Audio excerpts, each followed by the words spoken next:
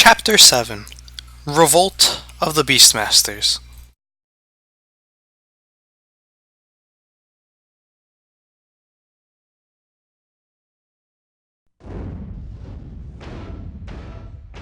.3DO.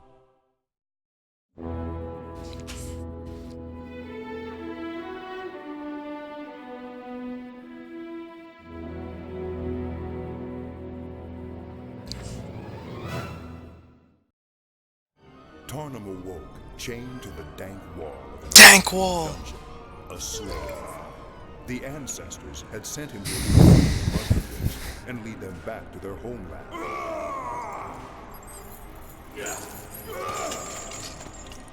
His were the first bonds to be broken, but they would certainly not be the last.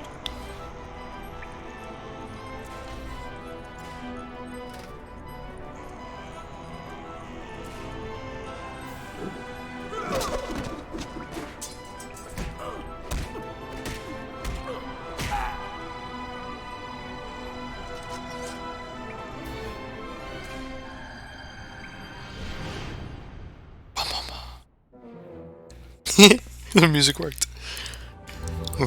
Look at that! He's a jaguar! And that's what that looks like. Look at that king. Look at this kid! Look at this kid!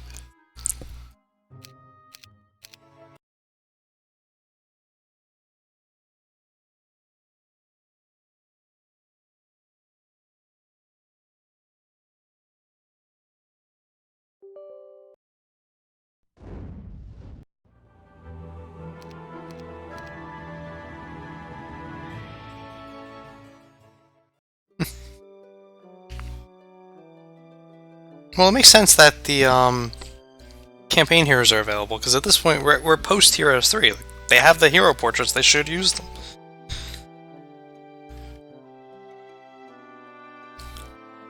Who voiced Tarnum? Great actor. I'm guessing it's the same guy who voiced Sandro. It sounds close.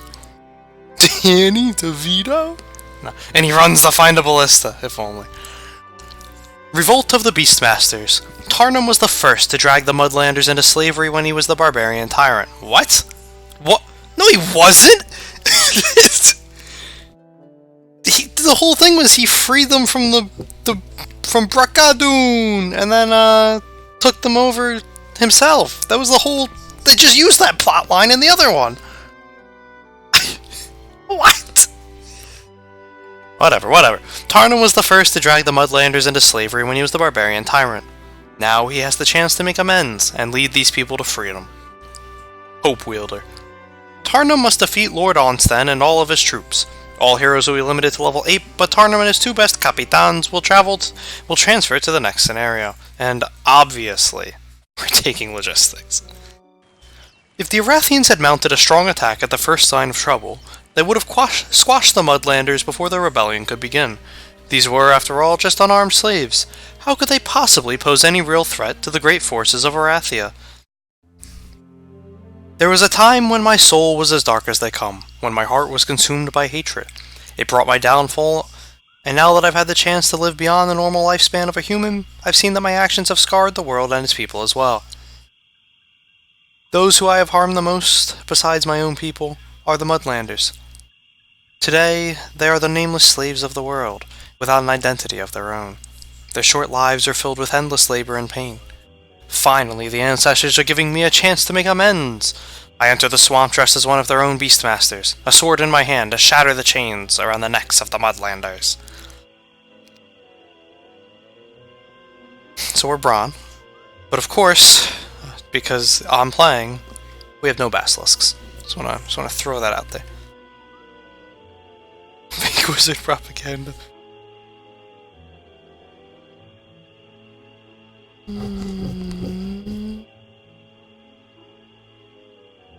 Just saying. I have 10 gnolls. How the fuck am I supposed to fight these guys with 10 gnolls? And the dank Marshank.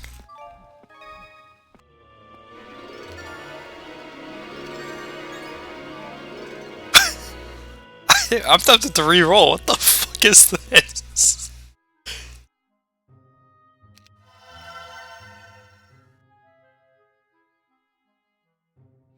None of them have lizardmen. What the fuck?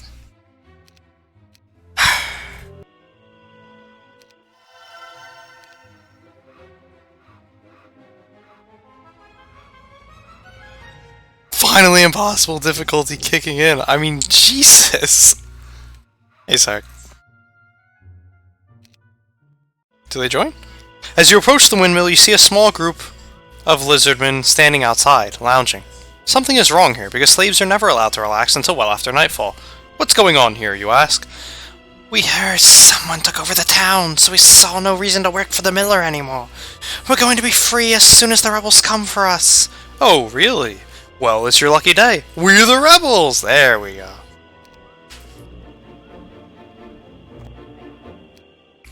To mount a proper rebellion, I need the word of our fight to spread among the Mudlander slaves, so they will be ready for my arrival.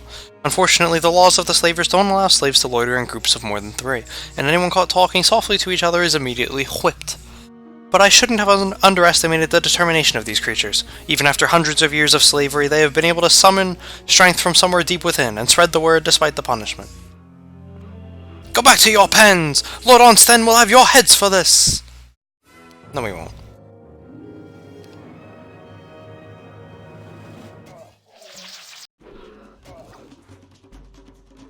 But you guessed it.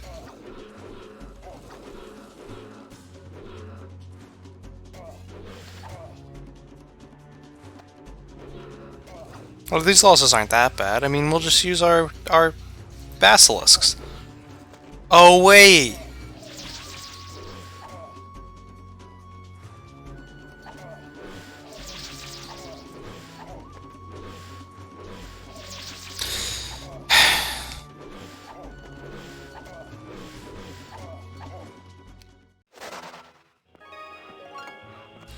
The gnolls bark excitedly as you approach and break out of their own pens. We heard about your uprising. Didn't believe it until now. Let us join you. We'd rather die free than live another day in chains.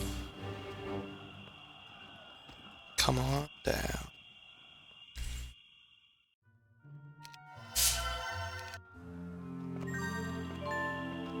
We are prepared to fight for our freedom if you'll have us, the gnolls say. They may be thin, but a lifetime of hard work has made them strong. So I accept.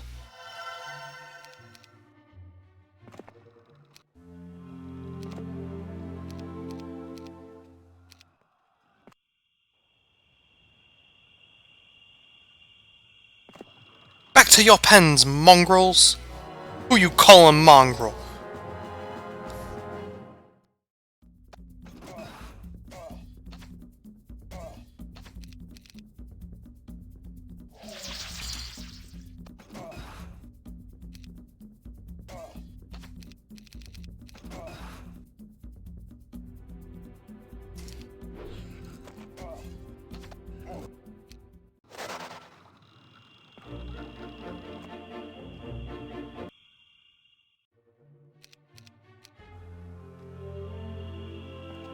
The griffins dive from their perches on the hilltop, screeching angrily. But you were prepared for such an ambush. Lord Onsten would never leave this gold mine unguarded.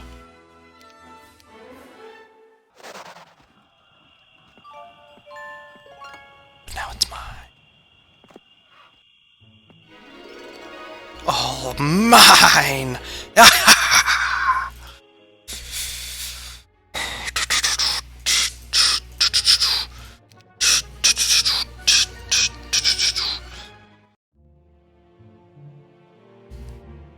They just ramped the difficulty from pretty easy to fuck you.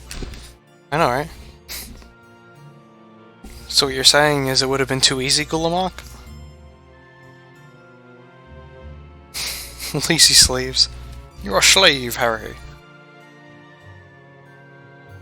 We have been able to take some of Lord Onsten's mines to help support our rebellion, but I was horrified at what I found inside. The slaves were chained to their work areas, never allowed to leave. They lived where they worked, and ultimately they died there as well. The stench of unwashed bodies was nauseating, and the sight of their frail frames was heartbreaking. Even my people, the barbarians, had not suffered like this under the cruel domination of the wizards of Bracadu. I do not think these Arathians are normally evil. They simply have a leader right now who is insane, but that doesn't explain why everyone else allows this brutality to continue. Perhaps when some creature has been a slave for a very long time, people cease to see them as anything but a tool.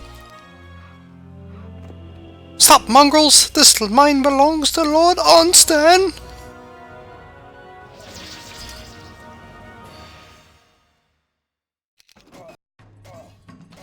I gotta say, this has not been the start you look for. Get him out of here! Wrong one. Yeah, put him down!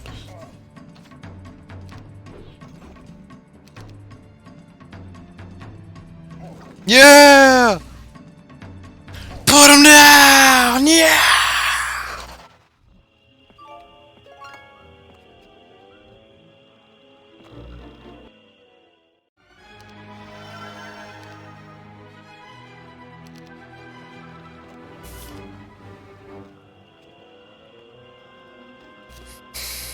Good. Then you can rail race, Kale. Bragadoon! Yes! Yes!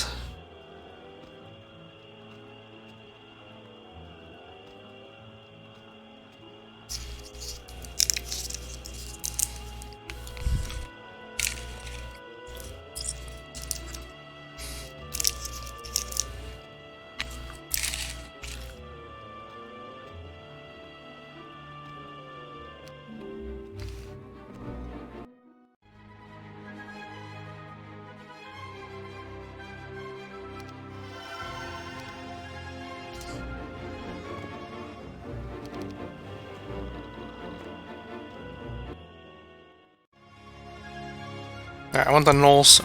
I want Weiston. I want my boy Weiston.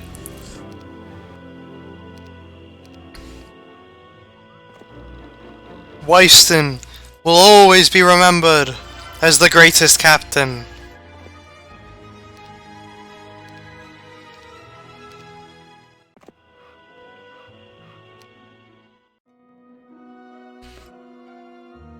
As much as I want to be angry at the Arathians for their treatment of the Mudlanders, I can't bring myself to feel even slightly enraged.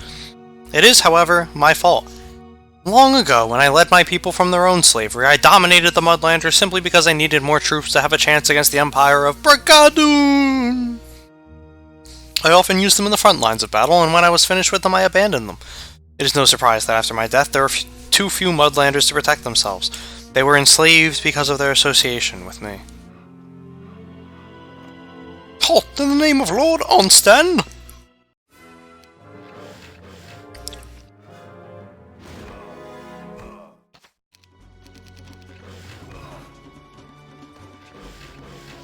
What the fuck?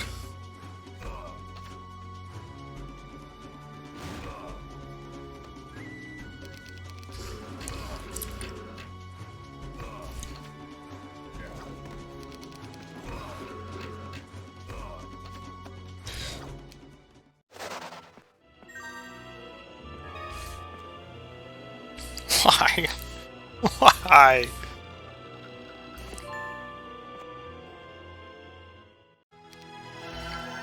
First creature dwelling! 1, 2, 3! Yes!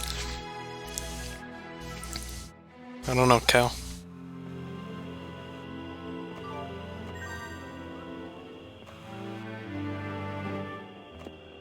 The Knolls drop to their knees the moment they see you.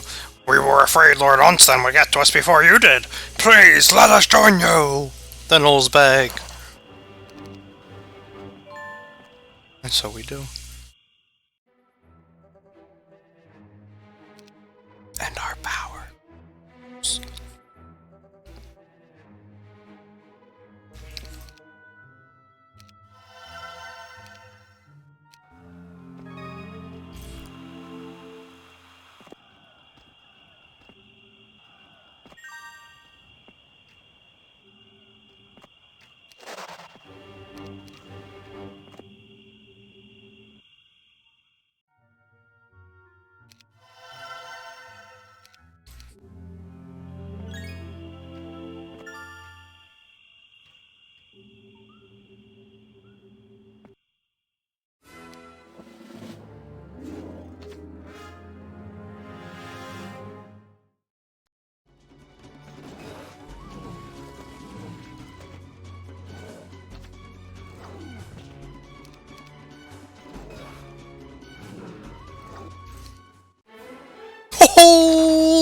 kill him! I already got pretty much everything I need. This is our Lord's Mill. Stand back!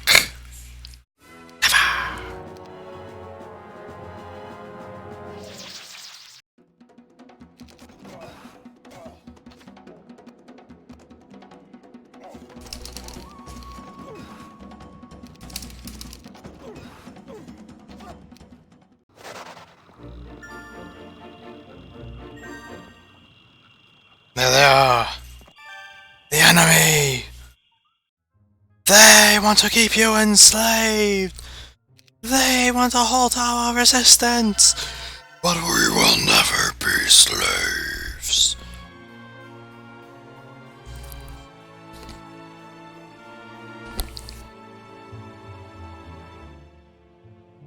I expected Onsten to send a message. I've been waiting for it, and I've known the message wouldn't be addressed to me, but to the escaped slaves under my command. Onsten's message came in the form of a limbless gnoll. Onsten punished him for attempting to escape by chopping off his arms and legs and cauterizing the wounds. Then the poor gnoll was abandoned by the side of the road where we would find him. Instead of execution, this gnoll was allowed to live for a few days longer simply to cast fear into the other escaped slaves. Give him a good burial, I commanded. But I could see in the eyes of my troops that they feared they would end up the same way.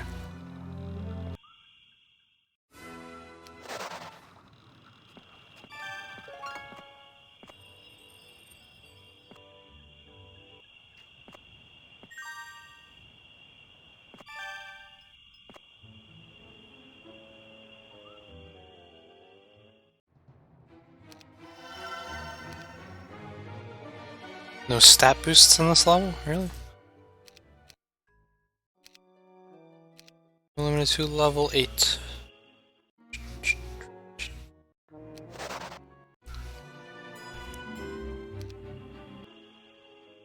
Why, Stan? Yeah! Hey, Rita.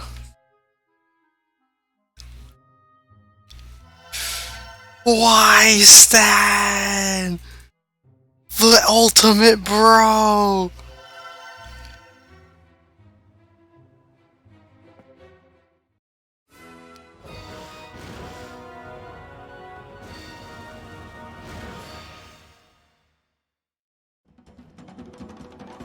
Hey, Margaret. It's him! You take that back, Kyle. Weiston is way better than Stygius the Prodigious. And don't you forget it.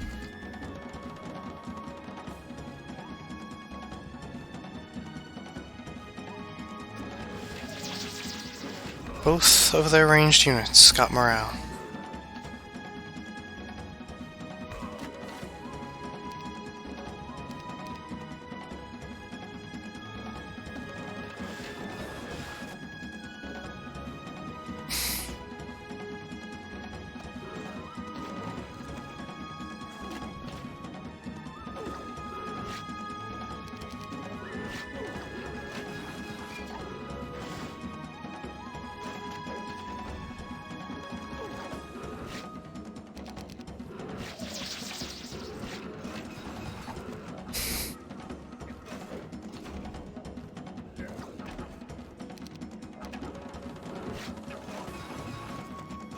Are you kidding me?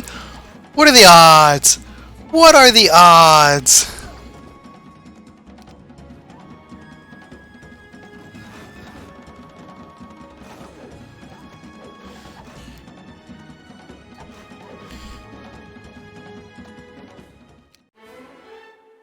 Do I want archery? I don't want archery.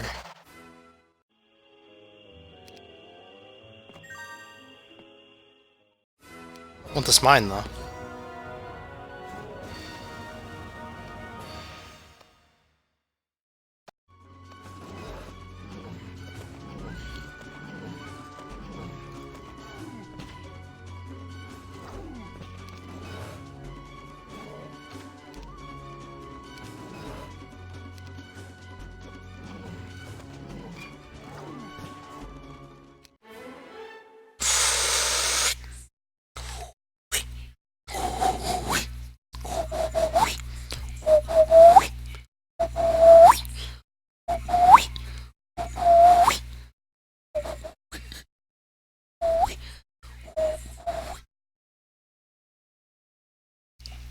Air Garden.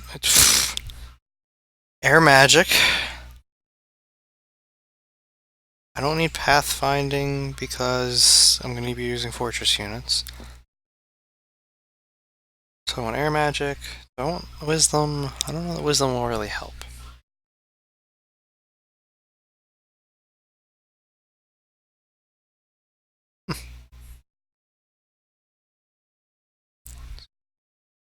I don't know. Let me just level up what I have.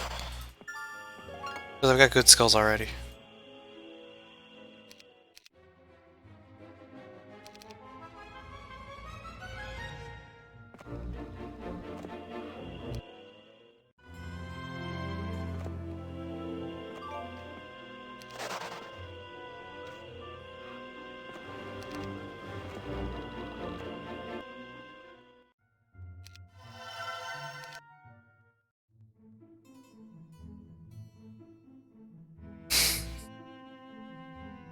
Tarnum!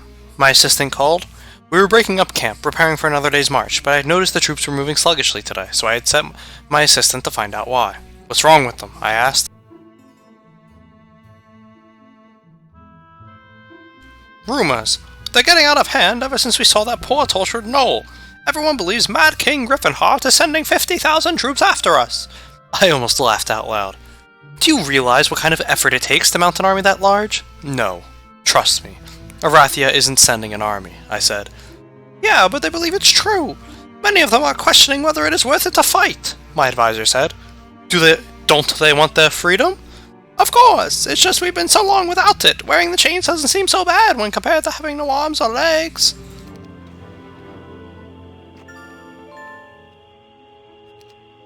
Cowards. They will not stand in my way.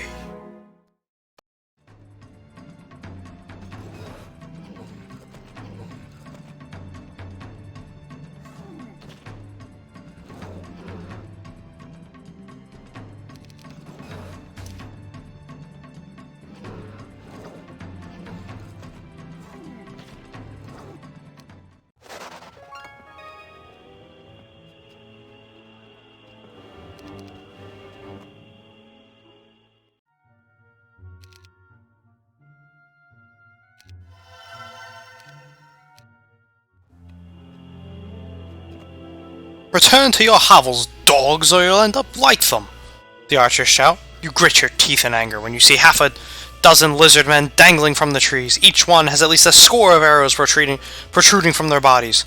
No, I'll have vengeance instead, you shout. And he does.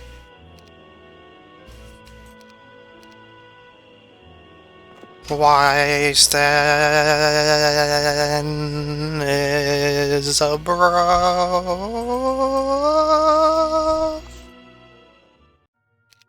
Why Stan is a bro.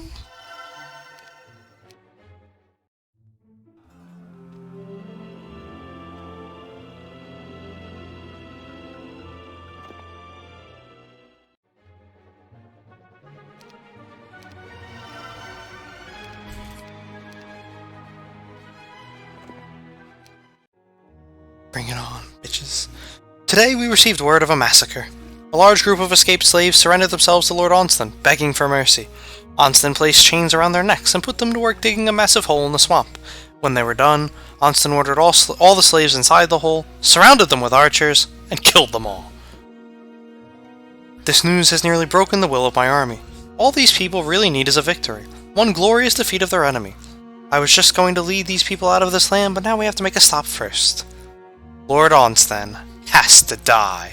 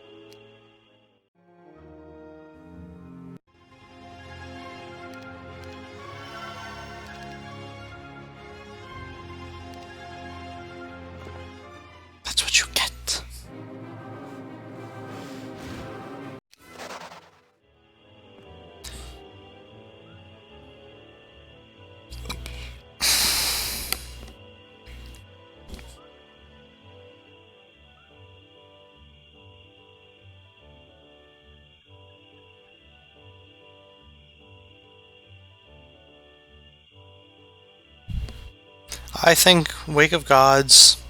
I mean, I'm not a fan of it. I've played it before.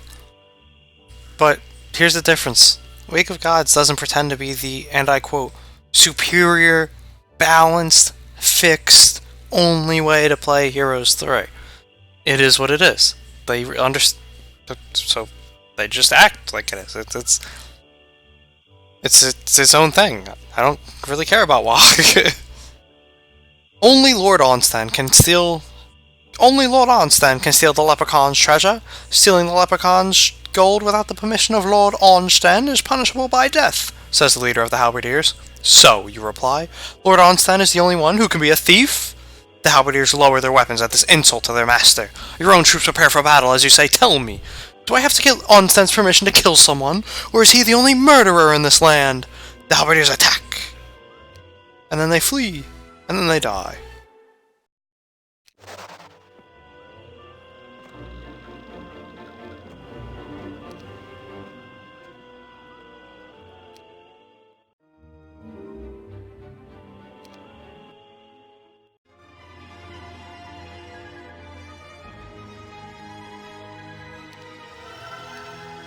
Got him back. What a bro.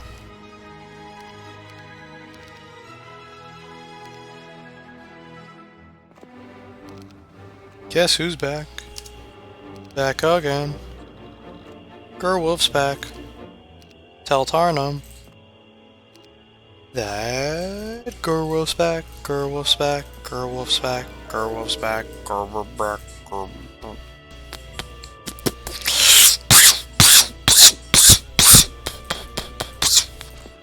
It's back to the pens with you, dogs! The marksmen shout as they take aim. But it was the marksman who died today.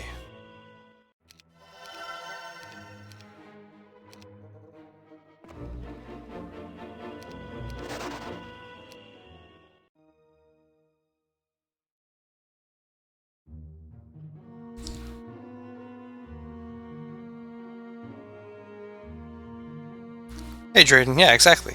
These halberdiers look terrible. And Hoda. I gained a new advisor today. She was a wizened old gnoll, a retired witch named Adamina. One eye was closed from an old wound, but the other was alert and watchful. Her arthritic hands clutched a cane as she hobbled through the camp. Despite her state of obvious weakness, the others respected and took care of her. She joined my forces when we stopped to water the horses, stepping out of the dense swamp where she lived, and immediately demanded to talk to me. Proceed with care, she told me, pointing a gnarled finger my way. Hope is a dangerous thing, she continued. Take it from someone and you have already defeated them. Give it to them and they can do anything. My people are strangers to hope, Tarnum Hope Wielder. Proceed with care. They are my people too, I insisted. Oh, the witch said with one eyebrow raised suspiciously. Are they? Are they indeed? Look at these kids.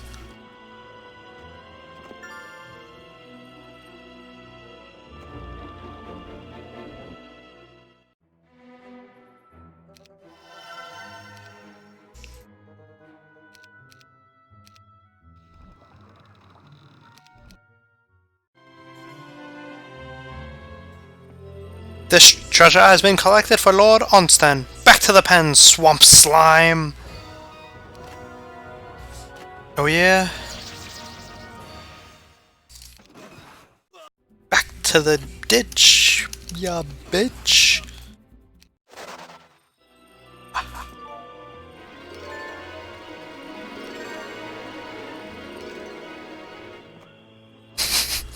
Gotta take it. I mean, come on. We even got Gerwolf.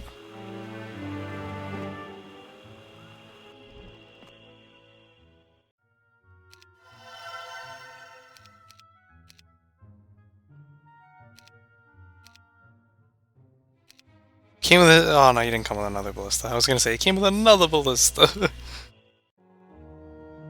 That would have been funny.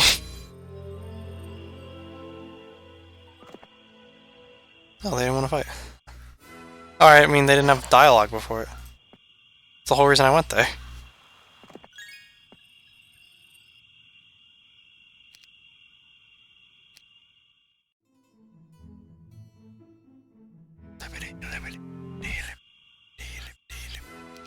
There it is.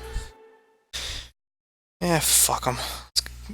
You know what? Oh wait. Expert Earth after the first scenario sounds pretty good.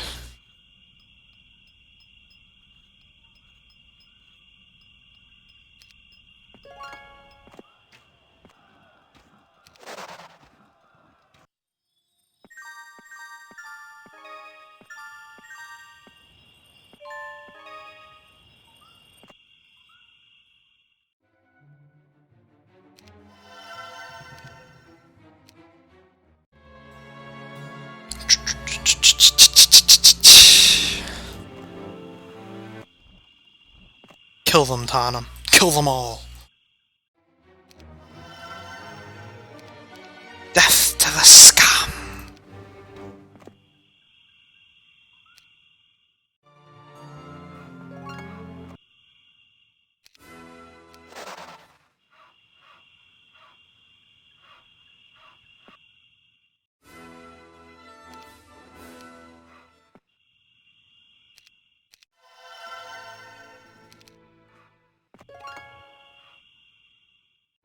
No slow. Come on. Boo. Boo.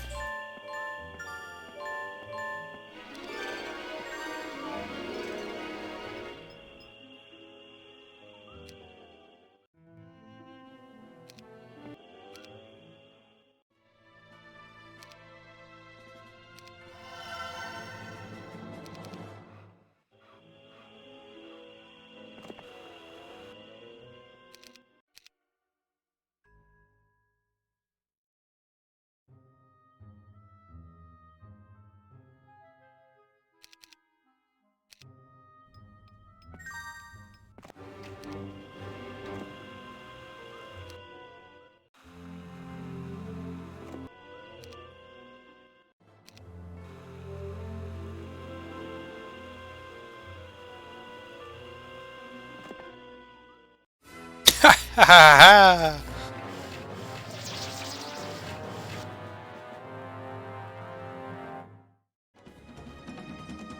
Misa back, hose man.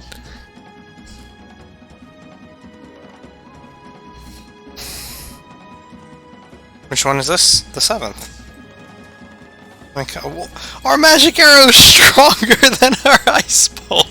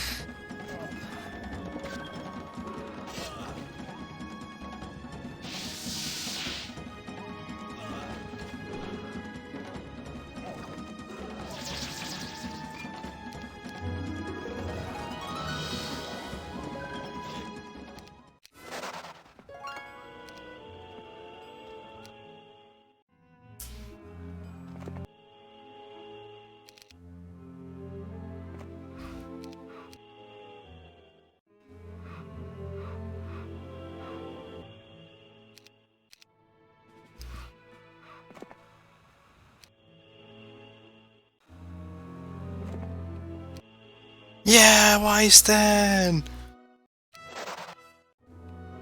And we won.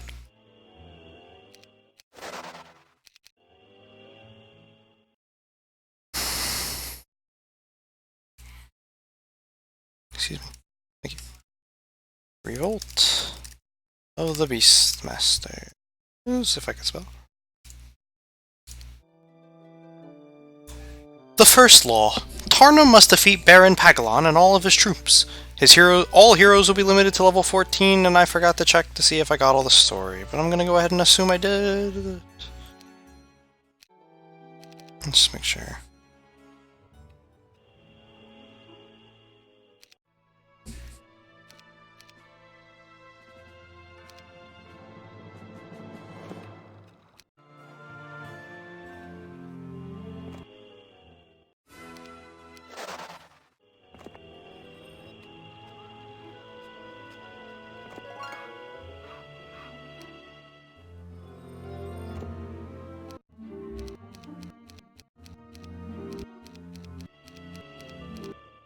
Lazy story. It's month 2. It's month 2. And there's no story.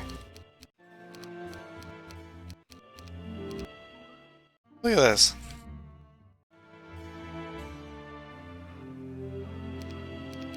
That really was the last one. The first law. Tarnum must defeat Baron Pagon and all of his troops. All heroes will be limited to level 14, but Tarnum and his 2 best capitans will transfer to the next scenario. It has been said that Tarnum came at the perfect moment in the history of the Mudlanders. After a small victory over the cruel Lord Onsten, hundreds of slaves threw off their bonds and sought to join his army. At first, our little uprising was seen as just another problem with the slaves, but when word of Lord Onsten's death spread through the kingdom, the nobility became enraged. It is said that Mad King Griffinheart killed the messenger who brought him the news, and then he burned down his own stables. Now we've got their attention. Which only means every step of our journey is going to be more difficult. I've hidden away the women and children and most of the warriors in an empty part of the swamp while I deal with my latest problem, Baron Pagon. The Baron stands in our way, and has already let it be known that he will kill us on sight. Enjoy the Fortress team, I've got to use the bathroom, I'll be right back.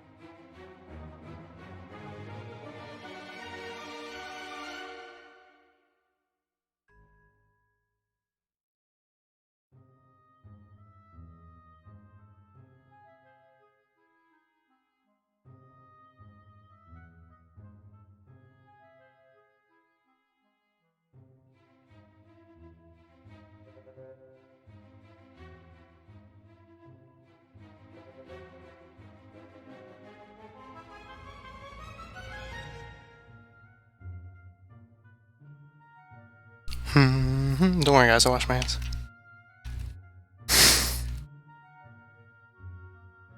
No, it's not Tarnum. It's not. God, you don't listen. Because I had to upload all of the images in myself, I don't know which one corresponds to which chapter. They're not labeled. So all 8 Tarnums, or not 8, all 6 Tarnums are here. Every hero that looks like Tarnum, the picture's there.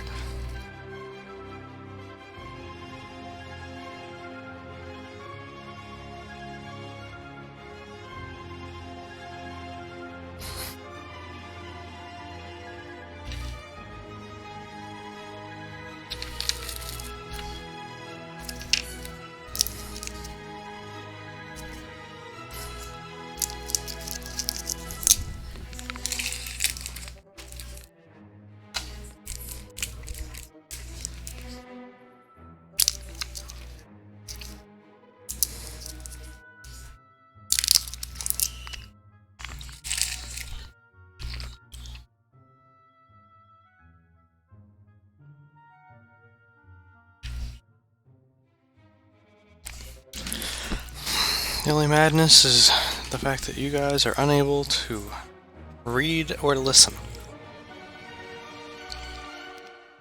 7 basilisks, there we go.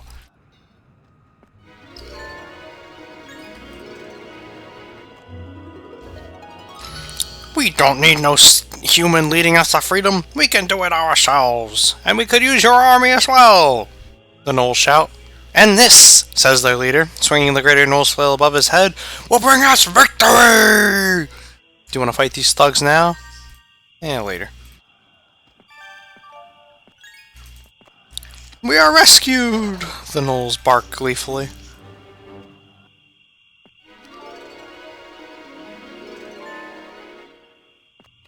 For the murder of Lord Onston, the king has ordered your death! Bring it on, bitches.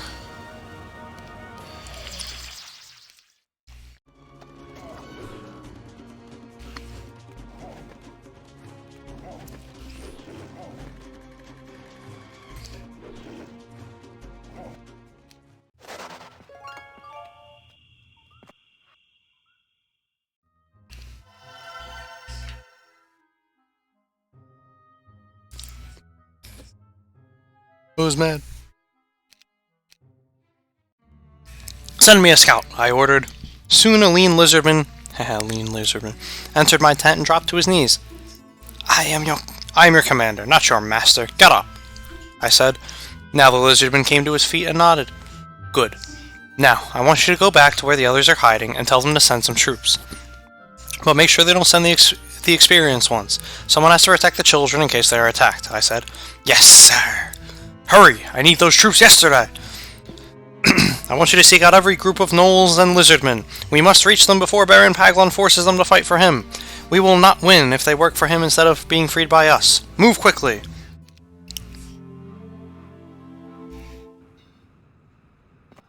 Thank you for coming for us. We want to run free in our homeland, not toil all day for these brutal knights. Let us join your forces and we will fight by your side. Come on down.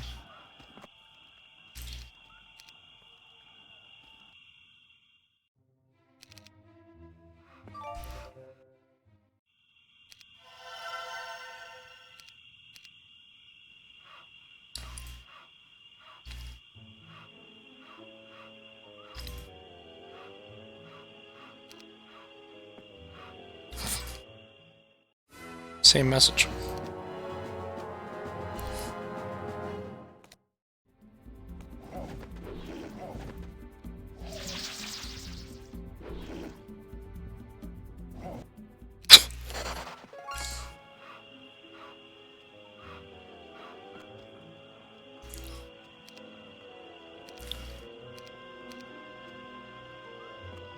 Halt! You are in violation of the law. Prepare to die.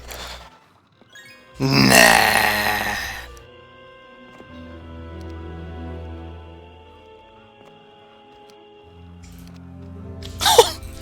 You hear some rustling in the bushes, but when no ambush comes, you decide to investigate.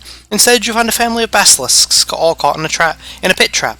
The creatures are exhausted but still furious. Your advisors warn you not to approach. Basilisks are even more dangerous when enraged, but you don't listen to them. You chop down the nearest tree and drag it into the pit, giving the creatures a chance to climb out and earning their loyalty.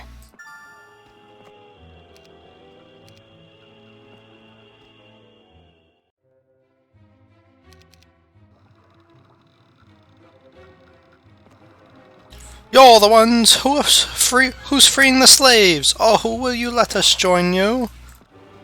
I shall.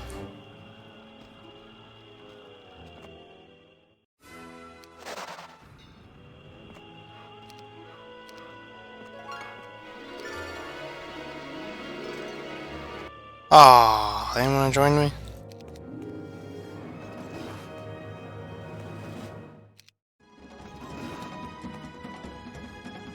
Well, they should have.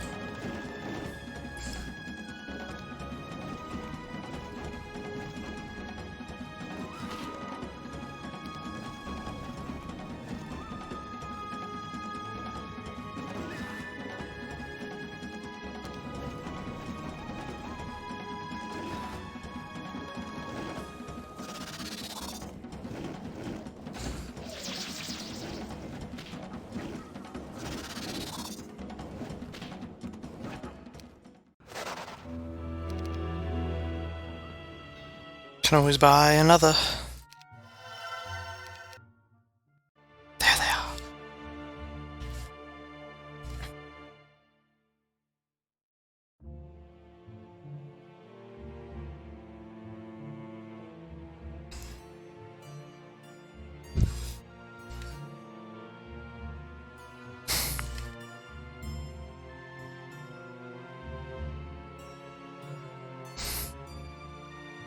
Some of the slave warriors have finally caught up with my advanced forces. They arrived at a town today and will be ready for battle once they receive a little more training.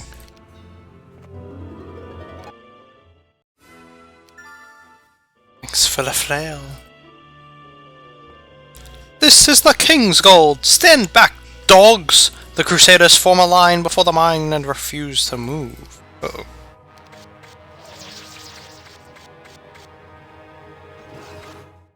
I was mad. It was hella mad.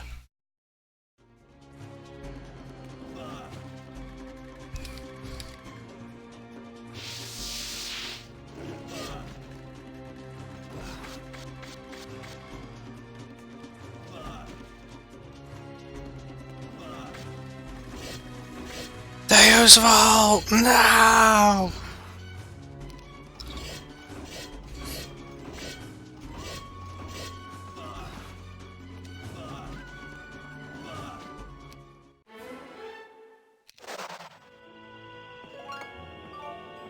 That's what they get.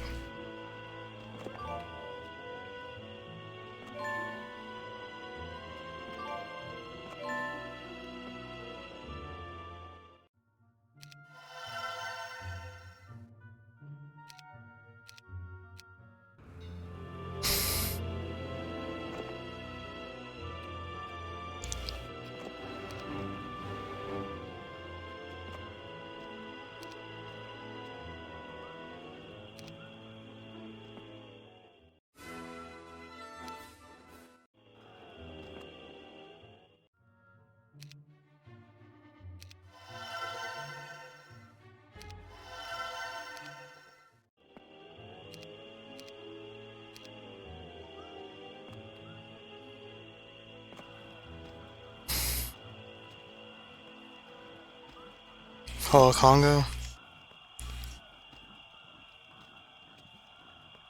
Yeah, I slept well with your mother. Oh, got him.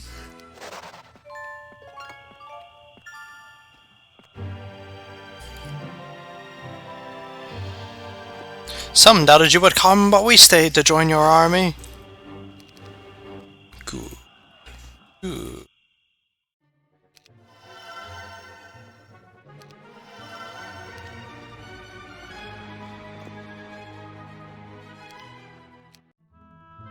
I was awakened early this morning by the sounds of a scuffle coming from somewhere outside. I grabbed my sword and jumped to my feet, almost stepping on the tail of a basilisk. The huge reptile hissed. Then for a moment I thought it would turn me to stone. Sorry I moved so quick, I said in a calm voice. I hadn't even known the creature had been sleeping in my tent. It hissed again as I circled around it, but it didn't attack. By the time I got outside, a large group had gathered around the two combatants. Somehow, while on guard duty, a Gnoll and a Lizardman had come to blows. Now the two were rolling in the mud, clawing and screaming at each other. Enough! I shouted. I jumped into the brawl, lifting the two combatants away from each other. The Lizardman swiped at the Gnoll and missed, but scratched shallow furrows across my face. The wounds burned, igniting my fury. I released the Gnoll and punched the Lizardman so hard he flew 10 feet into the mud.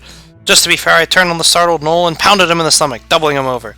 Bind their hands and feet and throw them in a cage together. They can work their differences out there, I said. When no one moved to follow my orders, I said, Can't you hear? Yes, sir, said a meek-looking Gnoll. But they're not slaves anymore. Surely you don't want to enslave them?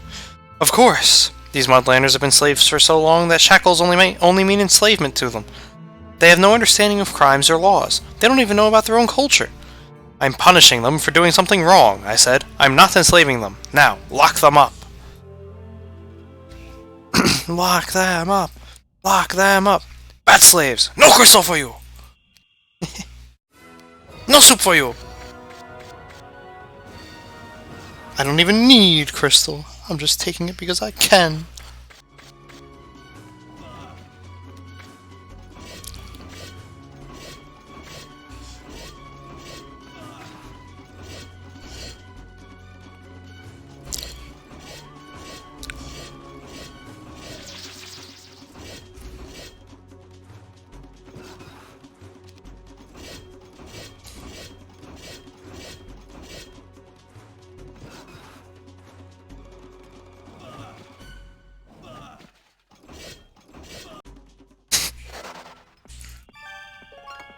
But let's Tarna, man. I am the Gnoll King! Bow to me or die! Shouts a huge Gnoll among a sea of others. And he died. There's a bounty on your heads and we plan to collect. Plan again.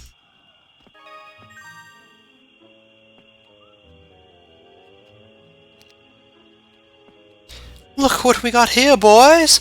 Seems some more of them escaped slaves want to make us rich. Capture as many of the little guys as you can. We'll sell them back to the Baron. The head of the hero is worth cash, though.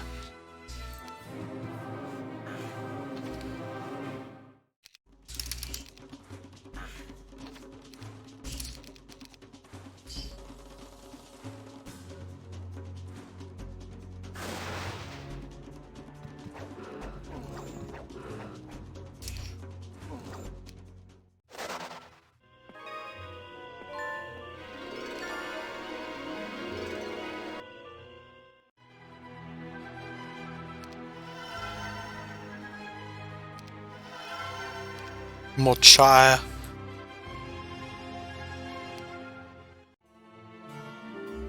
Archangel growth +5. Thank goodness you've come to rescue us. Baron Pagon's troops have been scouting around in the north.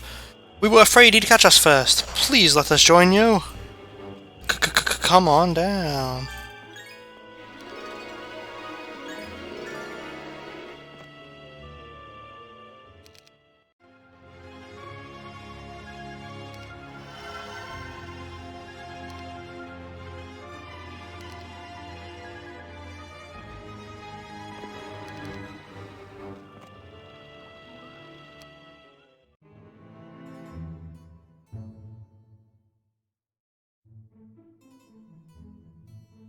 At least the maps are small, and like normal campaigns, are big of hell maps. Yeah, but Dragon Slayer's fun. Yeah, that's the issue I have with these later Chronicles. The maps are small, and so is the story. It's like... I mean, just look at... Like, if you just look at the first couple chapters, there's depth to it. It seems like these ones, it's just... They put them together just to sell them. But again, Sword of Frost I enjoy. Sword of Frost has gimmicks to it that I like. Even if it suffers from the same thing.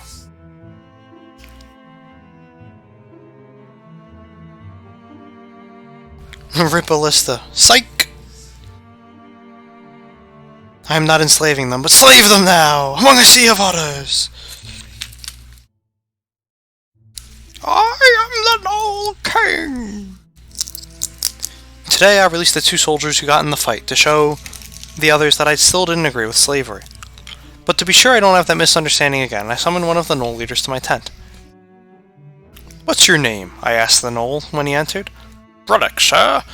"I have a task for you, Brellick. I need you to gather a few of the wisest members of our camp and form a system of laws." "Laws?" "Yes. Figure out what actions you think are crimes, and then figure out what the proper punishment for that crime would be. I'll even get you started. A law against slavery can be your first law." Brellick seemed overwhelmed by what I was asking him to do, but he would figure it out.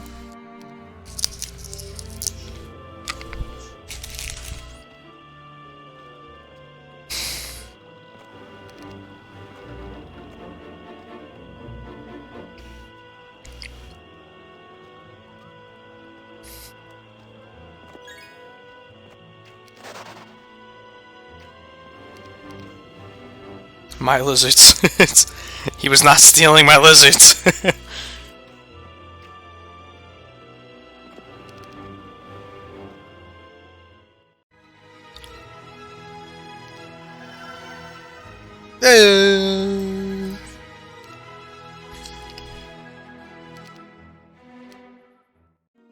Yes! That's pretty clutch. I didn't want to have to take that fight myself.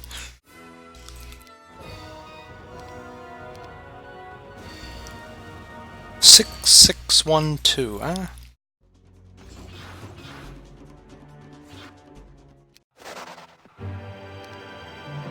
Our power grows!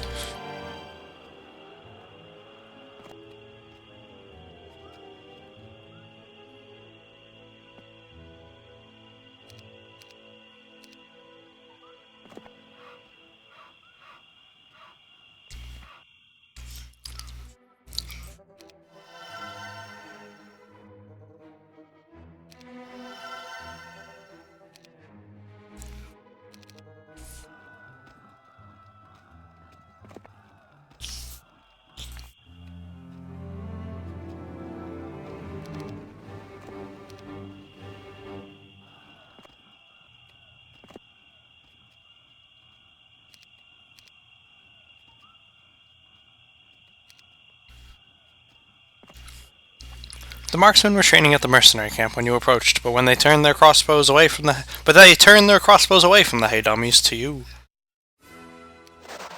And for that they die.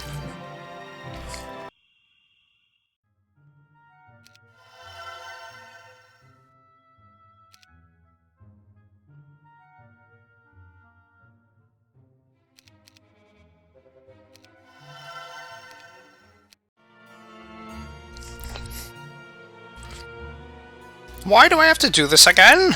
Brellick said. He was having a little trouble getting started with his list of crimes. "Because you don't want me punishing soldiers who fight each other by lopping their heads off, do you?" No, that doesn't seem fair." "Exactly," I said. "Laws protect everyone. They make things as fair as they can be. Think of it that way. This is a very important task, Brellick. I trust you'll do a good job." From the expression on Brellick's face, I could tell he wasn't convinced.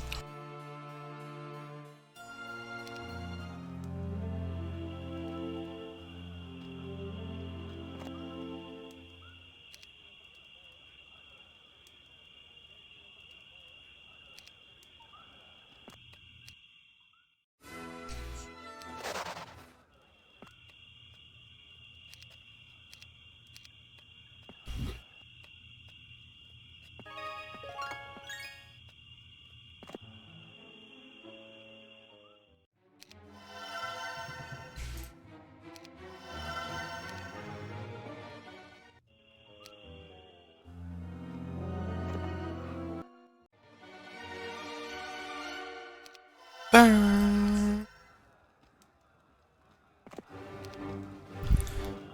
Ingham.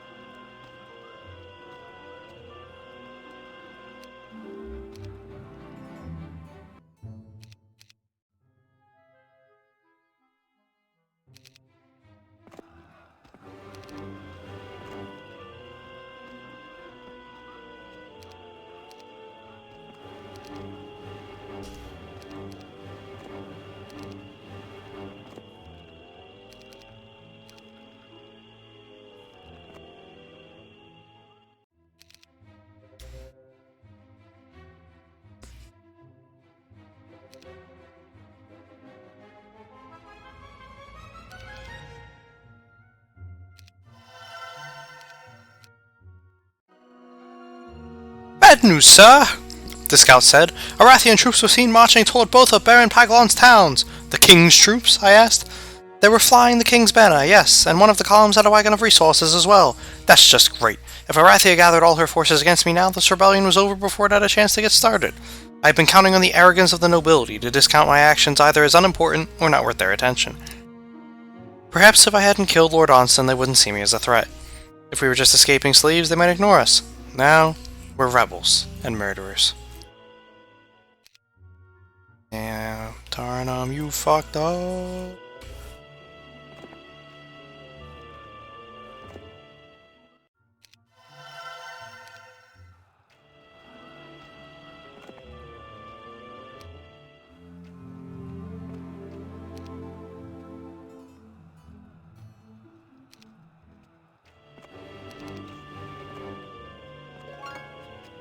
Transom. 432 plus nulls. Clearly not enough. Hoseman.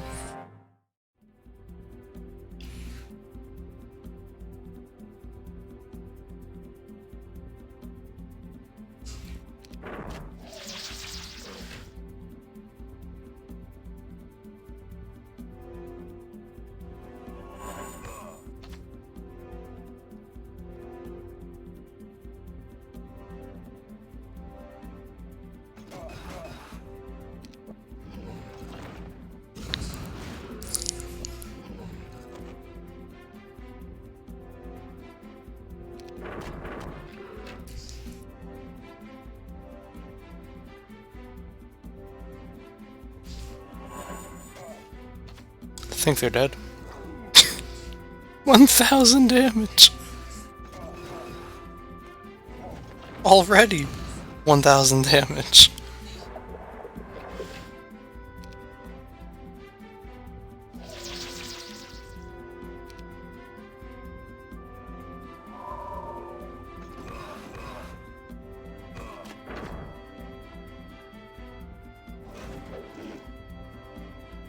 Posemed.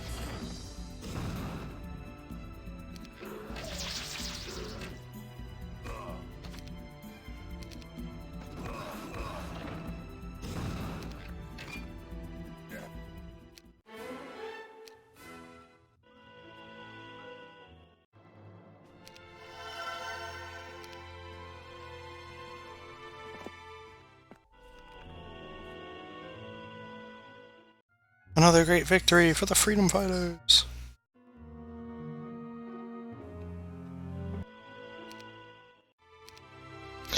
Another victory in the name of freedom!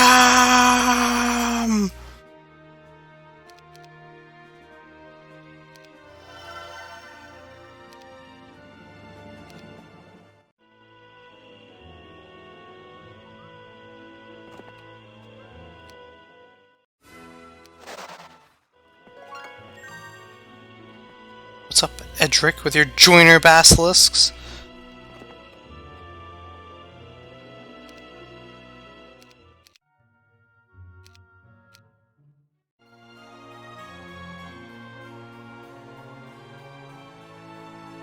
Hey, unholy advocate. Freedom!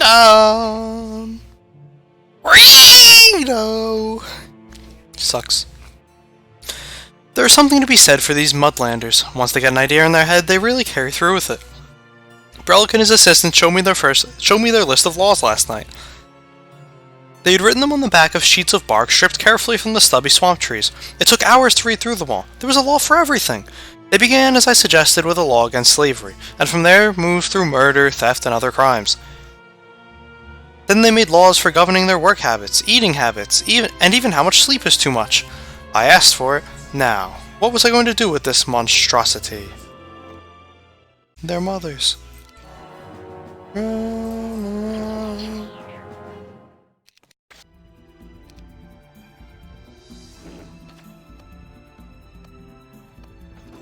No! Not my loyal basilisks.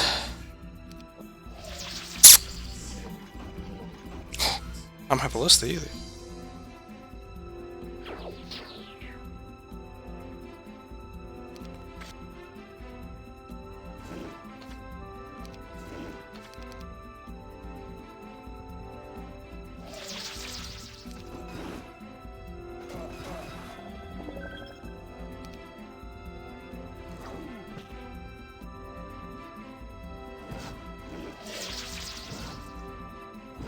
Never stone gaze. 3 hits in a row. No stone gaze. Come on.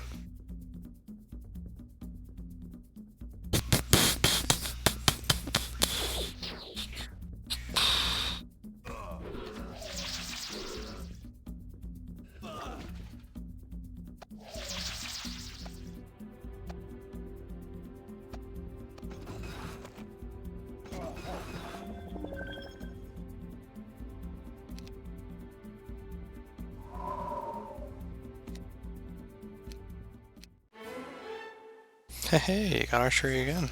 This time I think I'll take it.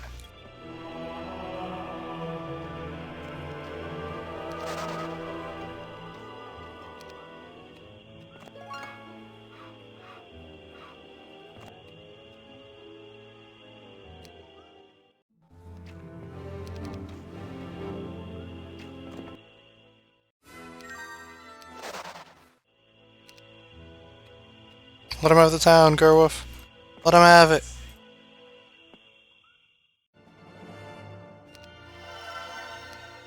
I needed to take out Edric. It was a death. It was necessary. Are you kidding me?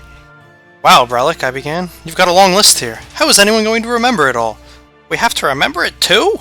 The Gnoll asked. Did he think the laws would enforce themselves? How else are you going to follow them? Brelic lowered his head, overwhelmed. But I have an idea, I said. Maybe you could combine some of the laws. For instance, laws 243 through 478 are all about stealing. Don't steal another's food and things like that. They're essentially the same thing, don't you think? Sounds easier, that's for sure. I'll do it, Brelic said. It took 4 gnolls to help Brelic carry the laws from my tent.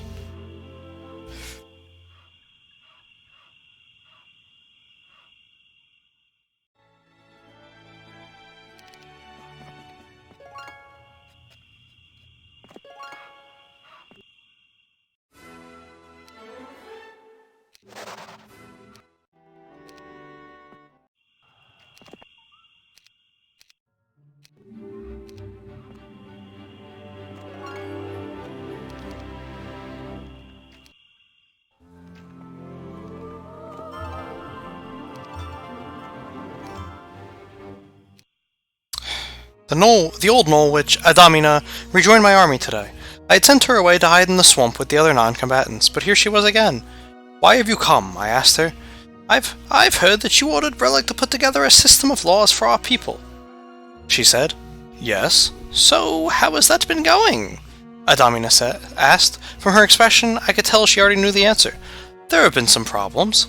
Why? I've come to help before things get out of hand. You may be good at directing these creatures in battle, but you don't know much about them, do you? Never give a gnoll male a job that requires organization. They'll fail. If you want it done, give it to a woman. That's sexist. I see. Give me what you have so far. The other women and I will put together something that makes sense at least, Adamina suggested. I had a feeling Brelic would be relieved if I took the task away from him, so I agreed. Adamina certainly knew her people better than I. It's yours then, I said.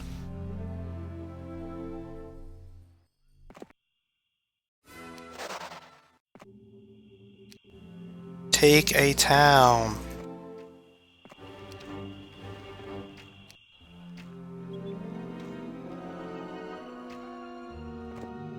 Ha!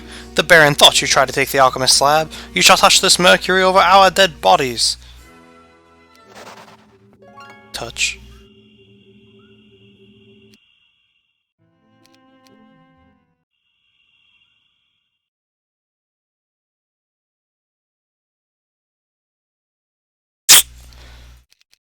Okay, so here's what we're gonna do.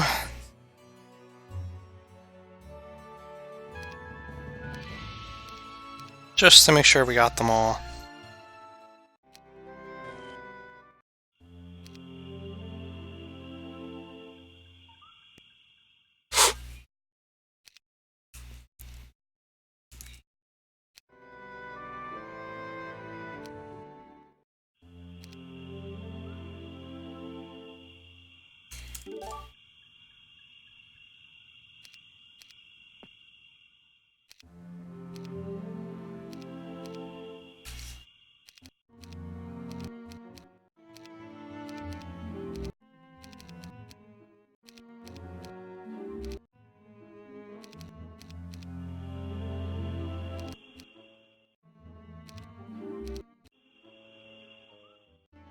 Okay, so that's as far as I got. And before there's no more story.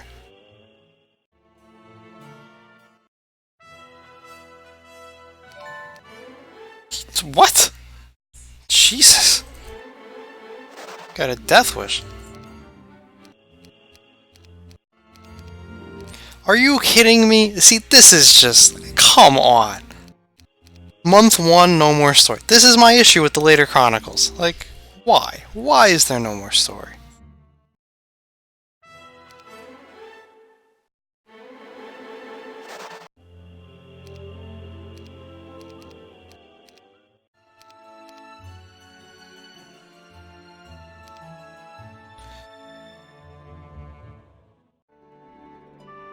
Which campaign am I going to start with? I have no idea. I've never played it, never looked at the campaigns. I mean, I don't know. I'm 3 for 5k. What is Stone Gaze? 1 spell power, I know, right? But the blinds are working. They worked. It's not sexist, it's just hyena biology, clearly. Welcome to the stream. AI does it again! AI indeed sucks! I know, right? And then there was nothing. They attacked, yeah, they... oh.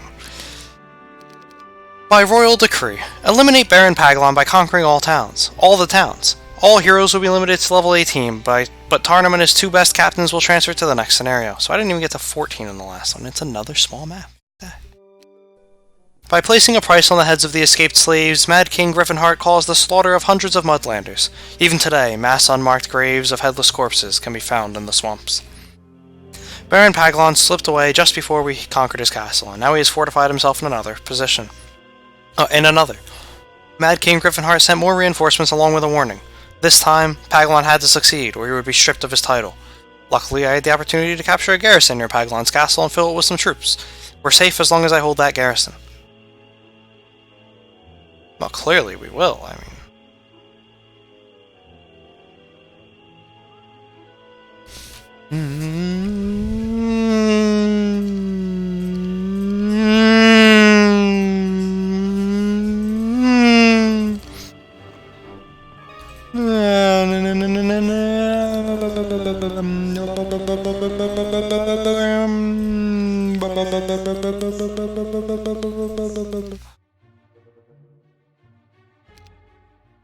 no, yeah, we're switching the order of that.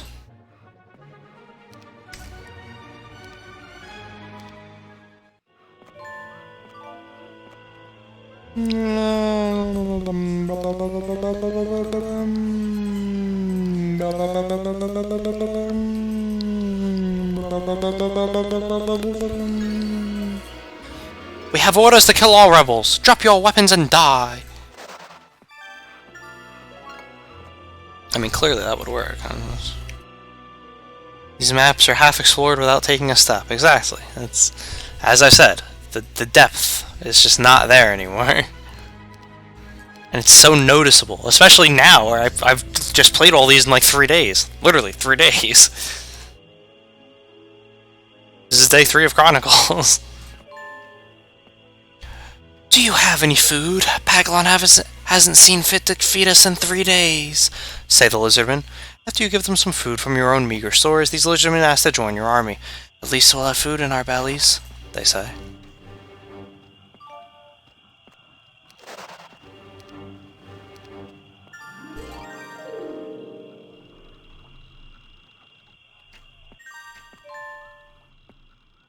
I know I didn't buy the other ones yet. That was intentional. Trying to reach Gerwolf. The familiar glint of steel in the early morning sunlight warned me to duck. Just as I dove to the ground, a steel bolt whizzed overhead, sinking solidly into the tree behind me. The marksman scuttled off quickly into the swamp. Then one of my soldiers brought me the bolt. There was a piece of parchment attached to it. It read, "By command of His Majesty, King of Arathia, all slaves walking the land without shackles and the written permission of their master will be put to death immediately. A reward of 10 silver will be given for the head of any escaped slave." I expected this response, just not so soon. Now we'll have every thief, brigand, and pirate in the land hunting for us. We'll put an arrow through your skull if you approach. This is Baron Pagon's mine. Not today.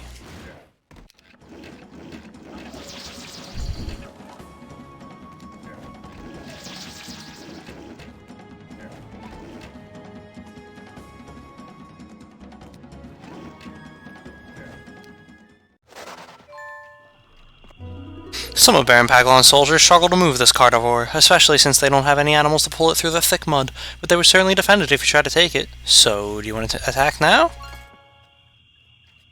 Now I do.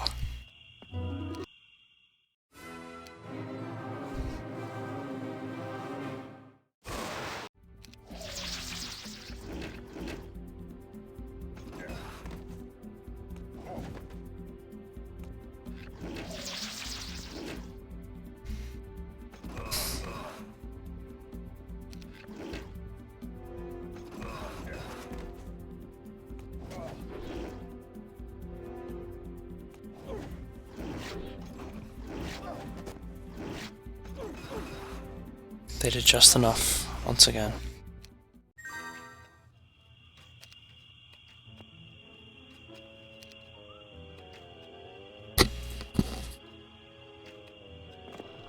The miller pays good taxes to Baron Pagon and deserves our protection. Any who approach will be dealt with harshly. Sure.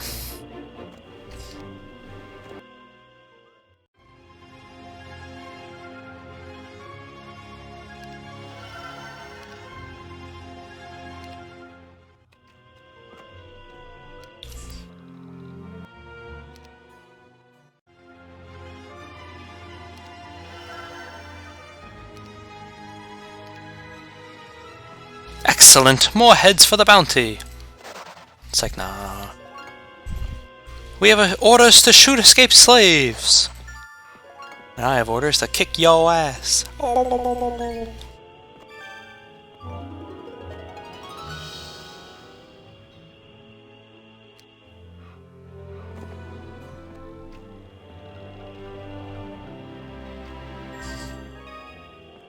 Someone forced these lizardmen to guard the other slave pens, but with no troops in sight, they will gladly join you instead.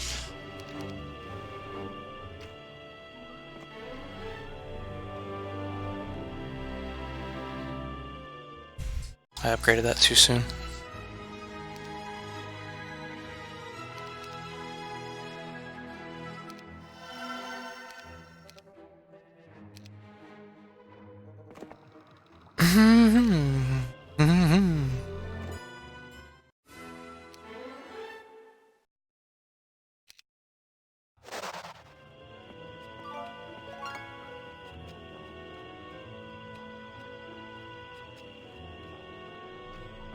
Greetings! We used to be the Scala's slaves, but he freed us in exchange for helping him get out of Paglon's castle.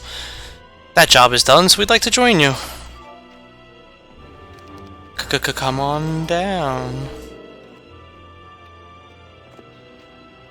Let's get over there for some gold real quick. And honestly, yeah, I'd rather send him up here.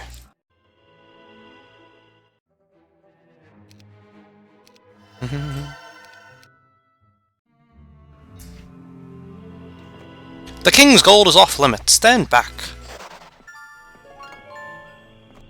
Thanks for the gold.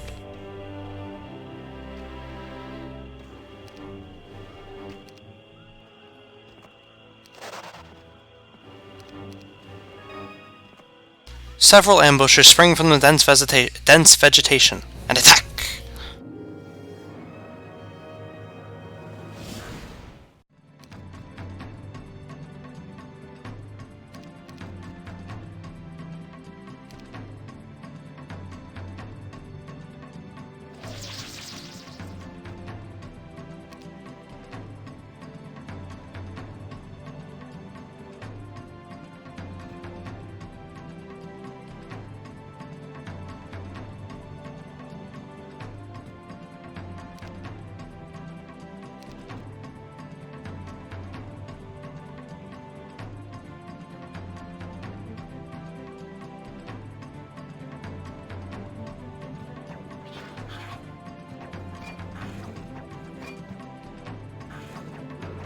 Alright, this is stupid.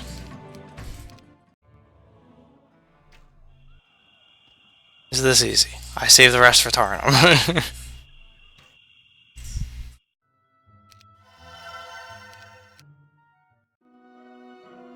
The Knoll commander, Brellick, took a few troops to retrieve a couple families of escaped slaves from a nearby pond. They had been hiding there ever since they broke from their pens, and now they wanted to join my ever-growing army.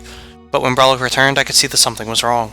The Knolls walked with their heads held low, dragging their flails behind them in the mud. "What happened, friend?" I asked. Brellick shook his head and muttered, "They're all dead. Women, pups, all of them." Paglon got to them? "I don't think so. Not even Paglon has been this brutal," Brellick said. Then he described the bloody scene at the pond, faltering when he talked about the headless corpses hanging from the trees. "Bounty hunters," I cursed.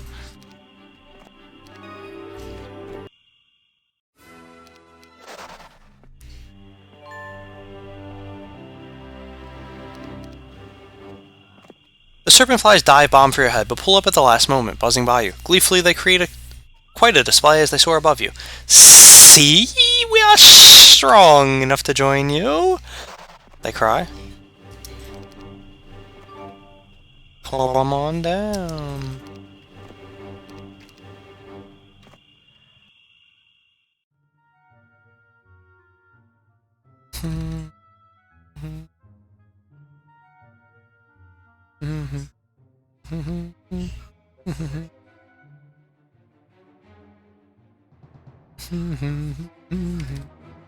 There is no Necrotarnum.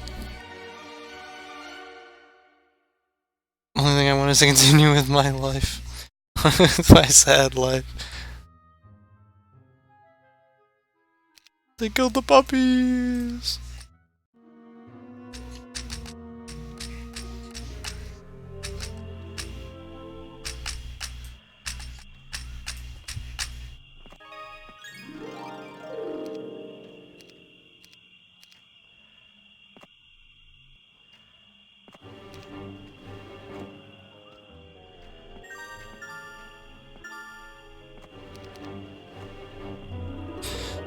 All clues led you to this place where the Ring of Life can be found, but your scouts report that some zealots and monks hide nearby to ambush you when you go for the ring. Let's go for it and see how many there are. Too many. Monks are OP, man.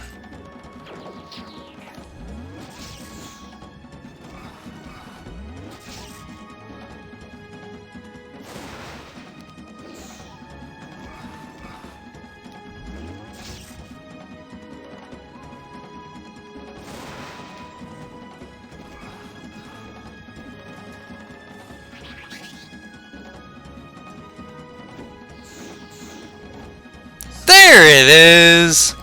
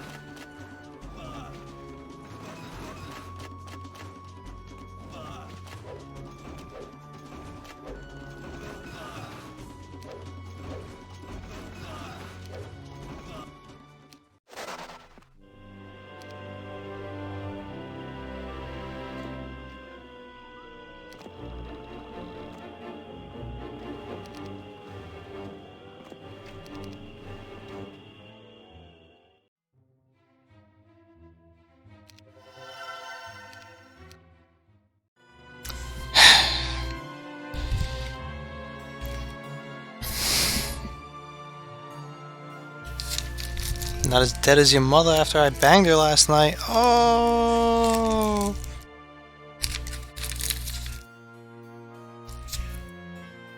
Bro, why you hoes mad?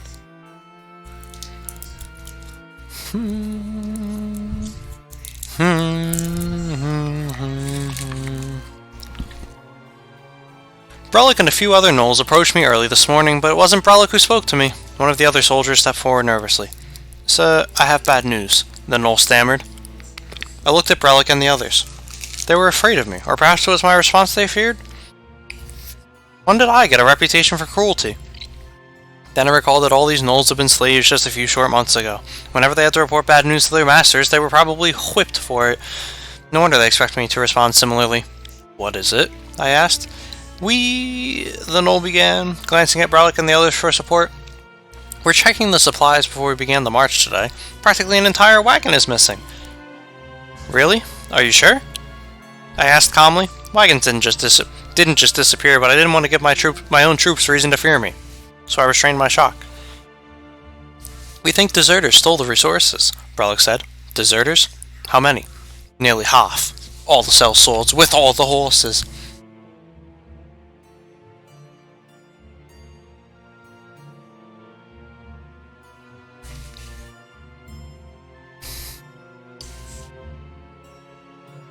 Nearly a dozen. I'm sad to say they are gnolls, sir. Well, the desertions had begun. I'm not surprised, considering the odds against us.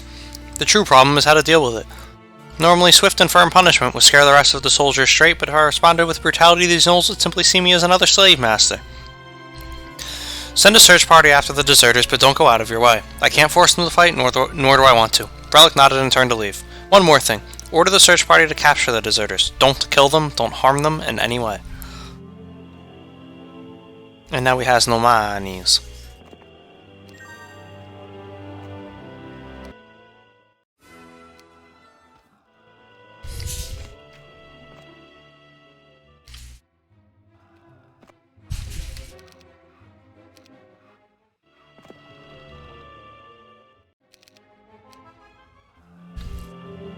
The gnolls immediately fall to their knees and begin to plead with you, wanting desperately to join your army.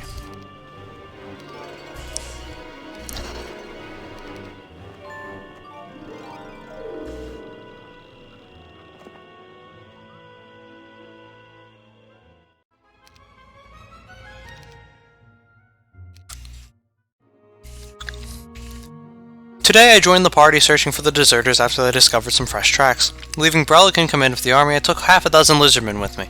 We crept through the mud and bushes, ignoring the fat leeches that collected on our bare skin.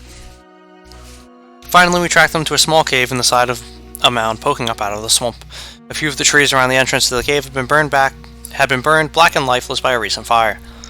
Half of you form up on the left, the others on the right, I ordered, drawing my sword. I'm going in.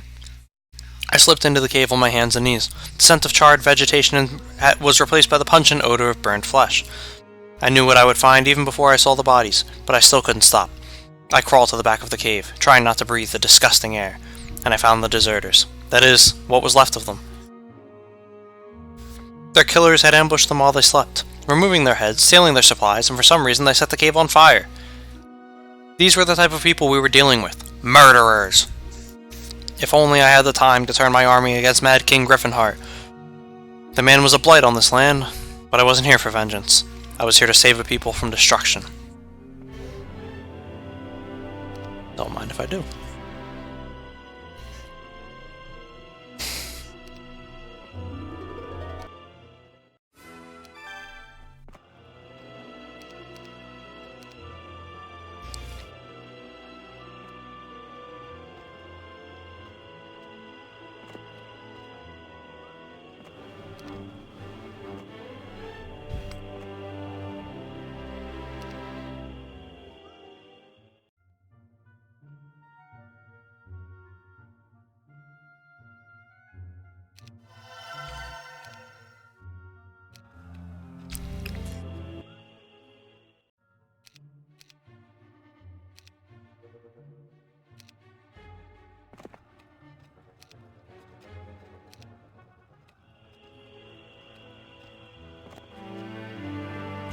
A group of monks stand vigil outside the garrison, apparently awaiting a revival.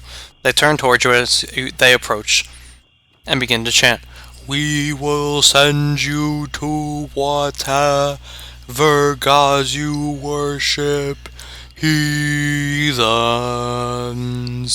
A monk shouts, they attack.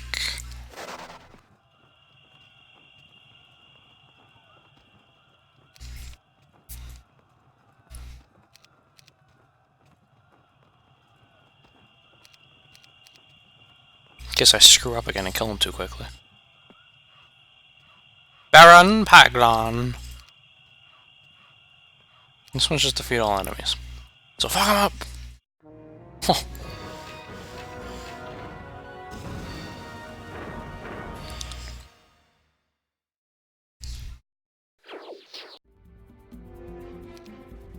Ha ha! That's what you hear and listen. That's what you hear and listen. That's what you hear and listen.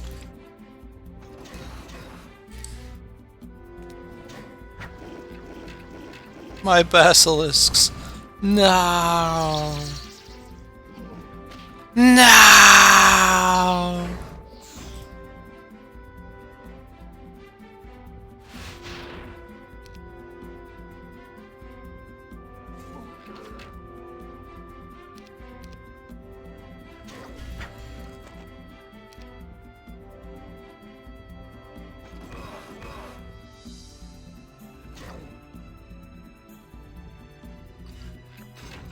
No! Ballistarnum!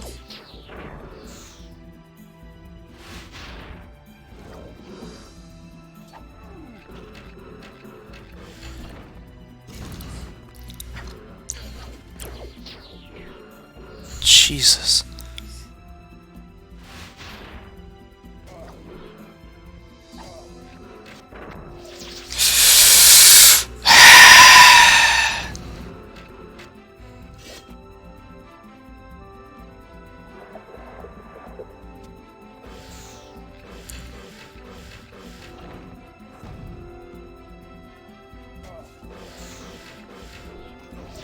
Are you fucking kidding me?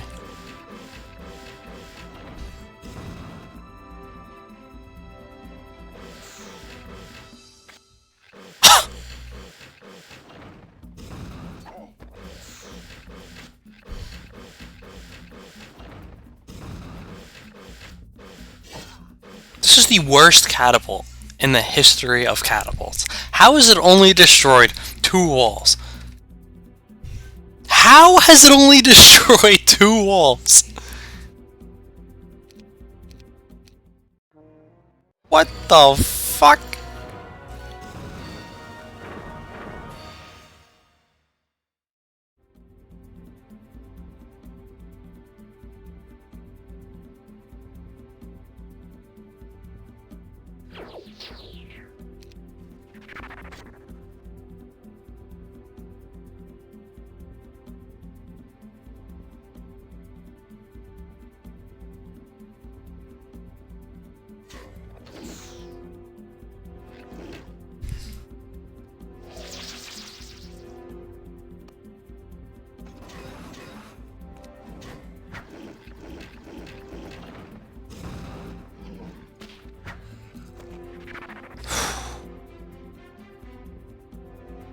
Look at that damage spread.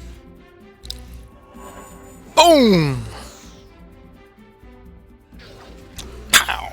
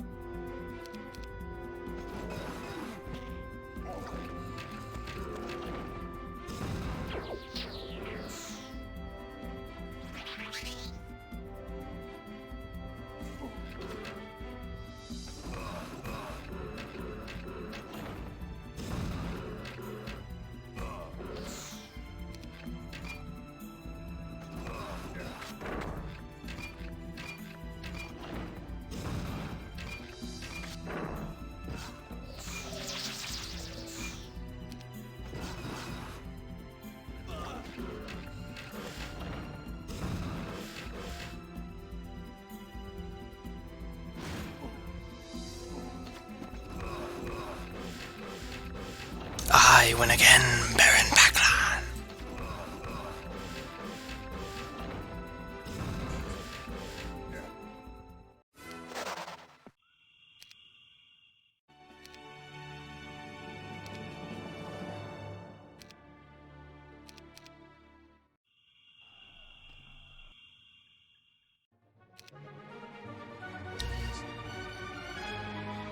I don't know if he has any other towns.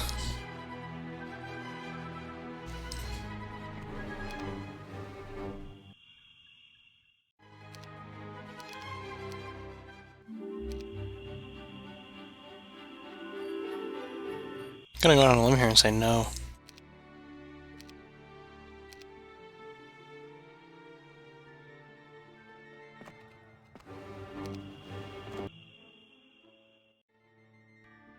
So that win, in the end, will probably have to be for nothing.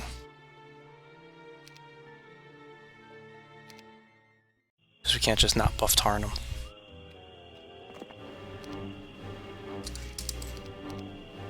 Here's the easy way to find out.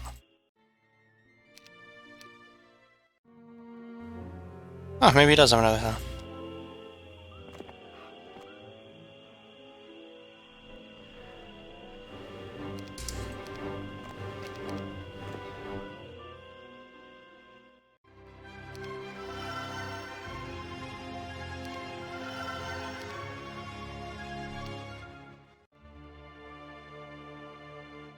Reports of more massacres keep coming in. Women, children, and the elderly. No one is safe from these murderous bounty hunters.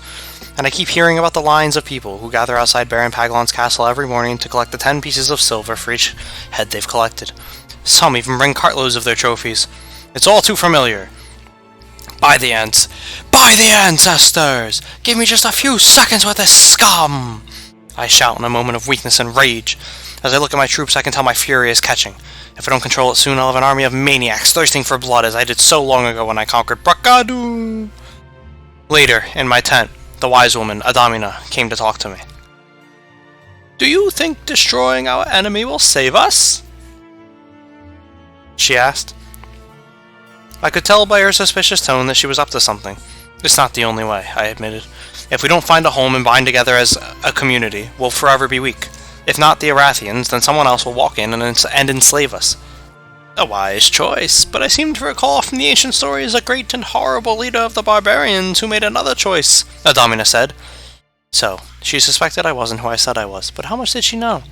He was wrong. If we can't learn from history, then we are doomed to repeat it, aren't we? I said. Adamina nodded. There was nothing more to say.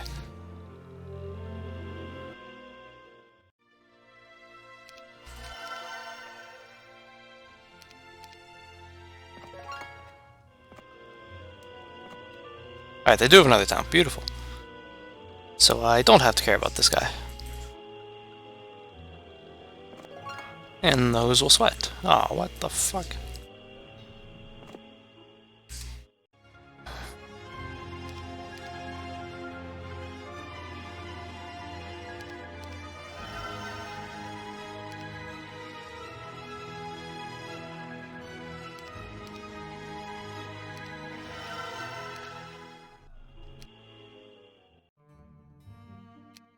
Good job, Korvac.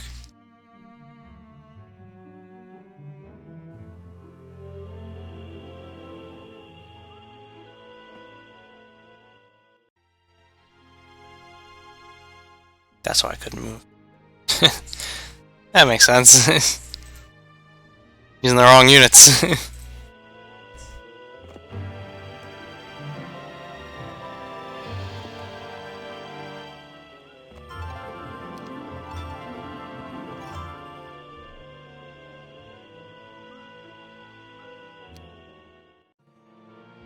Perhaps the ancestors inspired my dream, but I woke knowing that bringing these people to their homeland wouldn't be enough. What would they do when my time with them was over? Who would lead them? That was the point, wasn't it? As the barbarian tyrant, I led my people astray. I taught them how to be brutal, merciless, uncaring. It would take much for them to unlearn those lessons. It would take a leader, a teacher, someone to guide them. Finally, I knew how to correct the errors I made. And I knew the same would be true for the Mudlanders. Just as my people, after I freed them from their slavery, needed a good leader to guide them. That's not a sentence. I also knew that I couldn't be that leader. One day, the ancestors would call me away. They needed one of their own. But who?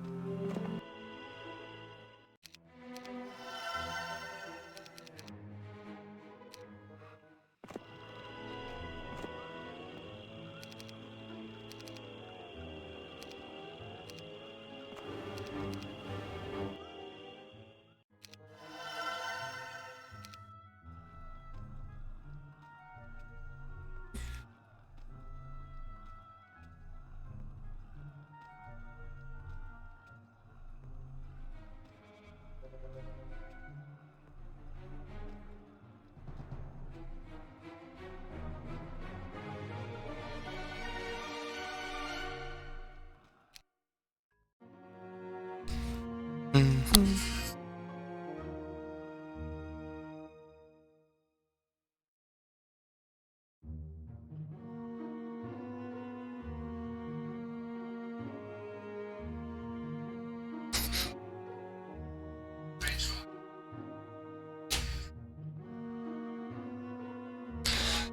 can lead the Mudlanders when I am gone? That is the question that was on every thought until I saw the young warrior, Droglo. He was what they called a swamp boy, a human raised in the swamp among the creatures. Although not a slave himself, he had spent much of his life battling the Arathians. But it wasn't his resourcefulness, or his battle skills, or even his charisma that convinced me he would be an excellent leader of the Mudlanders. It was his compassion. Some gnolls brought Droglo to my camp as a prisoner. The gnolls had been responsible for some Arathian captives when the boy released them, so they brought me Droglo instead. But when I asked the boy why he let the prisoners free, Droglo said, "Because they were innocent.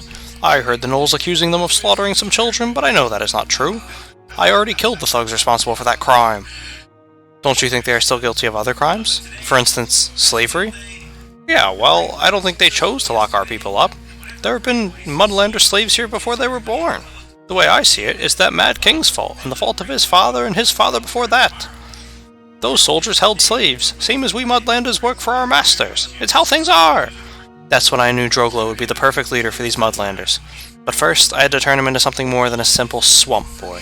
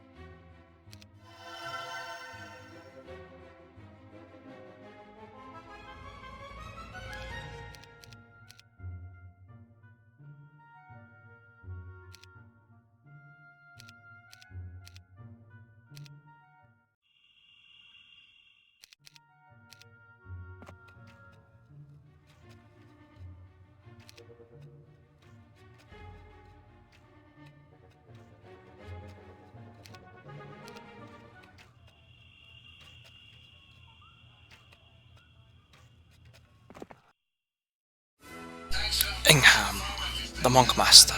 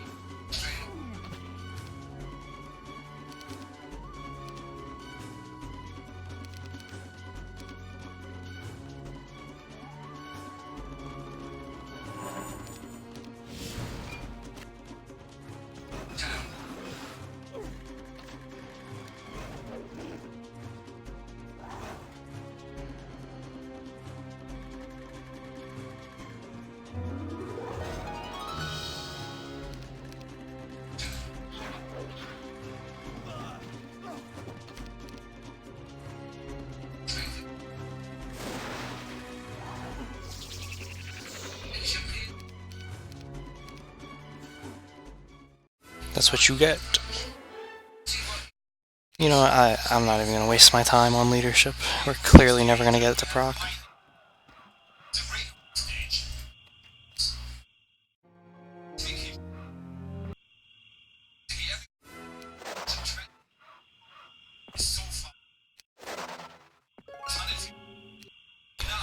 Alright, time to win this. Baron Pagon realizes that he is trapped. There is nowhere to run, and there will be no more help from Mad King Griffinheart. So Paglon has offered me a deal. Half his wealth if I let him go free. I have refused. Paglon was worse even than Lord Onstan because he supported and even encouraged the rogues who have been roaming the countryside gathering the heads of escaped slaves. Perhaps with Paglon out of the way, some of the murders will stop. Then who will pay the bounty?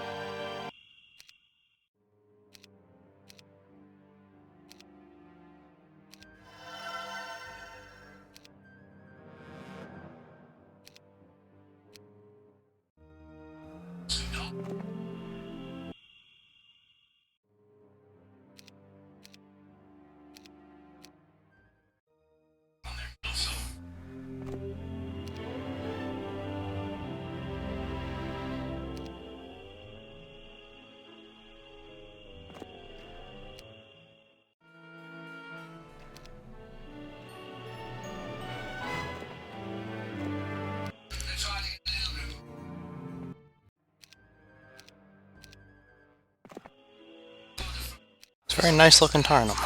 Very nice looking Tarnum. Guess I'll take offense for that last one.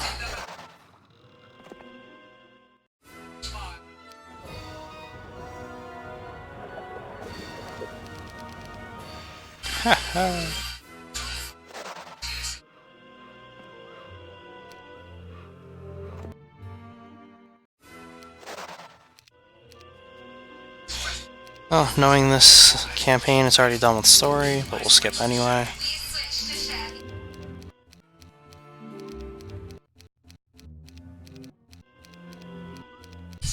Lizardman population doubles. Oh baby. Oh baby, 156!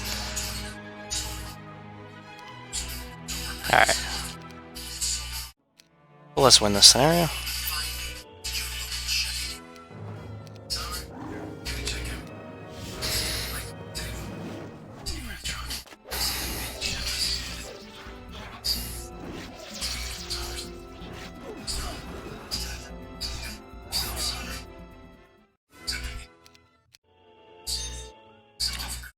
I'll be right back.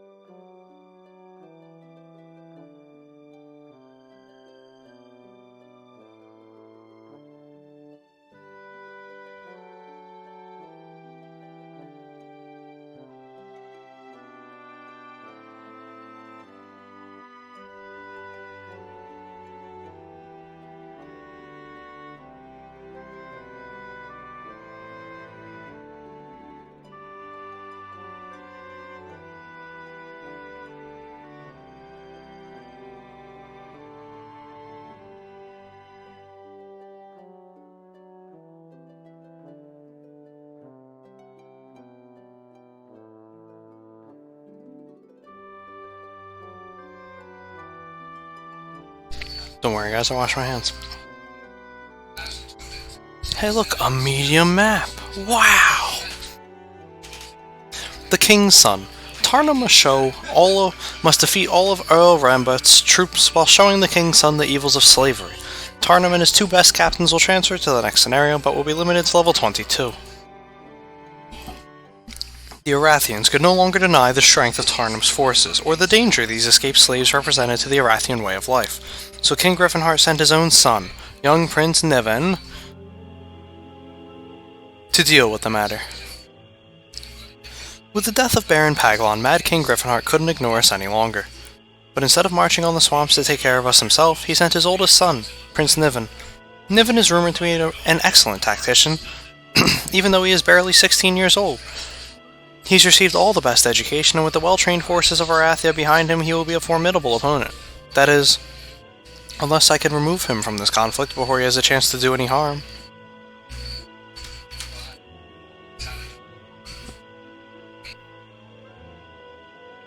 Hey, Avita.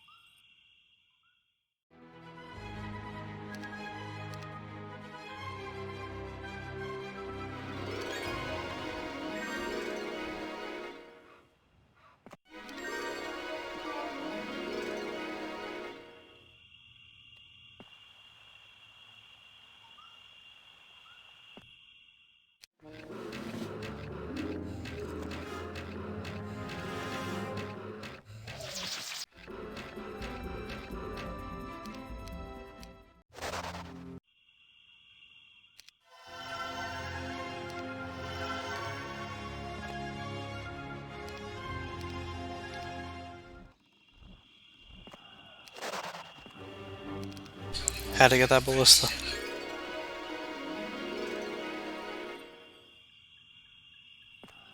You can see a pack of gnolls jumping around and waving their arms excitedly in an attempt to get your attention. More volunteers.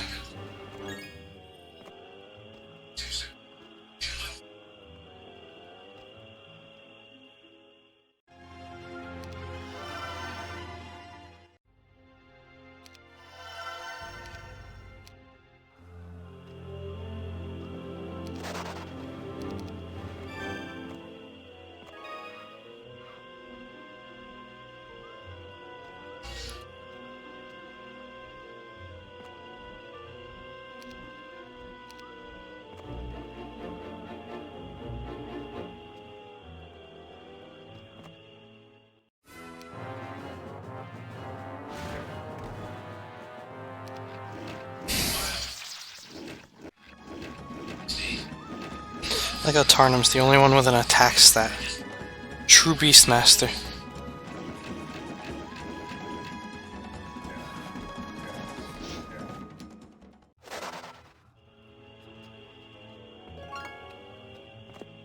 This sawmill belongs to His Royal Majesty, and we're here to make sure it stays that way. I guess you failed.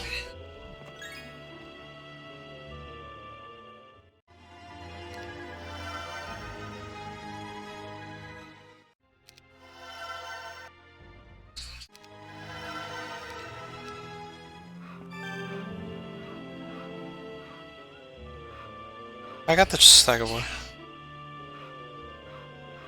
I knew it was there, I'm just trying not to waste Tarnum's movement. Stumbling out of the bushes is a gnoll who has recently been beaten. He collapses at your feet, trying to draw air into his broken lungs. He's dying, yet he manages to speak one last warning. Ambush! North! You stumble upon a small force of Arathian swordsmen. They're all covered in mud, as if they had been sneaking through the swamp, perhaps scouting or searching for you. You attack before they can flee to warn whatever larger force may be nearby.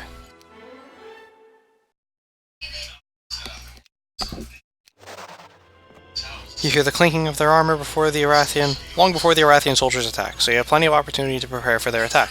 What you weren't prepared for, however, was their numbers. It's nothing. One guy.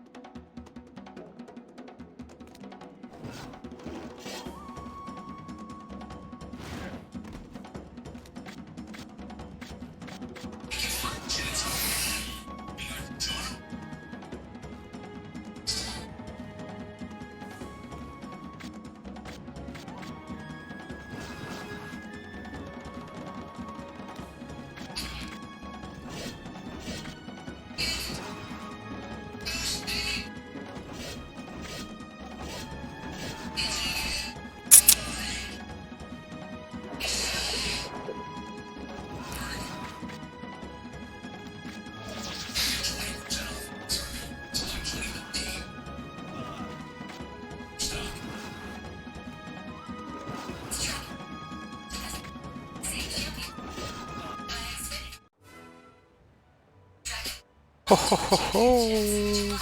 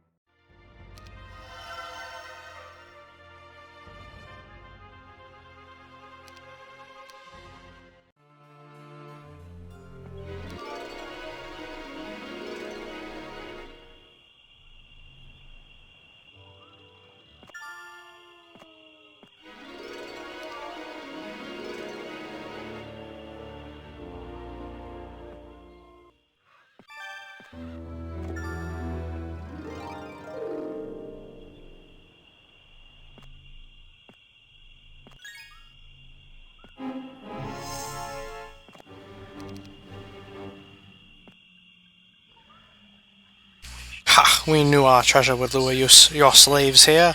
Now to collect our bounty.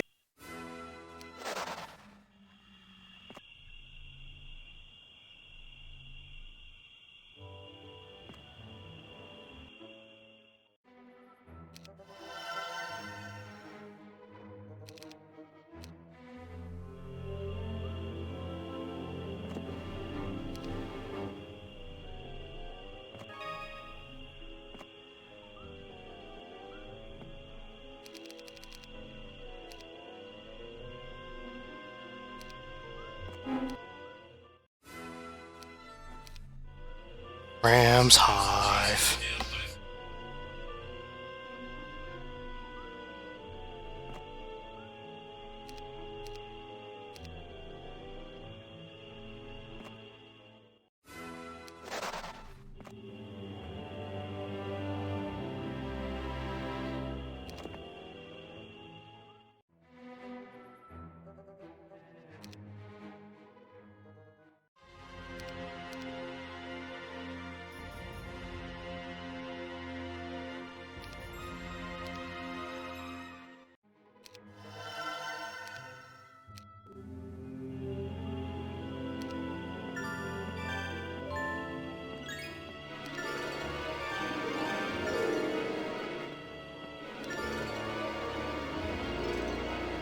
Rogues jump out from every bush and tree surrounding the path to the arena.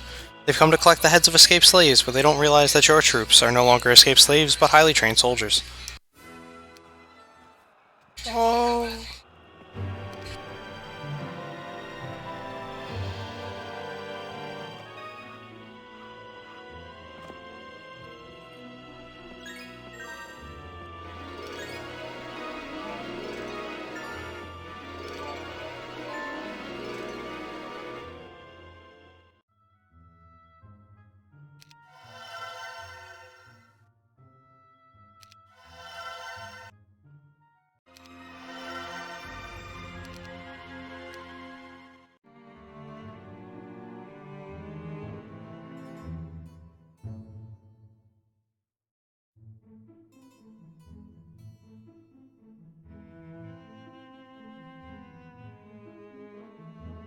I sent the bulk of my forces under the command of the Knoll, Brellic, to watch over the considerable number of women, children, and invalids who have come under my protection. I also warned Brellic to remain off the beaten path and watch out for ambushes. If Prince Niven were any tactician at all, he would know that a well-orchestrated ambush is the best strategy in the swamps. Despite my warnings and my hope that Niven would concentrate his attention on me, Brellic walked right into an ambush. Most of his soldiers were killed in the attack. To my surprise, however, Niven refused to execute the non-combatants even though Rambert, the Earl of these parts, begged for it. Instead, my people are locked within the dungeons of Rambert's castle, awaiting the decision of the young prince. Or my arrival, whichever comes first.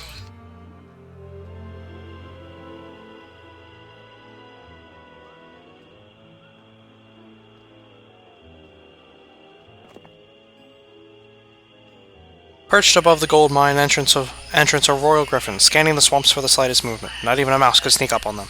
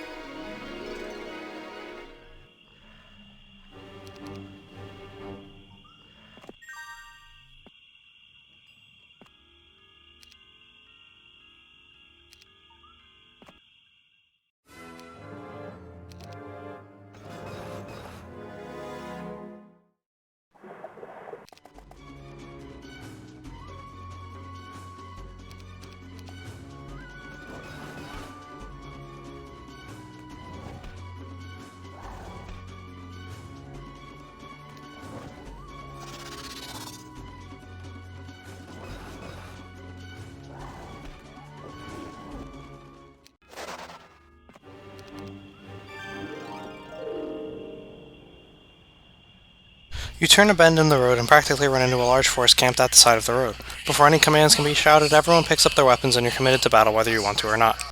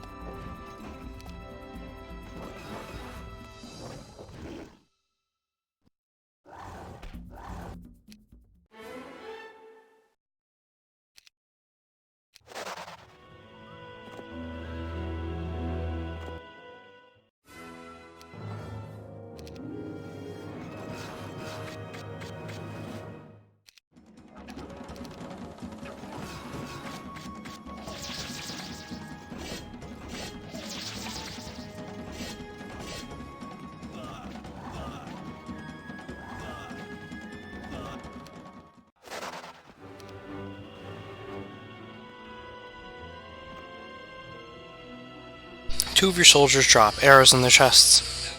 Attack! You shout and charge the ambushers before they have a chance to destroy your forces.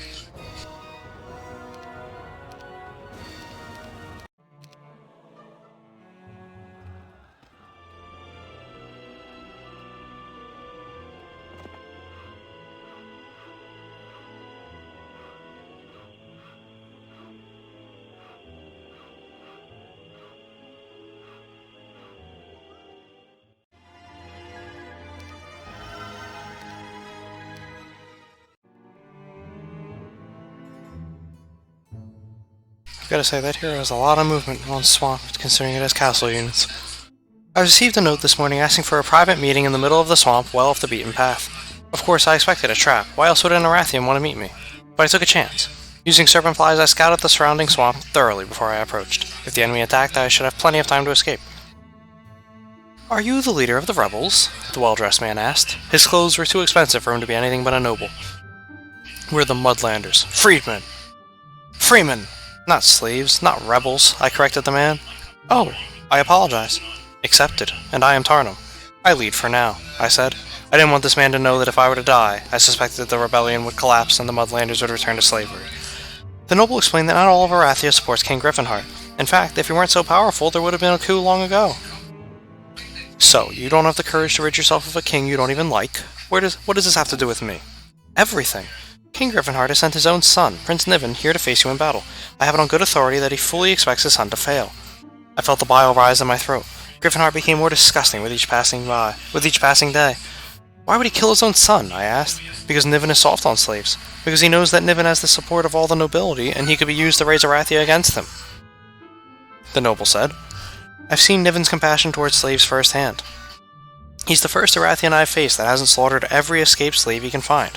He's even removed the bounty on slave heads, replacing it with a single bounty for me instead. A smart move, trying to cut the head off the snake. I still don't know what this has to do with me, I said. What else was this noble willing to reveal? Please don't kill the prince. If you can't turn away, at least spare his life, if you should ever defeat him. We would pay a healthy ransom for the prince, if alive. This was interesting, but I couldn't make any promises.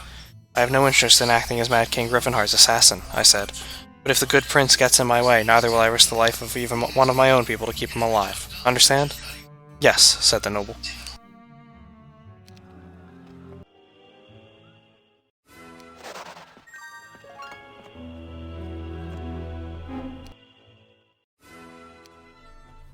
Another ram's hive.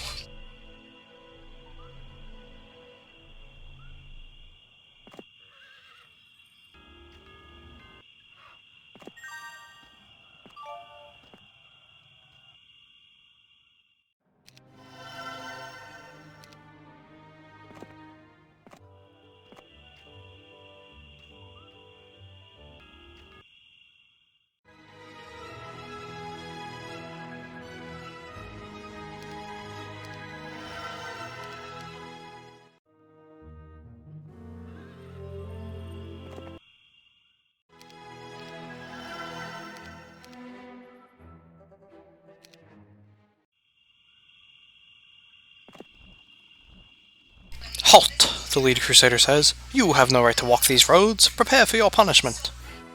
Nah.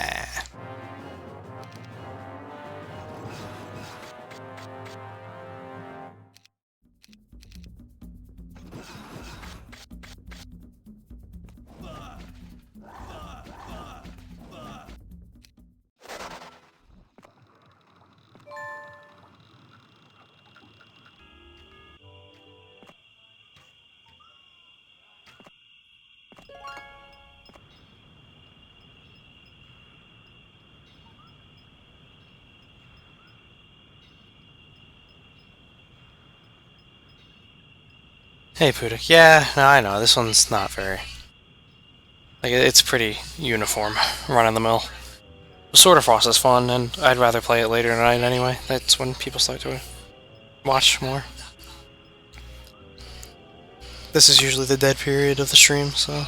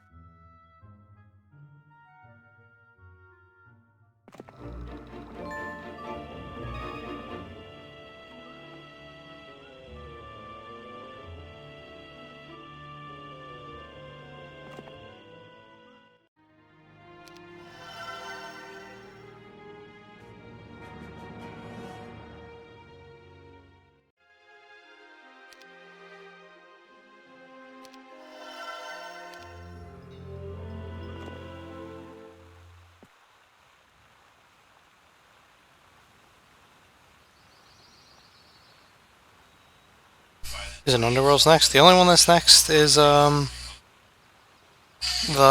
Sword of Frost one, and then that's it. We're done Chronicles.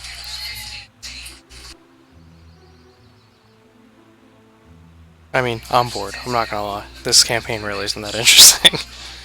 And it's not even like I don't like playing as Fortress. I'm just... this one doesn't have much going for it.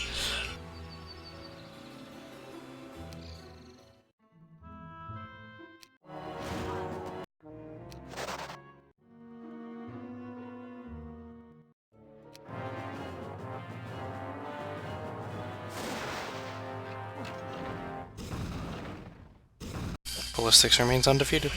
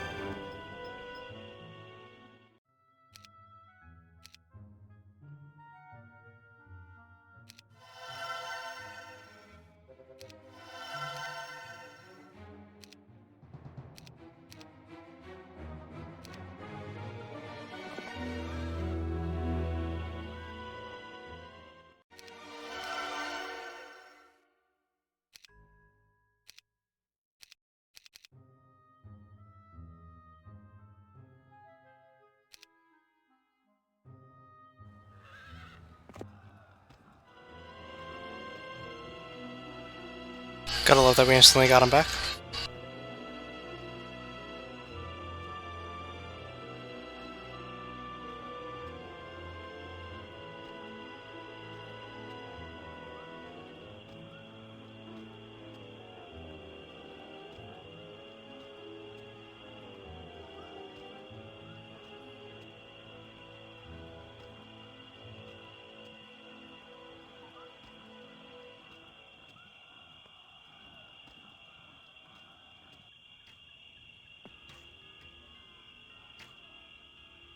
Ilram had expected you to travel this route. Now drop your weapons. You are our prisoners now, shouts one of the Crusaders. You assume too much, you say. We will not surrender.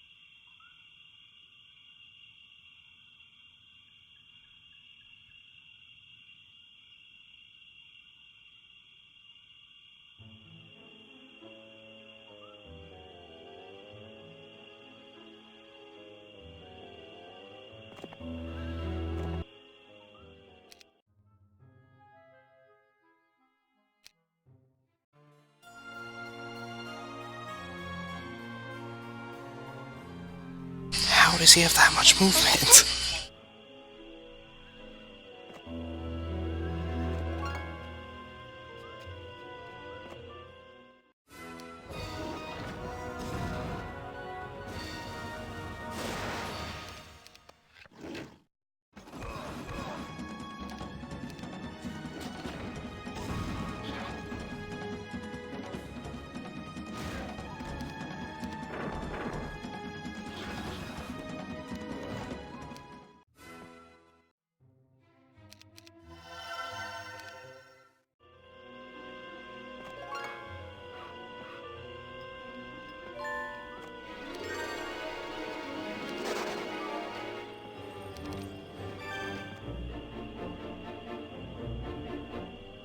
Phew.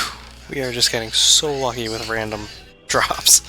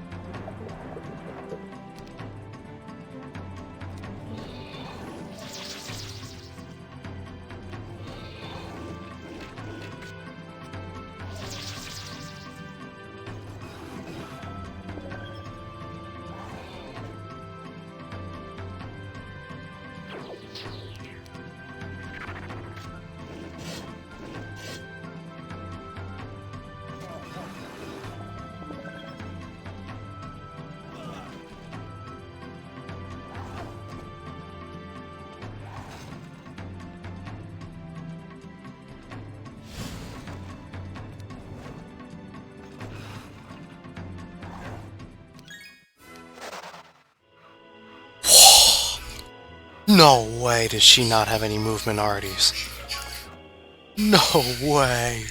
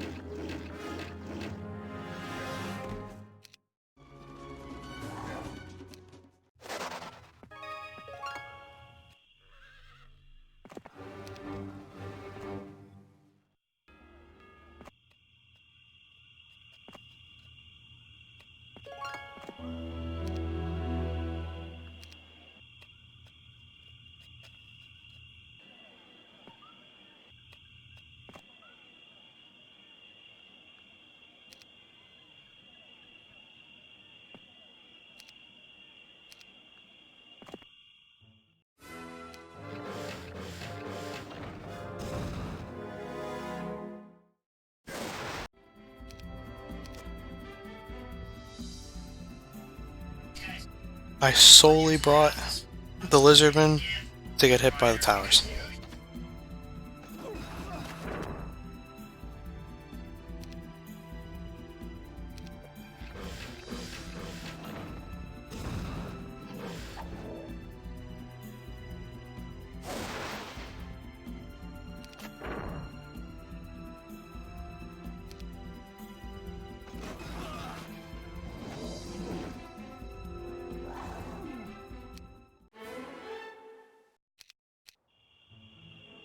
could have been worse than tactics. I was hoping for offense.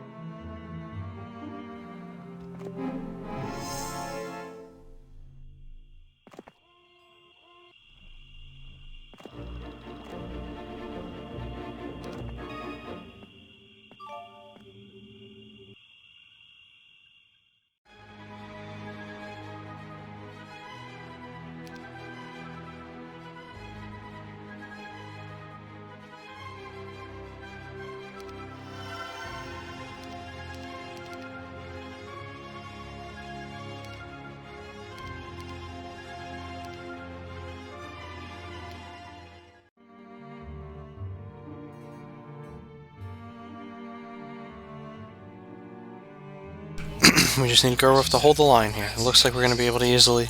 Oh, it looks like we're already done with this side here, so we're just holding them here. I took Drogla with me as part of his instruction. The boy's combat skills were coming along nicely, but I wanted him to know that there were ways around battle, and that you should take those paths whenever you could. No reason ending lives when you can avoid it. That's why I didn't mount a big expedition to capture Prince Niven. Late at night, Drogla and I slipped into the enemy camp. We moved slowly, covered in mud from head to toe. We each wore only a loincloth, carried only a dagger. Drogla's small, wiry frame was made for this kind of lurking, and although I was considered large by any standards, I had more years' experience than I dared count. We only had to kill 2 guards on our way to the prince's tent, where I clubbed the young royal unconscious and threw him over my shoulder. On our way out, Drogla killed another guard who stumbled upon us. We then vanished into the swamp.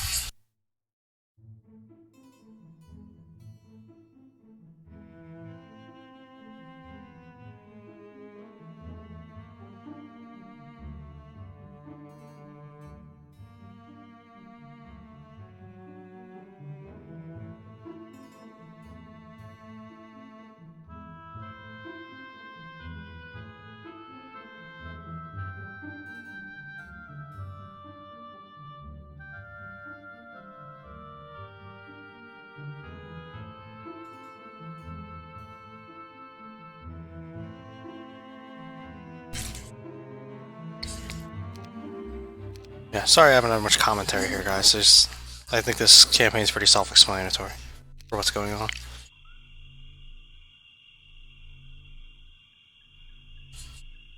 There's not much there.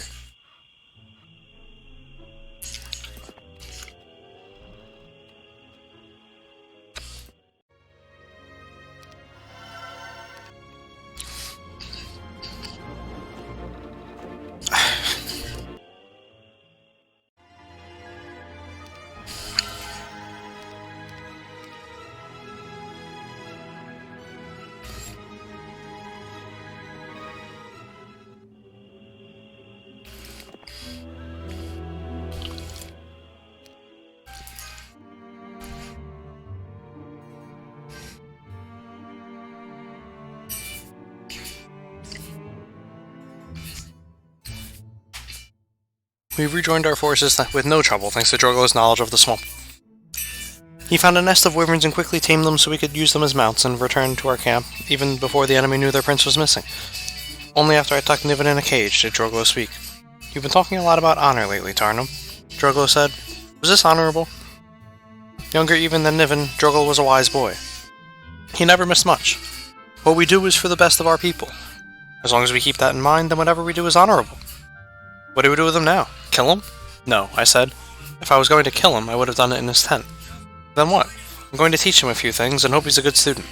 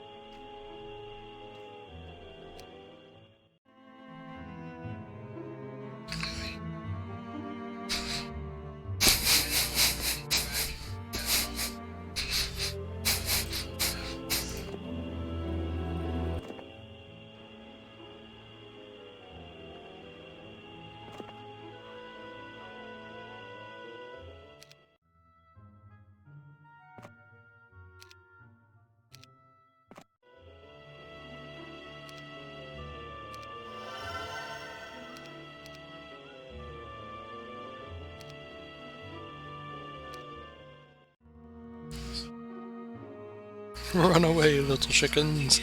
I'm going to clip your wings. Bruh.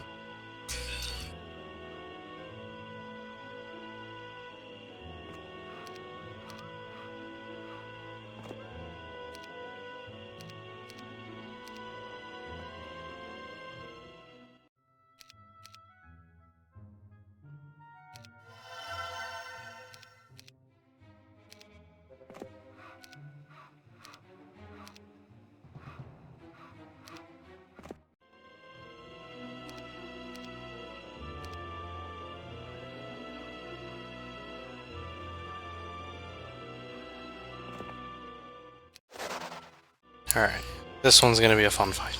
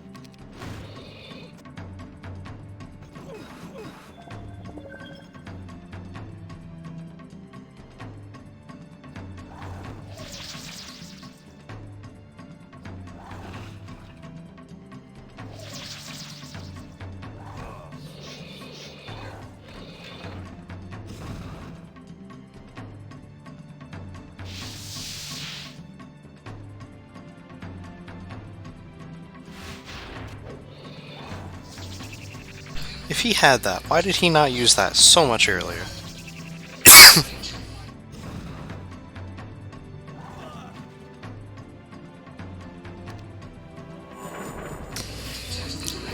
Now that, I didn't think he'd reach.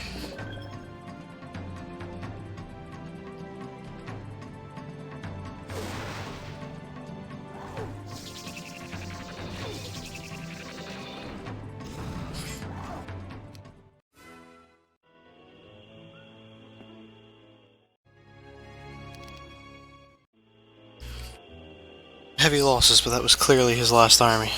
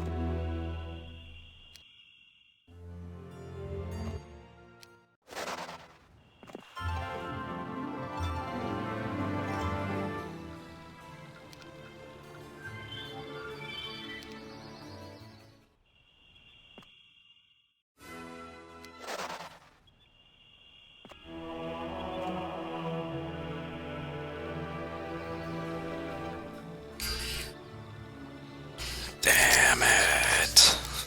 How did I miss that?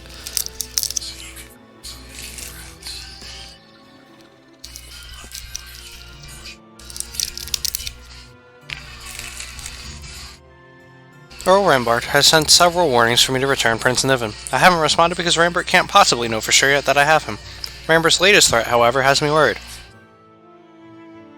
Locked within Rambart's dungeons are hundreds of Mudlander women and children, and the Earl claims he will start executing them one at a time until Niven is returned. If it comes to that, I just might have to let the prince go.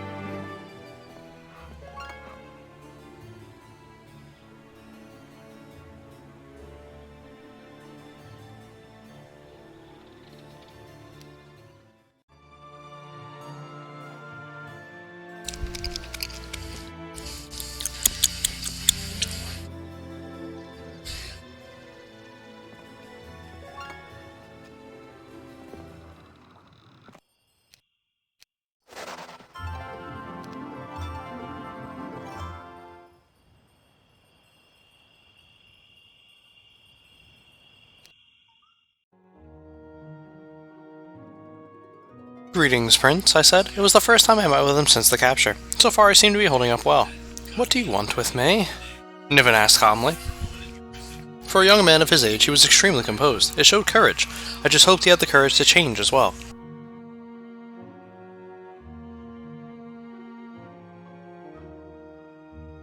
"I'm not going to kill you, if that's what you mean. I want you alive, to see what Arathia has become under the leadership of your father," I said. "I'm not interested in your lies. All I ask is that you look and listen, Prince, not believe. If by the time I am finished you still think I am a liar, I will set you free. That is all you want from me," Niven said suspiciously. "That and one more thing," I said. "Oh, what is that? Do you want me to reveal my troop numbers and strengths?" "No, I can learn that on my own," I said, letting that sink in. Niven had to know he wasn't dealing with a fool here. "Earl Rambart holds in his cells a large number of my people. Now, I wouldn't be so naive as to ask you to set them free, but Rambart threatens to kill them all until I free you. If you are an honorable man, Prince Niven, then order him not to touch these people. Since I have given my word that I will release you one way or the other, you have nothing to fear." "Just don't let your man kill my people," I said. After several quiet moments, Niven nodded and said, "Give me pen and paper. I will make certain that they are treated civilly."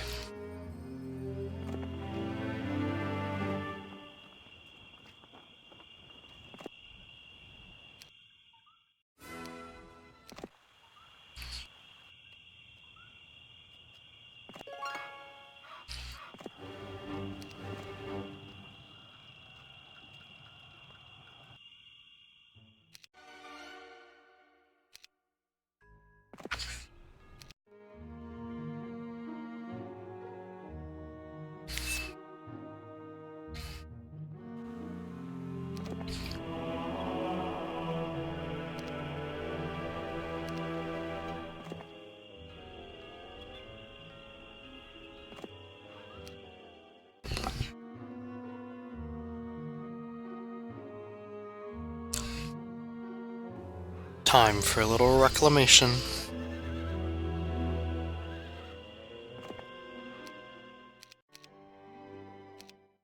Alright, he'll clearly hit level 22.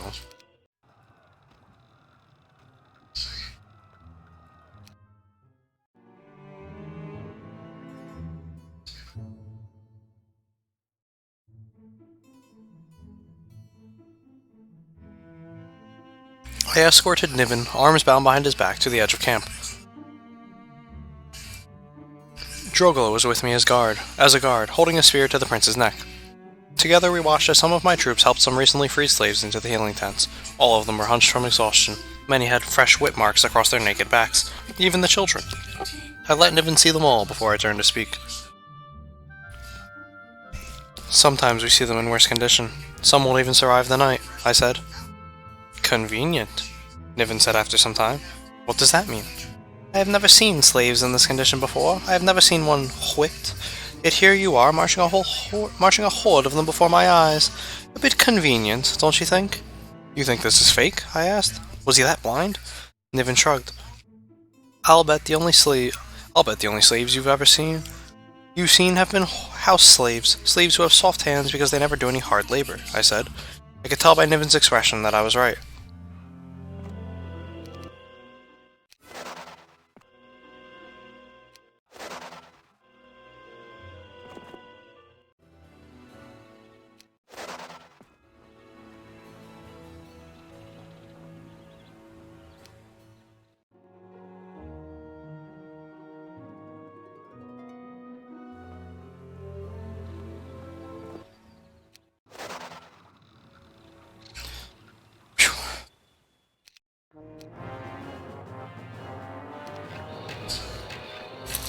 Should have brought the whole army for this one.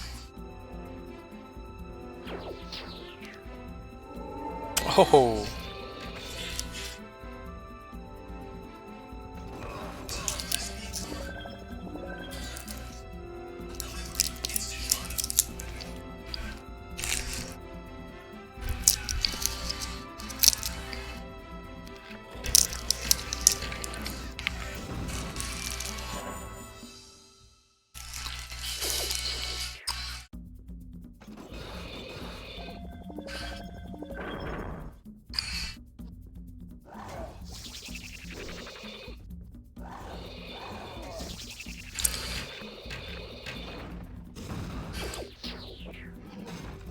No!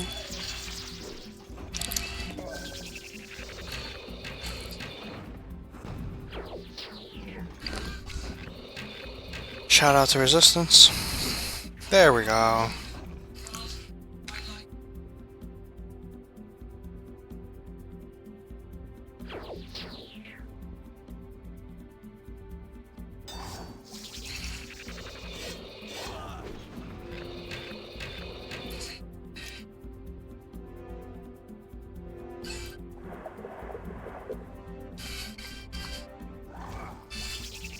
Jesus, the poison procs.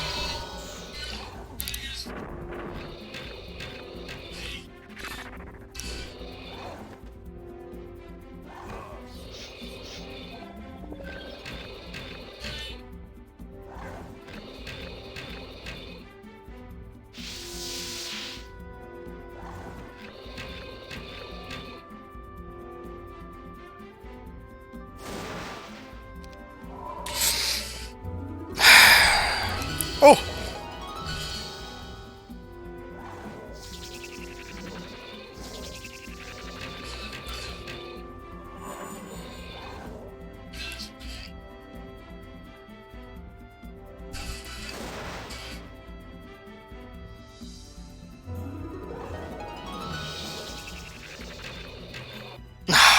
We can win this.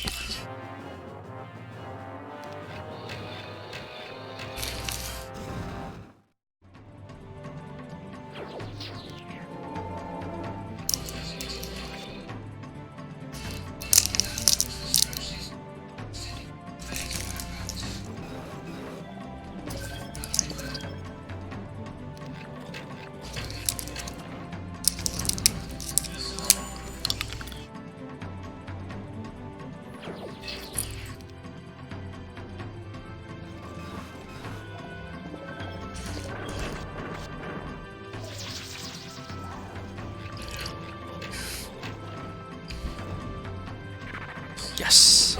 No, come on.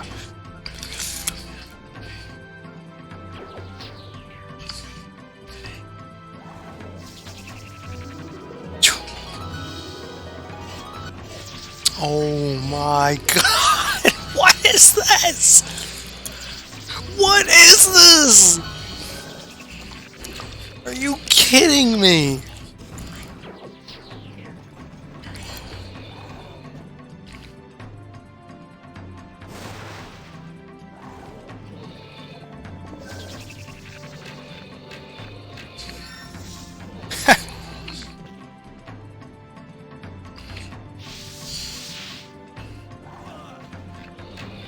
God, this RNG clown fiesta.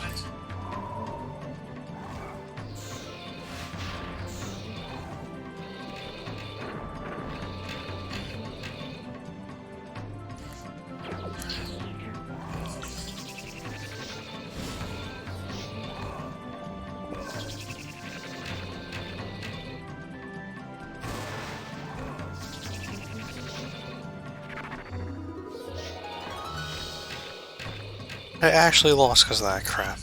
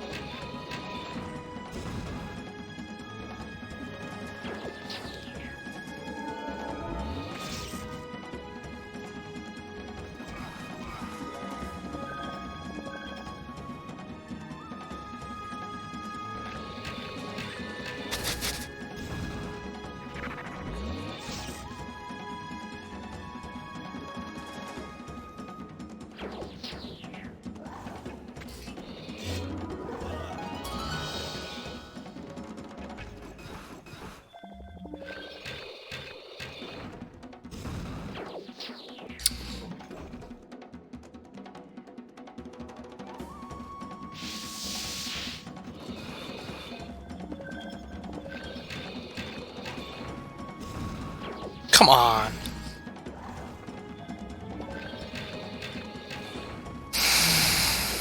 Expert resistance.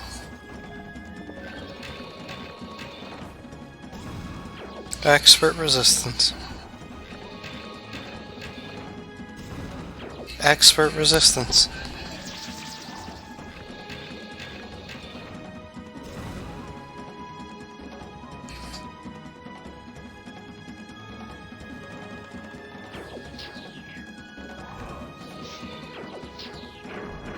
Expert resistance.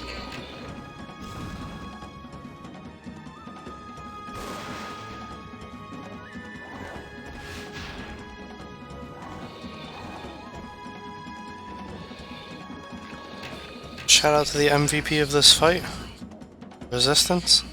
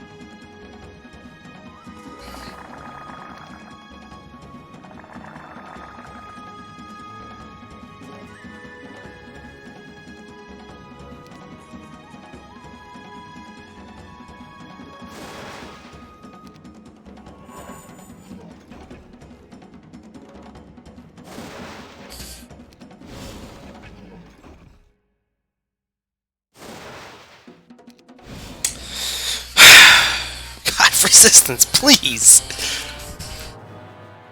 You have one job!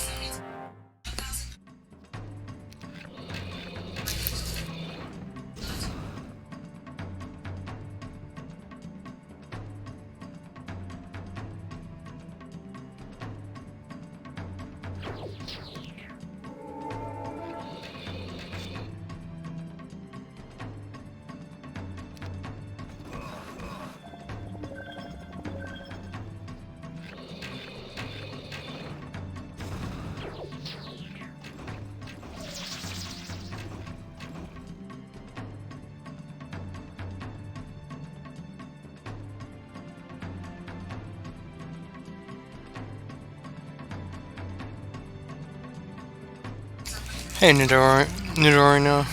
See, this isn't even an RNG help. This is just typical Heroes 3 when I play it.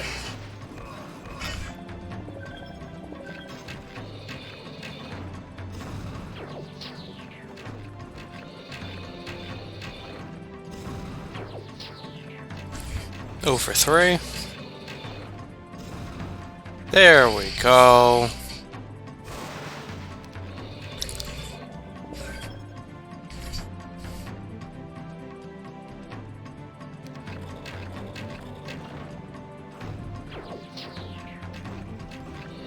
One for 5. One for 6.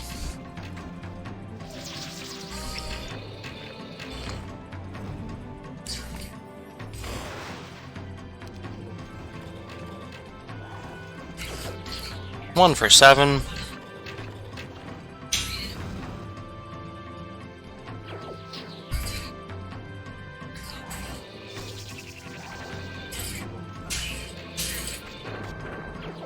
One for 8.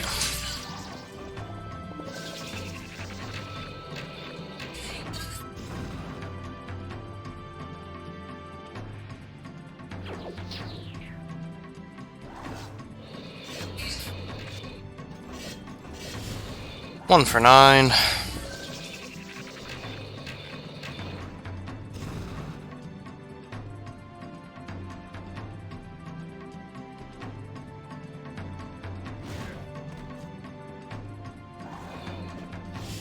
One for 10.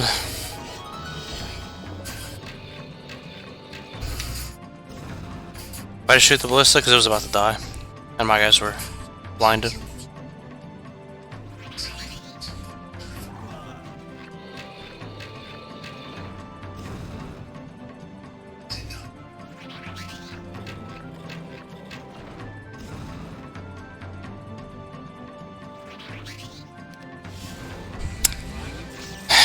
One for 11. 1 out of 11 spellcasts on the Wyverns was resisted. 1 out of 11.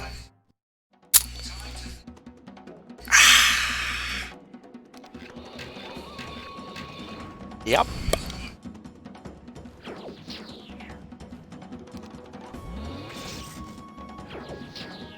Over 1, right off the bat.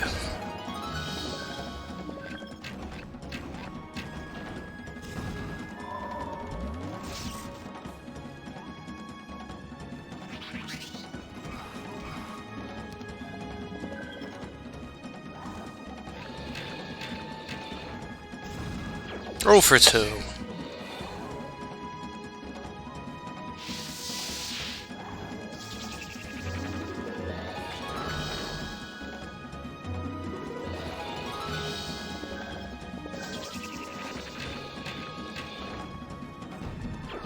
Oh for 3.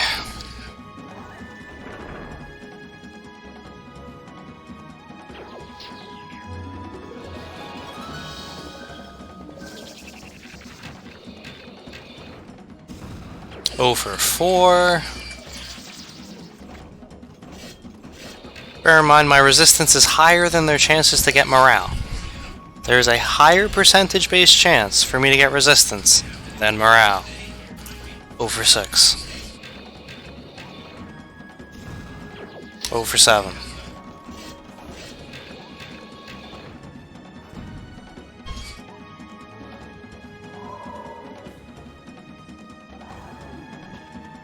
One for 8. There we go.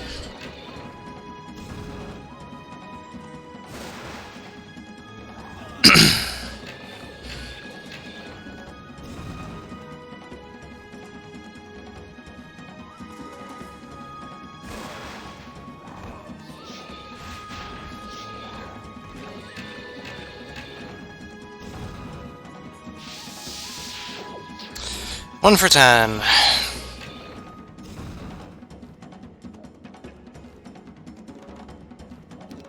One for 11. I've been blinded so much. He's almost out of spell points. Hey, 2 for 12. 2 for 12. What a world we live in. And yet I can actually win this one! Oh, 2 for 13! And we're gonna lose now. Unbelievable. You suck.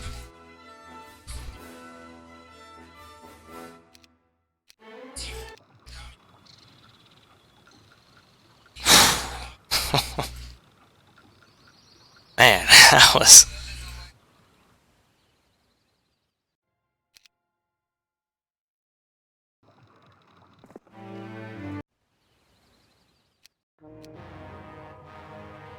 Should have bought another ballista.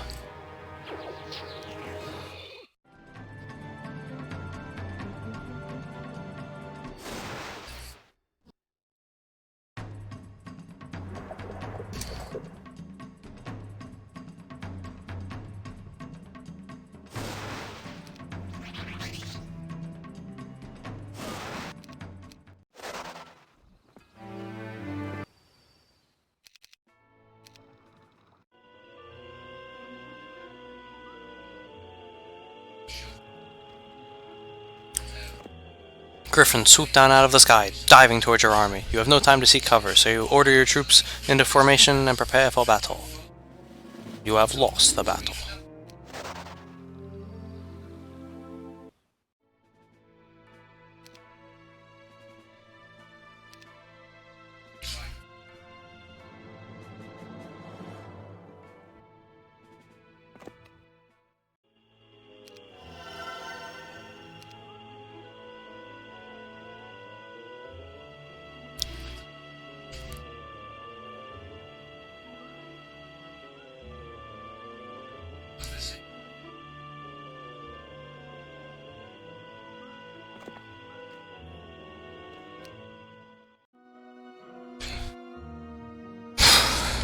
Hey, Galgus.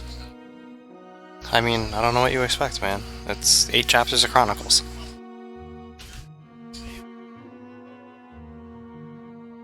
On the bright side for you, we're going to be done Chronicles today. Which means on Tuesday, which will be the next stream, we're starting Heroes 4. But I don't think that's a bright side. The personal stories of torture and pain by more than 20 slaves still didn't change Niven's mind, and now the prince was asking for me to hold up my part of the bargain and let him free. Niven refused to believe me, but could he ignore his own eyes? I want to show you one more thing, and then you're free, I said.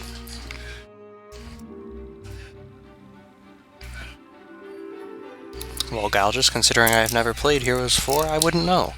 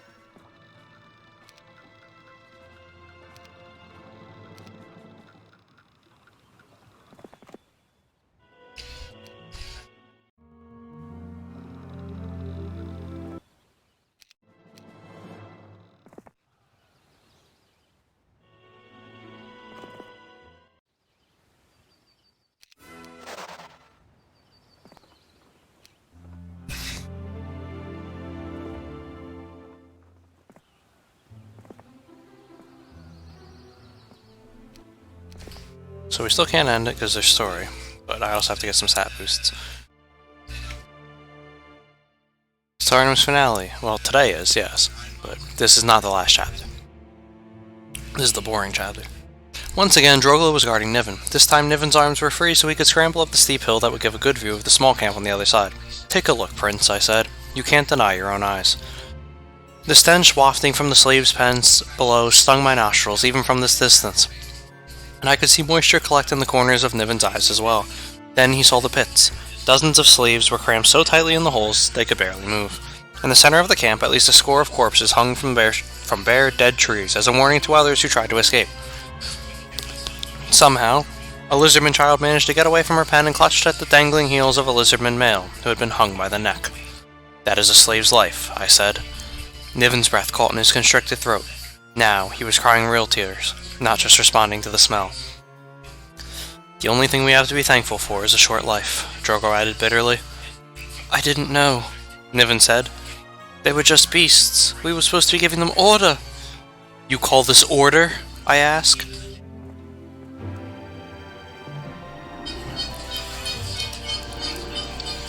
And then he says, "No, I call it justice."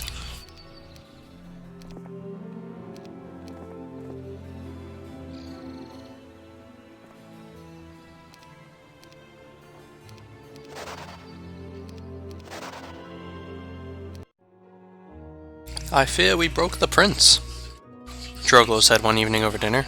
"We had to show him the truth. Would it not have been kinder to kill him?" "We didn't show him that for his own good, Drogo. We did it for us. For the Mudlanders. His own people say they would follow him if he just raised his sword against his father. Imagine what we can do with Prince Niven, heir to the kingdom of Arathia, on our side. I'm just trying to turn Niven into a weapon." But based on what we've had to go with, I'm going to say that's probably the last one.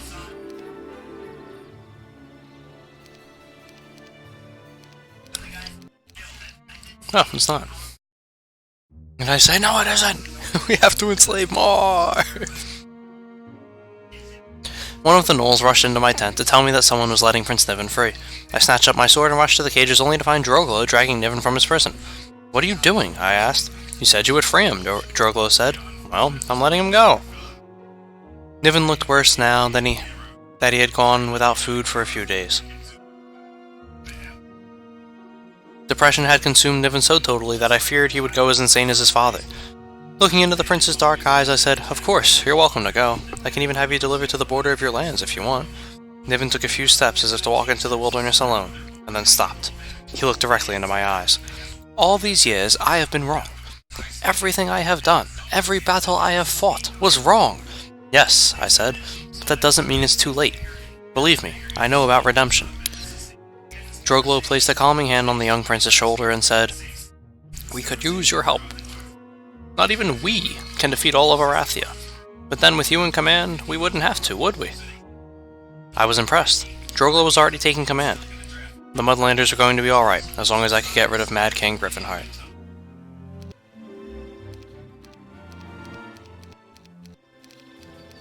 And that's the last one.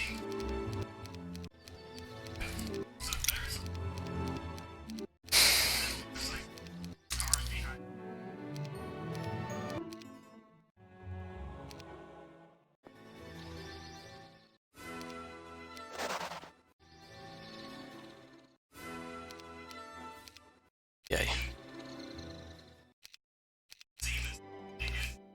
Ooh! Yeah, that's a balanced decision. On a small map, too. The Ransom. Tarnum must defeat Earl Rambert to save Adamina and the other wise women from execution.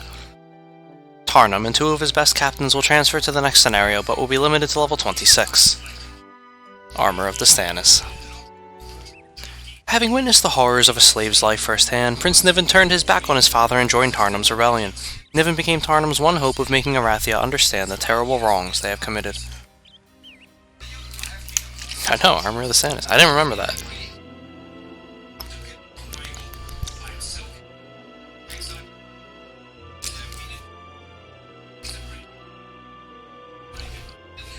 Earl Rambert abandoned most of his prisoners when he fled my army, but he knew enough about the Mudlanders to keep Adamina and the other wise women with him. The Mudlanders hold the learned women in a position of high respect and will not risk their lives. And as far as Rambert is concerned, I still hold Prince Niven hostage, so we have a stalemate. I expect to hear from Rambert soon. Some female gnolls rush from the gnoll hut and gladly throw their arms around you. "Oh, you've arrived! What a day!" they shout. Then they begin to remove their dresses, revealing that they are not women at all, but males in disguise. "This was the only way we could hide from the soldiers," they explain. A sack of gold greater than armor, clearly.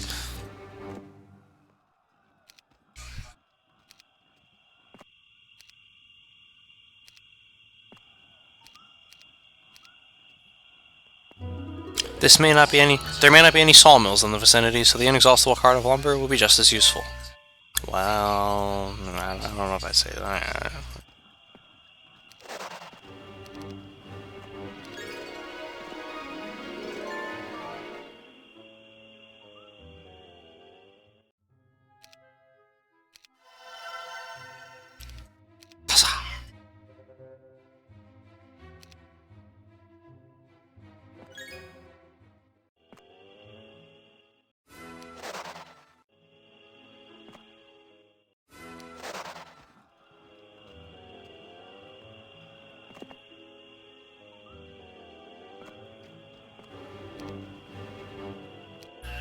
Earl Rambert hides in a hard-to-reach valley where he's sparing no expense to build an army that can repel any attack. Sooner or later, I'm going to have to face that army.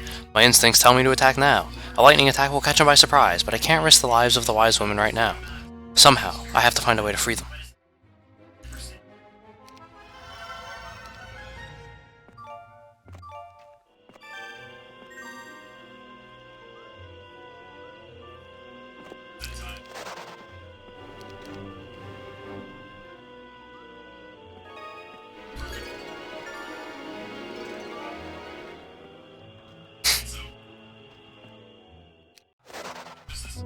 Now you know what those marksmen were guarding, an inexhaustible cart of ore. It's yours for the taking. The ground here is littered with the bodies of basilisks who were chained to the ground and shot to death for sport. You clench your fists at the sight and order burials for the poor creatures.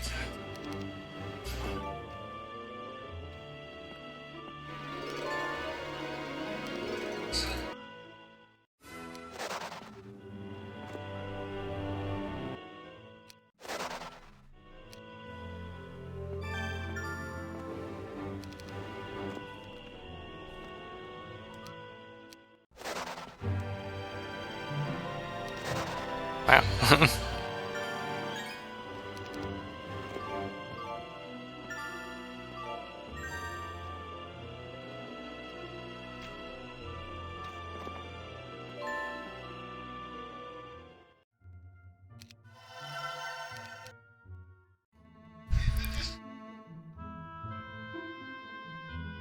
Rambert's demands came today. He asked for a trade. The prince for the wise woman and my retreat from these lands. Unfortunately, I can do neither. Prince Niven is an ally, and he's even struck up a friendship with Droglo.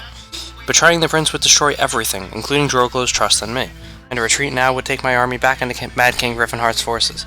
This time, they will be prepared for my arrival. So, what do I do? Relic, I called for the Knoll commander. When he arrived, I said, "Bring me paper and pen. I'm going to write a counter-offer to Rambert's demands." "You can write?" "If you find me some paper, I can." "Go." It's a delaying tactic, I know, but Rambert will expect a counter-offer and he will refuse.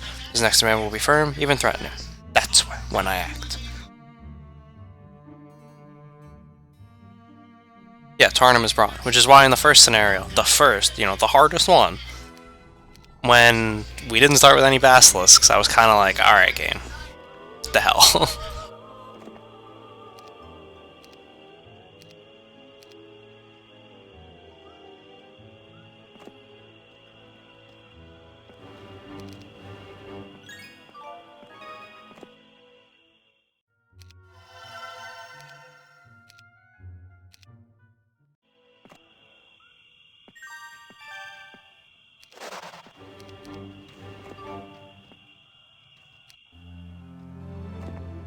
This passage is for the king's use only. Go back, slaves, and stop this futile rebellion. The champions shout, and then charge.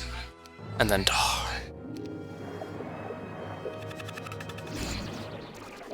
Kappa.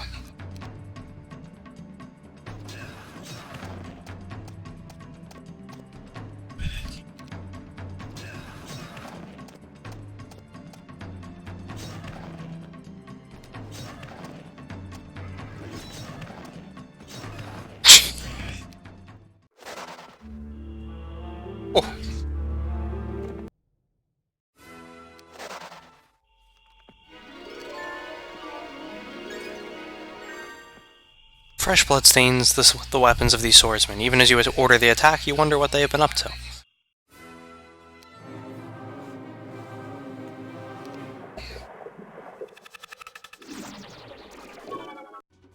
None can stand before the mighty Tarnum and his basilisks. And Bullis Tarnum. Never forget the MVP.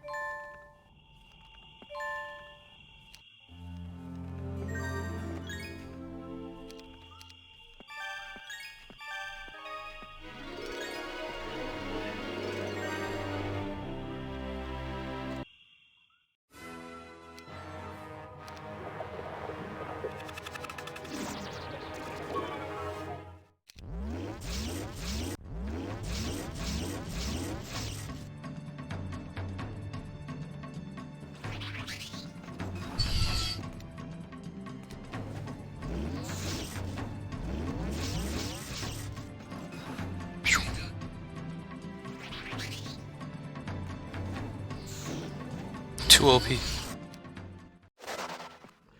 It's a good thing you ran across those zealots when you did, because you find dozens of basilisk corpses scattered across the ground here, each fried to a crisp by magic. If the zealots had any more time, they might have killed all the creatures from the nearby pit.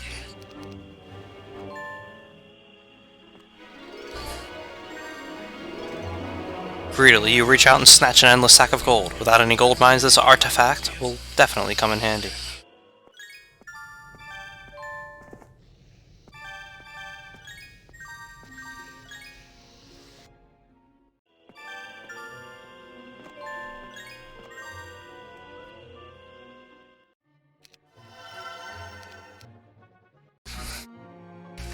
I watched Droglo and Niven practice the sword each morning, and even with the threat of war around us, they somehow managed to enjoy themselves. That's when I remember that they are just boys of 14 and 16 years. If I didn't know better, I would think they were brothers. Today, Droglo left early to tend to a minor cut in his shoulder, so I stepped in to give the prince some lessons. You're almost as fast as Droglo and absolutely more skilled, but still you lose to him half the time. Do you know why? I asked. He surprises me, Niven said between heavy breaths. He's always doing things I don't expect, like pretending to fall. That's part of it, yes. Droglo fights by instinct, but years of training have made you stiff, predictable. I can almost hear you going over your drills while you fight. You need to relax and be more creative. Enjoy yourself. Niven lowered his sword and stared at me as if I had said something unreasonable. This is battle. How can I enjoy myself? I don't mean enjoy the kill. I mean enjoy the dance, I said. You don't talk like a mudlander, Niven said. You don't look like one either. Sure, you dress like one, but your size, your obvious power, even your features, none of that is like any mudlander I have seen. More Arathian, if you ask me. Actually, my features were barbarian, but Niven didn't know that his own people, the Arathians, had a significant amount of barbarian blood running through their veins. I'm sure you've heard of Arathian nobles taking slaves as mistresses, I explained. Niven seemed to accept this lie, and we returned to the sword practice. This time, every time Niven fell into his usual stiff routine, I gave him a nick to remind him to relax. Soon he was covered in sores.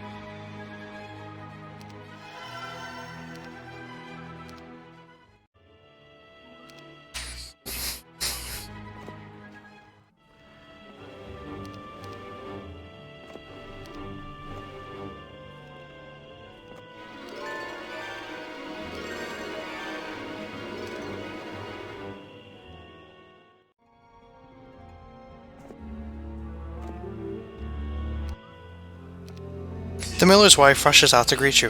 Glad to meet you, sir. We'd like to offer you a weekly tax in exchange for your protection. Come and see. You will notice that we use no slaves, only our own hands. We've always been against slavery.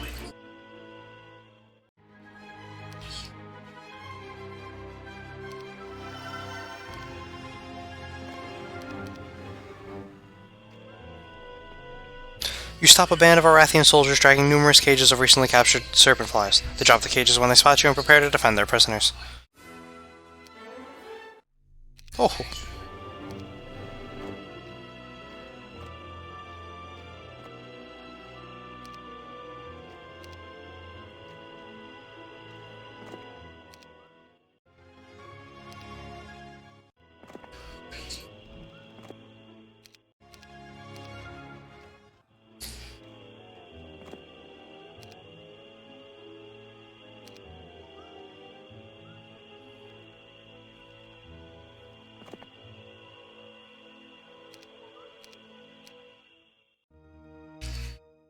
Hey, on 3 Watcher.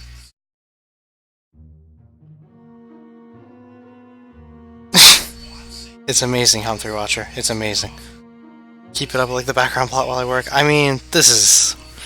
I'm sorry, this one's just not to the level of the rest of them. Like, at least Fiery Moon and World Tree was so short that things actually happened. But this one, like, the first 3 maps felt like the same map over and over again. This one's like... I mean, come on, I'm already done capturing my side.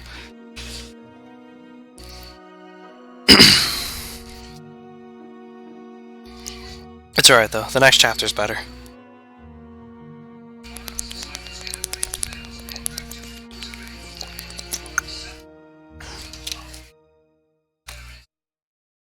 Then I get my day of rest tomorrow. Niven spent most of his days tending to the slaves, helping the healers or bringing them food and drink. He was so unlike his father, compassionate, honorable. He would make a great king. I found him sulking this morning after we picked up some new escaped slaves, half of which weren't expected to survive the day. I approached and placed a hand on the young man's shoulder. I suspected, Niven said, all these years, I suspected something was wrong, but I was too afraid to find out what it was. I've known all along. Known what? That my father is insane. Everyone knows, but we're all too afraid of him to do anything about it. Do you know why I like Drogo so much? No. Why? I asked. Because my own brother and I are enemies, and it is my father's fault. When I was 6 and my brother 5, he brought us together and said, one of you is going to be king someday. You want to know which one? The one who kills the other first. That's who. Then he laughed. He thought it was funny. I'm sorry, I said.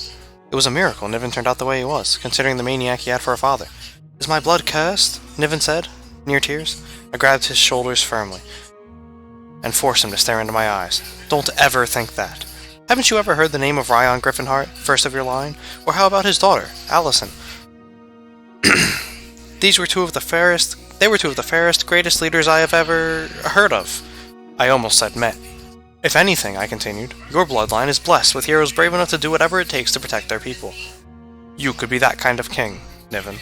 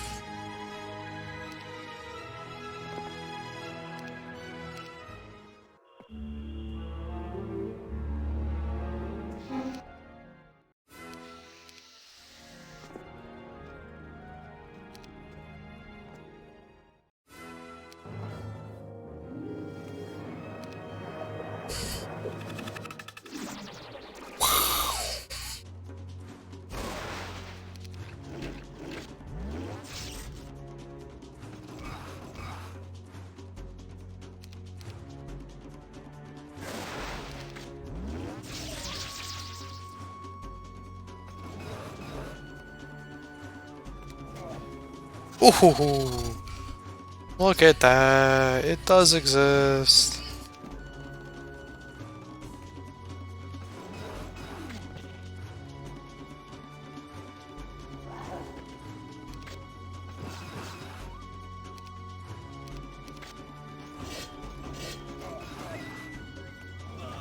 And no losses.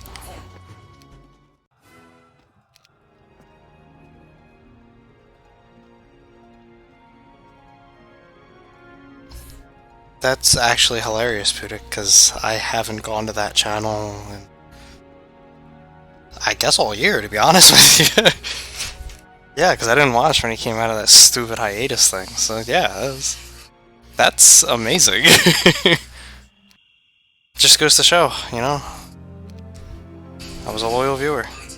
And look what happened.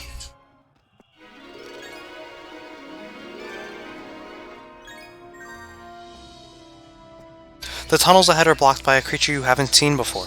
Minotaur Kings. Excuse me? He has seen these before. You think that even your enemy hasn't been able to deal with these beasts and wonder what lies in the tunnels beyond. 49, of course.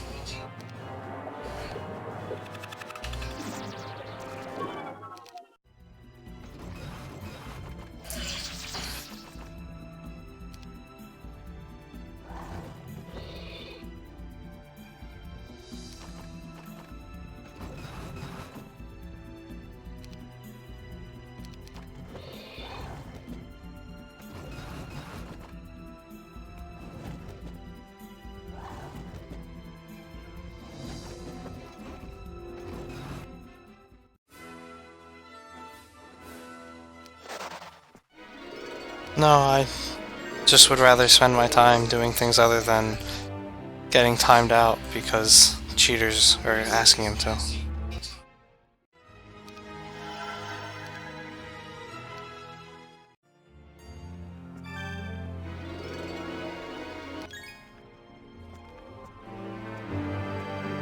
The old wizard who lives here has been the prisoner of the Minotaur Kings for more years than he can remember. He claims that he will teach the one who frees him some of the secrets he has learned over the years. I see that you are ready for your training. Do you have time now? Asks the old wizard. Oh, level 23. It's funny, I'm trying my hardest to get the attack higher than the defense, but game just does not want to go for it.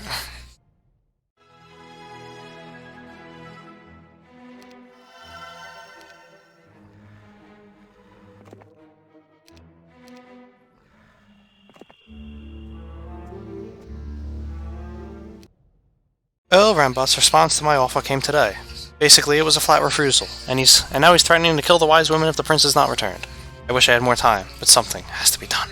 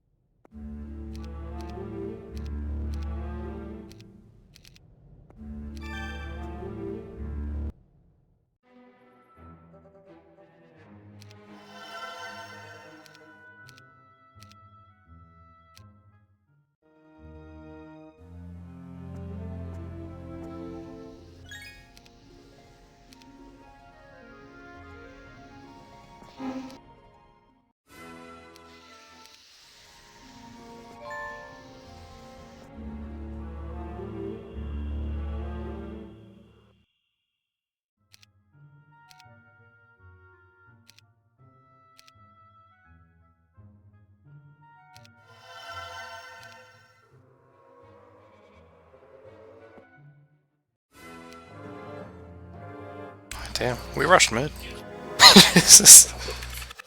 I mean, this is just... Phew.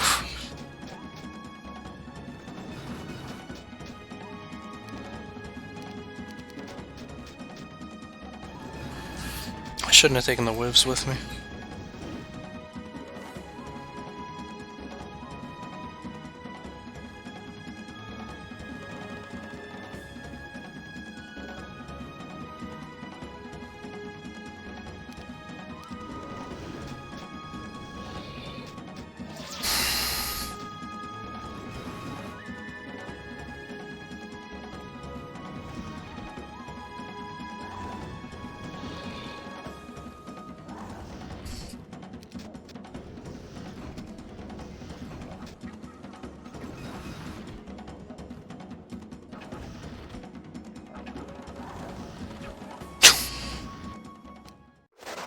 My God.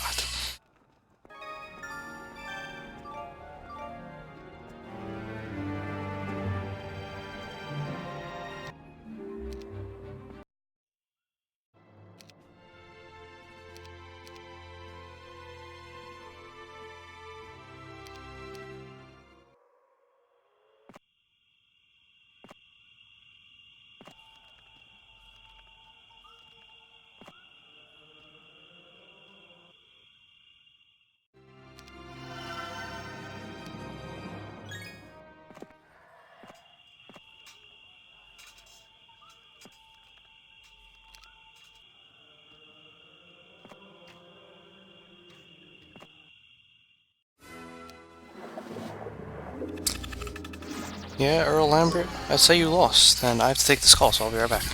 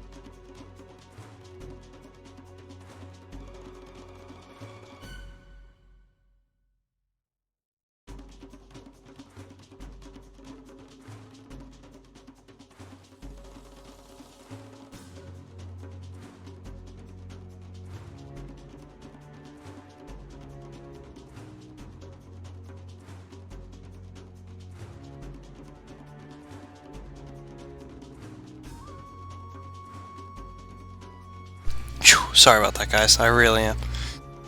What a battle! Yeah, man. It's the final countdown.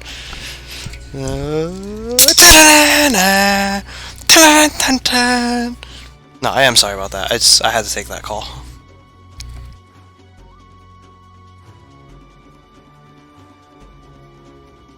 Hey, Tap Dancing Ninja.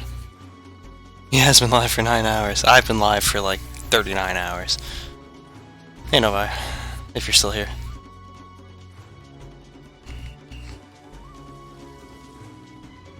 No, that was a phone call I had to take. At least you got, hey, you know what, guys? At least you got the best combat theme, alright? You know, you had a jam in the background. No, so that was one call I had to take. Tomorrow, definitely no stream. Which means tonight, no matter how long it takes, we are finishing Chronicles. The last couple scenarios of this, and then Sword of Frost. I will push it. We will hit the limit. And we will go through it.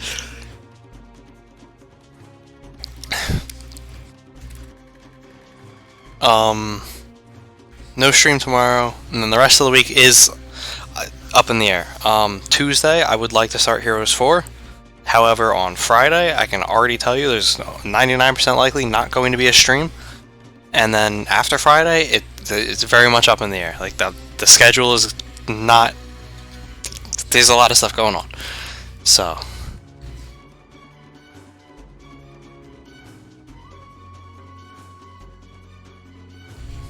Let's just get through Chronicles today, and then watch the Twitter for updates. Presumably, the plan right now is finish Chronicles tonight, and however late we have to go into tomorrow morning, and then Tuesday we start Heroes 4, and go from there.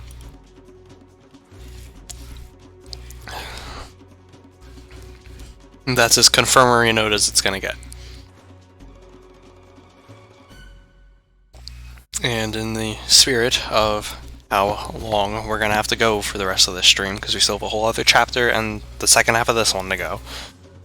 Or, well, I say second half, let's be real though, this one's done. Like, this is the final battle of this of this scenario.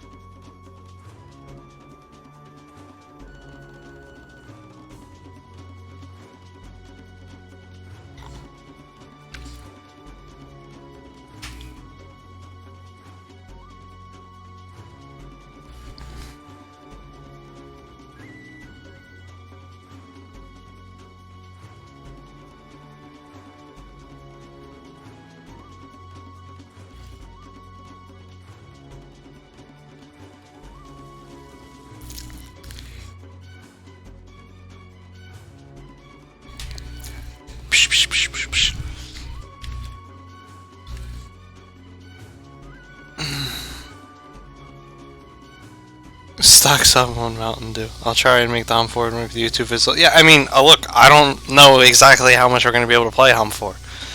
So, bear that in mind. Like, it's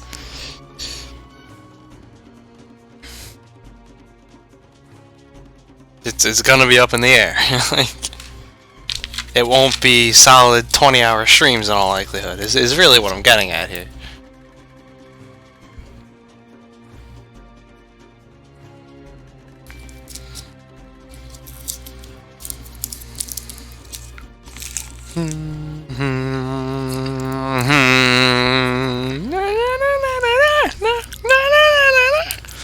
Hey, we gotta get this music in while we can. We're done with this music soon.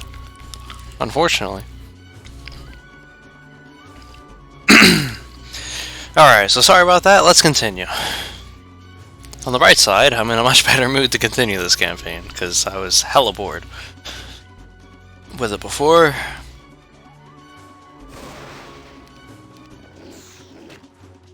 If I'm remembering correctly, this is really their one army. I'm gonna let them take the town afterwards.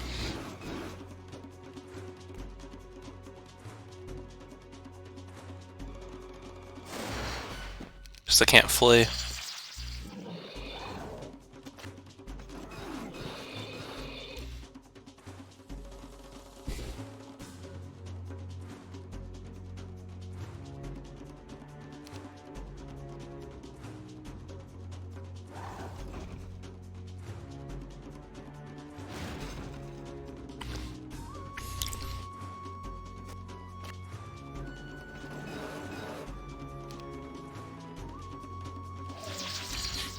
Oh, see ya.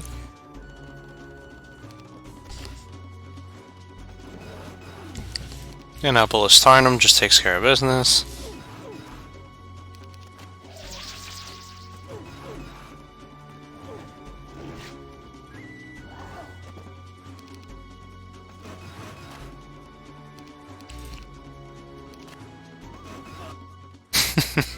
It's a massacre. Clearly well worth the wait, right? I'd just like to point out, we did all of this with basilisks. Like, the 5 wolves were just auxiliary. We took this entire map over with basilisks. Alright, you fuck, get in there. Yeah. Now we just pin them in. I met with my commanders last night to discuss our options. Droglo and Prince Niven were present as well. They had the right. As I expected, my commanders were prepared to do anything to get the wise woman back, even bind Niven hand and foot and deliver him to Rambert's front door if they had to. But I insisted that was not an option. Then Niven said, "No, you must make the trade." "But Niven, you can't," Droglo said. "You're on our side now." "I know, and that won't change, but we can't let those women die. You have to turn me over to Rambert. I want you to. It will be risky, especially for Niven. His father was likely to execute him simply because he had spent so long in my hands. But the boy was right. Niven had made the decision I was afraid to make. "We'll make the trade," I said, "but Rambert may not live to appreciate it. What I had in mind would be risky for us as well, but great victories required great risk." I don't know, I mean, we could have totally have already been done here. I think we rescued the wise woman, Tarnum. Aha, that's why we walked out there.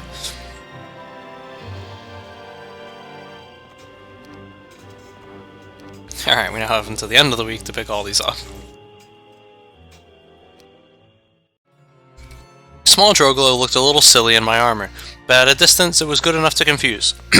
Brelik rode next to him with explicit orders to protect the boy from harm. Finally, I stepped up to the cage holding Prince Niven. Last night, I had to punch the boy a few times in the face to make it look like he's been the prisoner of savages. Niven's right eye was swollen shut and both lips were slit down the middle. "How's the eye?" "Feels like you punched it out the back of my skull," Niven said. He smiled, winced as one of his lips began to bleed again. "Are you sure you want to do this, Prince?" "We could find another way," I said. "There is no other way." I pushed my hand through the narrow bars and shook the boy's hand. "If you were my son, I'd tell you that I am very proud of you," I said. Niven fought back the tears building in his eyes. "Oh, we'll send word as soon as the wise women are safe," Niven said. "We'll be ready. Good luck."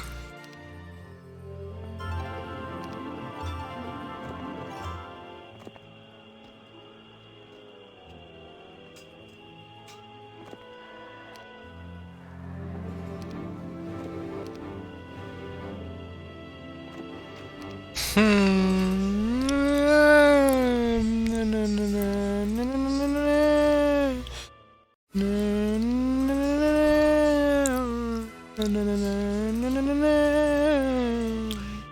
I'm level 23. What were we allowed to get to? 26. Yes. And I've literally cleared the map. Like, there was nothing else for us to do on this map.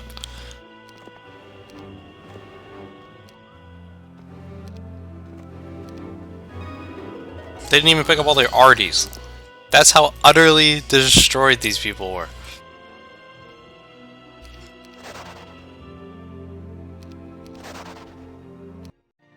The message came pinned to the tail of a serpent fly, written by Niven's flourishing hand because like most Mudlanders, Droglo couldn't read or write.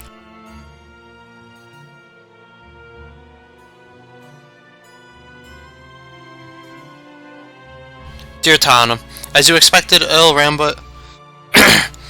Rambut brought only a token force to the trade. I guess moving your army closer to his land scared him, or perhaps Rambut underestimated the determination of the Mudlanders. Still, Rambut tried to betray us. We Arathians have forgotten the honesty and honor that made us great. But we broke the ambush, thanks mostly to Droglo's wyverns. Sadly, I must report that brave Brelic fell to Earl Rambut's blade. No! No! At this sight, I escaped from my cage, picked up a weapon, and put an end to the treacherous noble. You would have been proud of me. For the first time in my life, I enjoyed the dance. Now that the wise women are safe, you are free to attack the late Earl Rambut's forces. Droglo and the others will meet you at the arranged spot, but I will not be with them. I feel I can be of greater help by returning to Arathia to speak with those nobles who are dissatisfied with my father's rule. If I can turn them against my father, then not only will the Mudlanders finally be safe, but Arathia will have a chance to return to its former greatness. I cannot thank you enough for opening my eyes to the pain of the Mudlanders. I only hope that I have the courage to end that pain forever. Your friend, Prince Niven of Arathia. I folded the letter and, as if Niven were right next to me, I said, You have the courage of other Griffin hearts I have known. That's all you will ever need.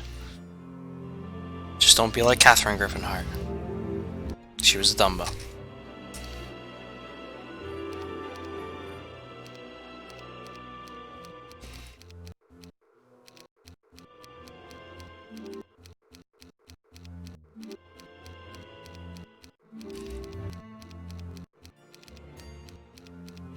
Of course, the story's over because they didn't even try on this one.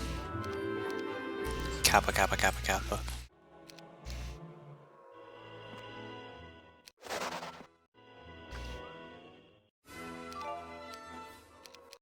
They took the endless sack of gold. What a bunch of losers. Taking the endless sack of gold instead of the armor of the Stannis. 2, 3, 4. Okay, so this is number 6. Oh, we still have 3 more. But they're all small because they didn't try on this campaign. Beyond the borders, Tarna must defeat Mad King Griffinheart's vanguard forces quickly before they receive reinforcements. All heroes will be limited to level 30, but Tarnum and his 2 best captains will transfer to the next scenario. 4,000 gold, yes please. The Mudlanders finally broke past the Arathian borders into the unnamed swamps beyond, but they ran directly into Mad King Griffinheart's advanced forces. Knowing that this was only a small portion of Griffinheart's army, Tarnum searched for a new ally. Replay, gotta get the gold. Clearly. Although we have finally left the Arathian borders, Mad King Griffinheart hasn't given up on us. In fact, he had entered the battle himself. Now, I know why he has been so quiet during all these conflicts. He took his considerable forces and marched them around to block us from freedom. We're outnumbered at least 10 to 1.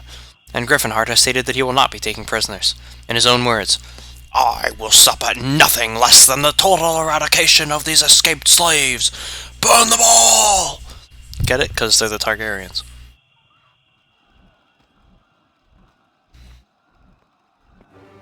Wow, 1 stack, twice. Oh, what? They don't want to join us? What?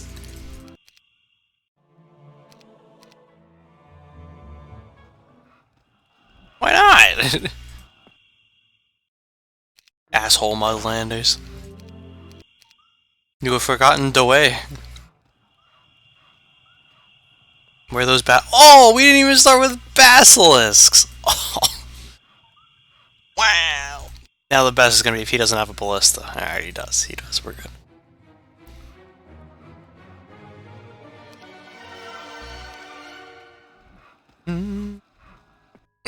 on, that wasn't what I was clicking. Trying to click the wood that was right next to him. Rip. More like rip open your mother's pussy. Oh.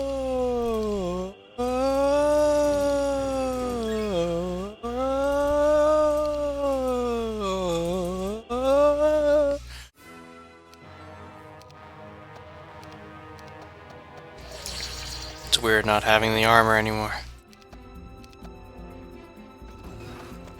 Of the Stannis.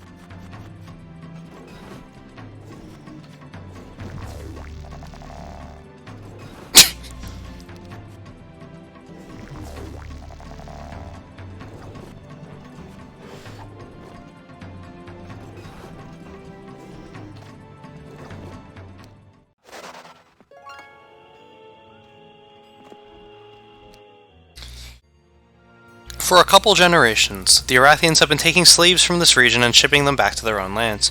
We expected to find assistance once we reached here, but the people of this land want nothing to do with us. In fact, they blame us for bringing the Arathian army to their region, so we're unlikely to receive reinforcements from the natives. They should have just said that from the get-go!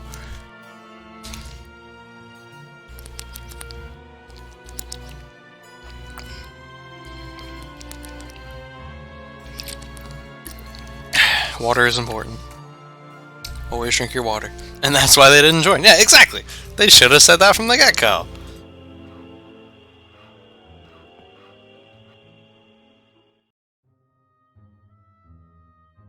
I want to build this. One wood, really. What rebellion? You brought those Arathians with you! Why should we help you? Because if you don't, I'm gonna step on your dick. Boom! Got him! Excuse me. That one was for Pudik if he's still here. He's probably not. Pudik died for our phone calls. What? Why did I...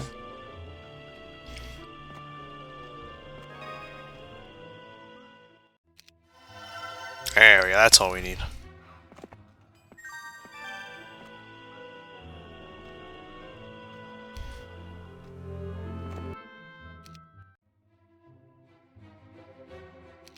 I'm building that. I want this.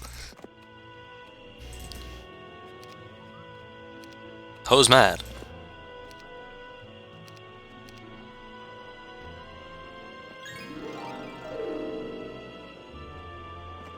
Hey, this is our mill, you crook! Go away!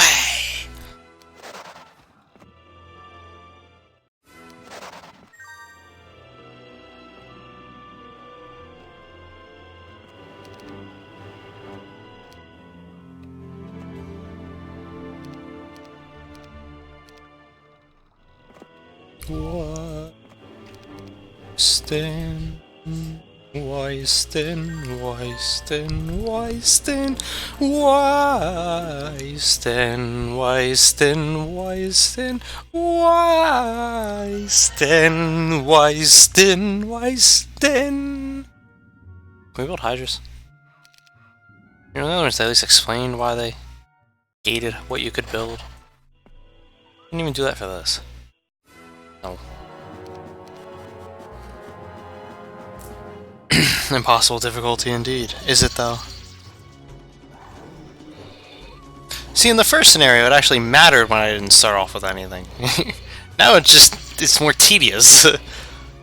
I was having fun running around with just, well, I don't know if I'd say fun, but it was funny running around with just basilisks. Because when do you ever see that? Now I'm just super buffed, like, they're not gonna kill one of the Wiz. 70 points of damage? Come on.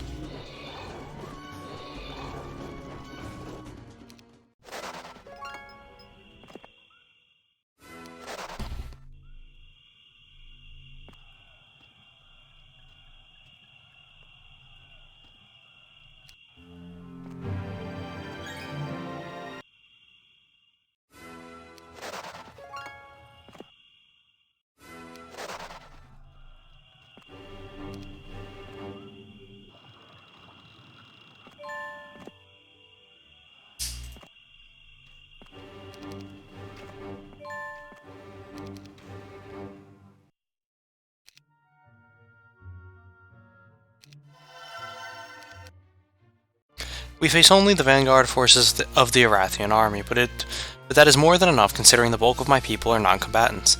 Even though we're outnumbered, I didn't expect an attack so soon. Griffinheart's influence has been felt even though he does not lead these vanguard troops. He must have ordered his troops to attack my camp at night. Only a madman would give such an order when facing creatures native to the swamps. A dozen of my new recruits were killed in the initial attack, but my troops responded quickly, and their eyes were that's the wrong form of there, and their eyes were much more suited to the dark than those of the Arathians. Soon we routed the enemy, killing half their number in the process. Our victory has given my troops some much-needed courage, and has given me an idea. It goes against all my military instincts, but perhaps the darkness of the night can be our greatest ally.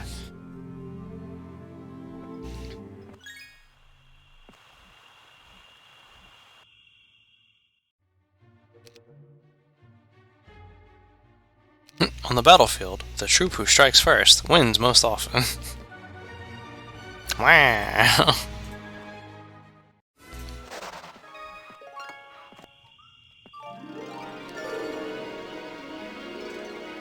Sneak attack.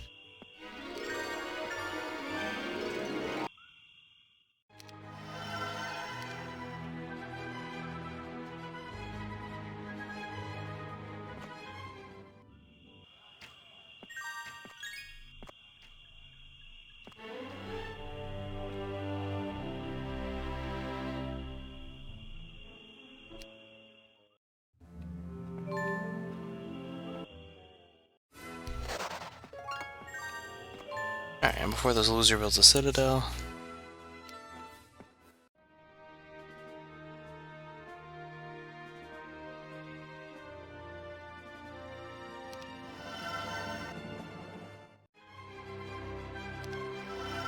Na na na na na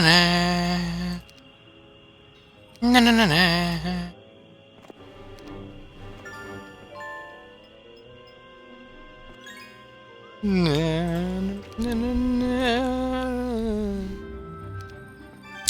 It's the week of the Raven.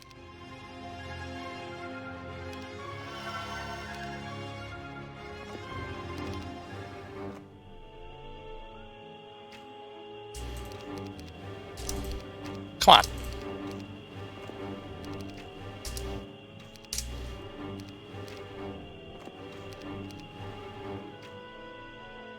Wow, 68 of them.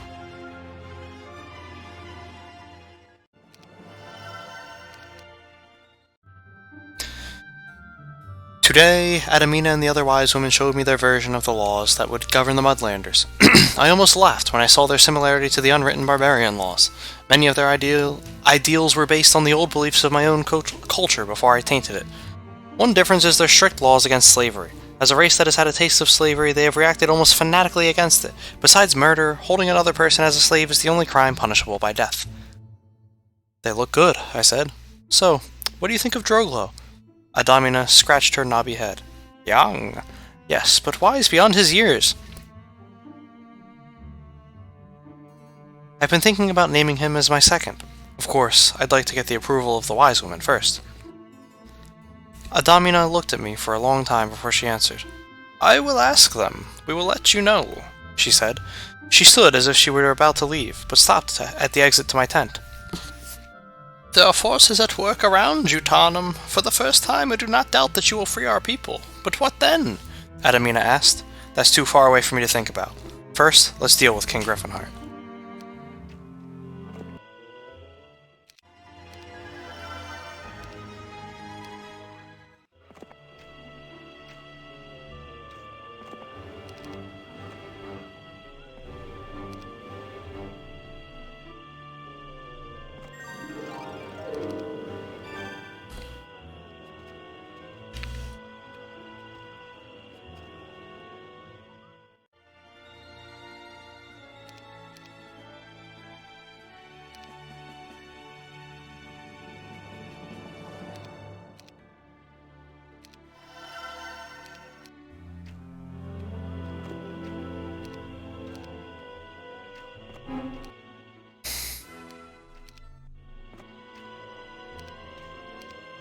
Needless to say, I don't care if I lose some gnolls.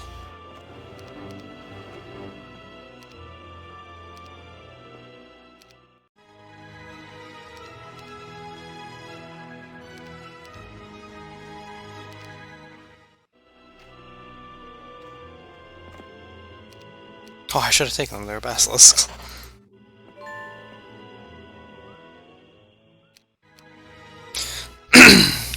I've been receiving word all day from my scouts of their successful nighttime raids on Arathian camps. They manage to steal resources as well as inflict more than 4 times their number in casualties. As long as I keep up these attacks, the Arathians will never feel safe. In time, it will destroy their morale. If it comes to that, Griffinheart will lose.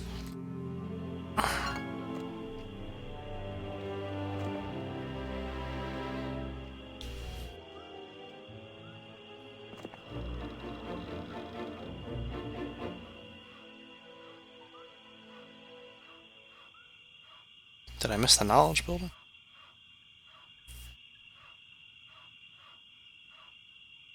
No, there just isn't one.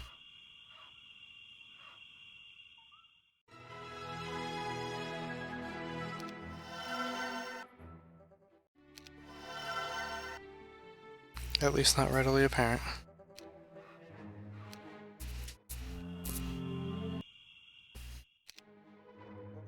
So that's their last town, over wherever it is. The corner, I guess.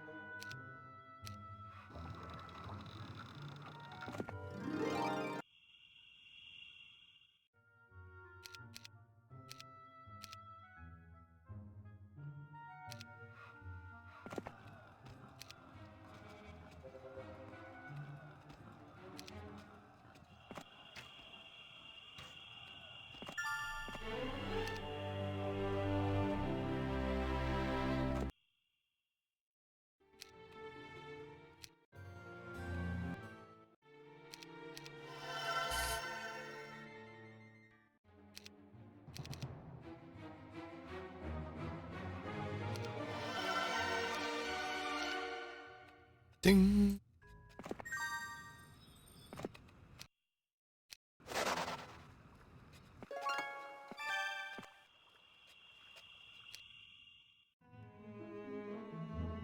One of my lizardman scouts intercepted a message to the commander of the Vanguard forces today. King Griffinheart has ordered them to hold their ground for 2 more months. After that, Griffinheart will march his entire force against us. So is there a time limit here? No, it just says don't lose the hero.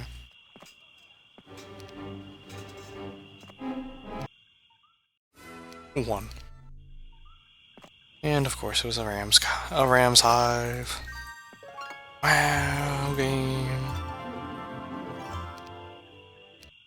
Okay, there's that boost.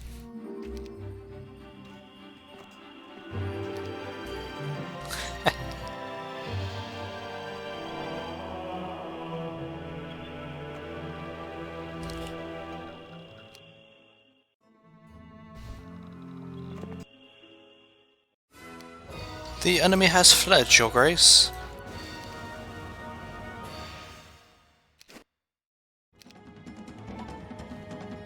Zap.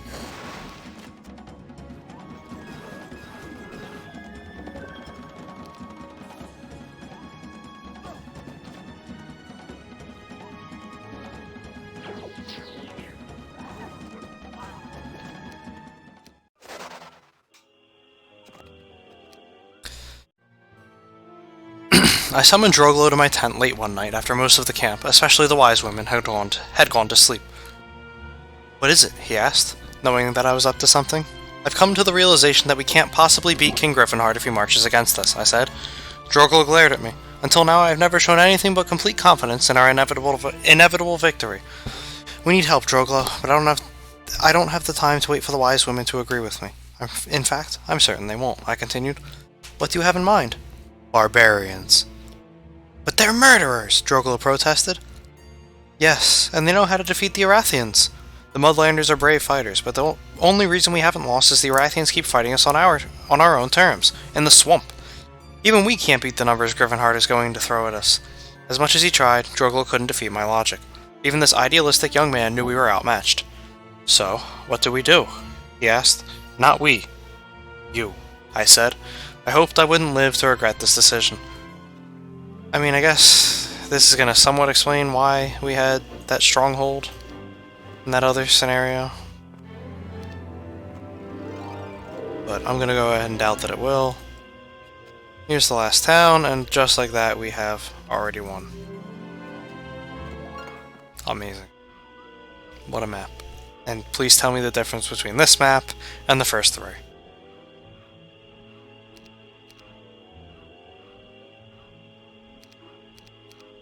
And once again, taking my time, we still finish this very quickly.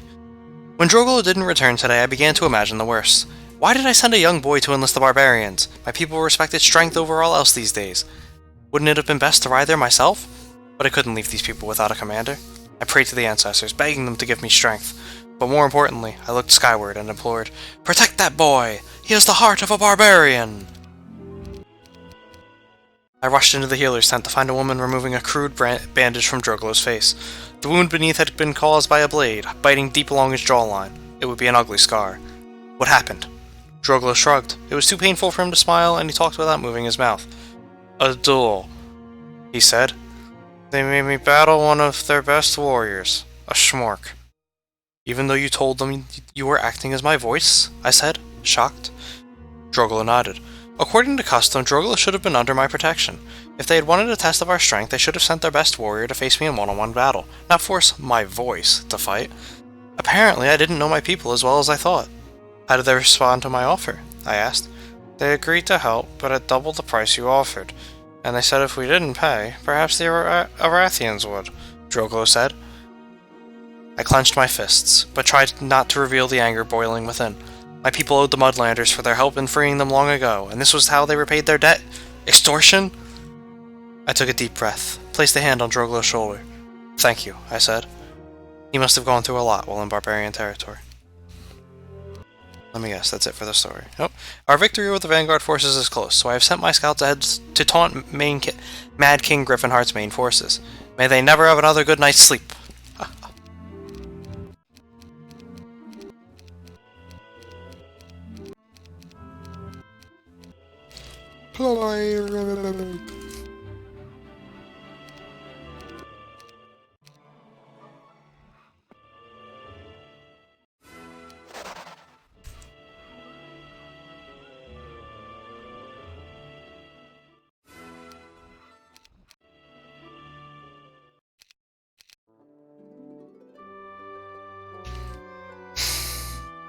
The first one took you a bit longer. I mean, meh. The story. I mean, we've got to read the story as sparse as it is. Here we go. Last two. Naming a nation. Joining with the barbarians, Tarnum must strike against Mad King Griffinheart's forces before they get too strong. Tarnum and his two best captains will transfer to the next scenario, but will be limited to level 35. Tarnum had thought it would feel good to command barbarians once again, but the experience was tainted by the mercenary attitude of his own people. The barbarians no longer lifted a sword for honor, but only for gold or the pleasure of the kill. Not trusting anyone else to know how to handle the barbarian mercenaries who came to help us, I took command of them myself. Meanwhile, my two captains should be able to lead the Mudlanders until our two forces can join up again. Well, that's not happening. As part of my agreement with the barbarians, I have to pay them 1,000 gold every week. The wise women, who are already upset with me for making this deal without their consent, feel it's a waste of money, but I know these barbarians are capable of turning the tide of battle. So, today we begin our campaign against King Griffinheart himself. It feels good to take the battle to our enemy instead of running all the time.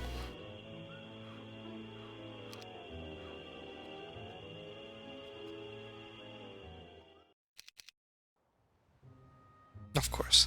It's just the War Machine's factory is over here. 01013. A true Mudlander.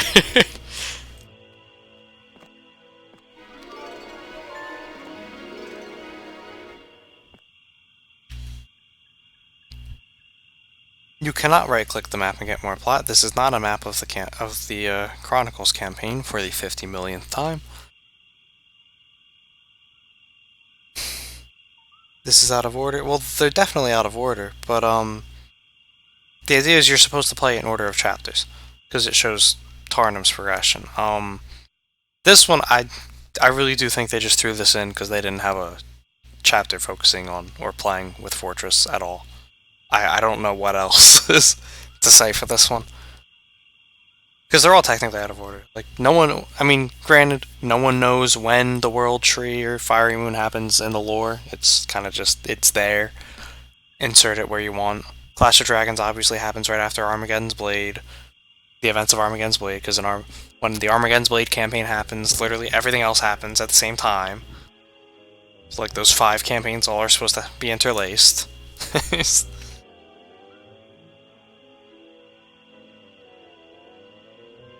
And then the other 3 happen well before any other events.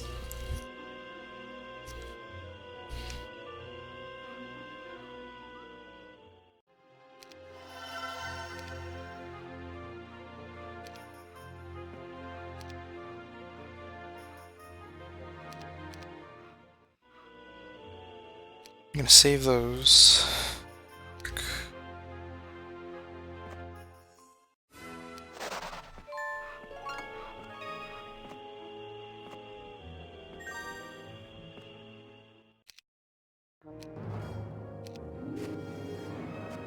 We're gonna build up the barbarian town towards the ballista dwelling. That's my plan.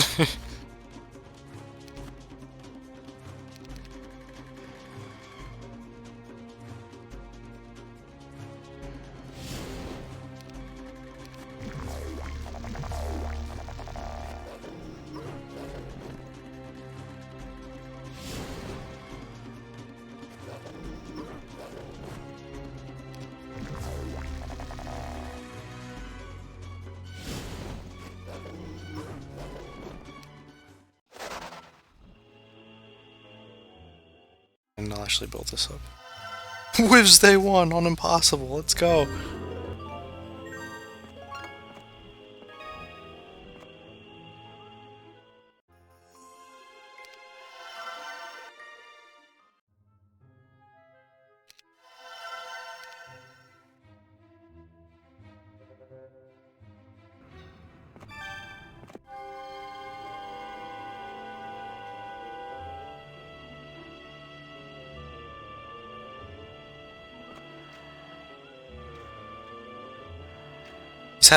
Those happened before Krulad was formed, wasn't it called Wastelands in those?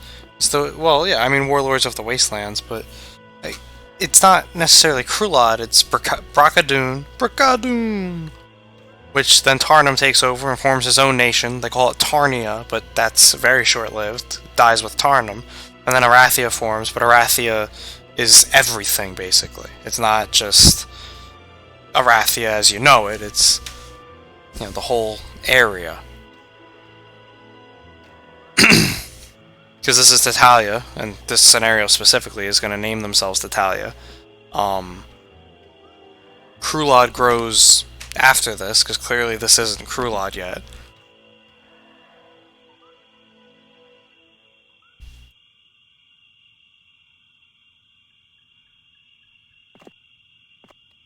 And so on and so forth. Excuse me.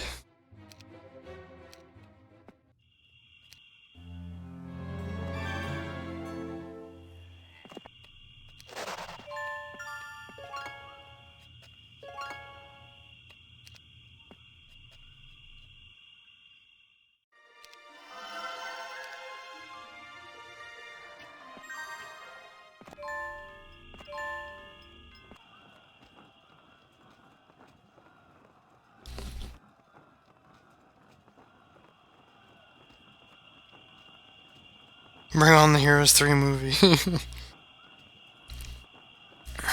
Yeah, but that wouldn't even tell you the whole story. The cutscenes don't tell the story in Heroes 3. Or in any Heroes game, really. It's the in-game, the in-scenario cutscenes that do.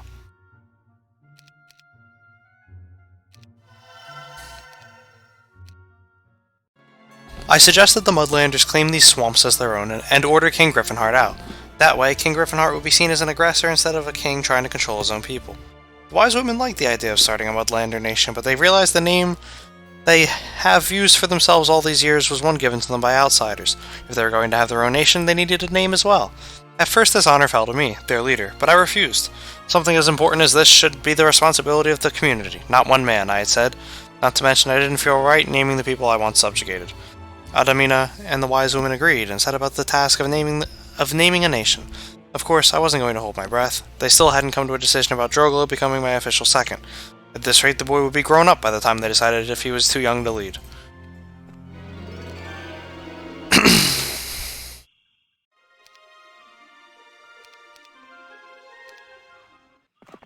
And we're off.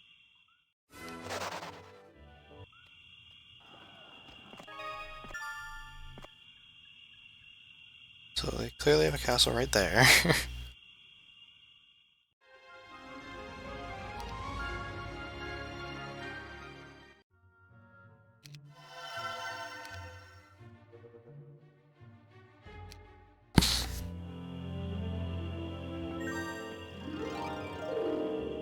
Let's go pay it a little visit.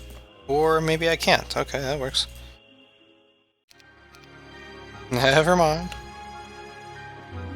A throng of gnolls jumps from cover. Their leader, a fat gnoll with a cracked wooden crown, remains behind, shouting orders to his troops. Are you interested in fighting the Gnoll King? I am the Gnoll King!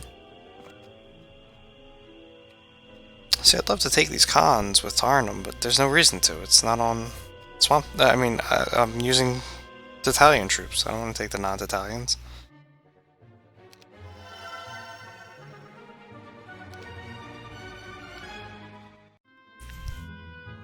Do have to take them that way, though.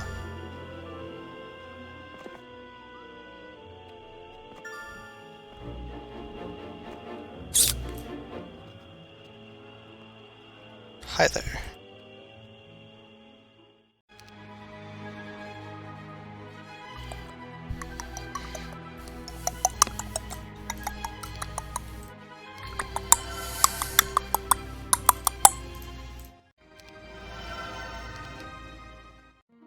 Oh, she let him live. What a bay. You can tell by the look in their beady eyes that these ogres are more interested in smashing in your brains than joining a noble cause. Works for me. We getting some whiffs.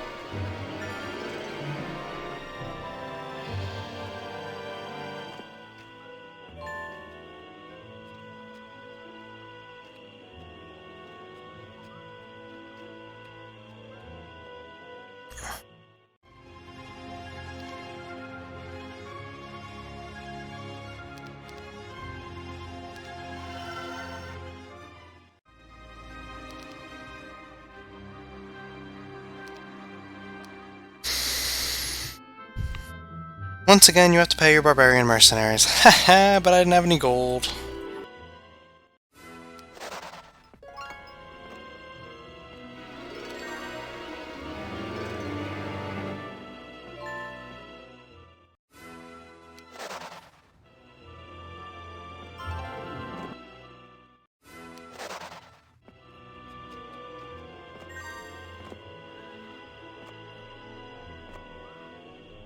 No!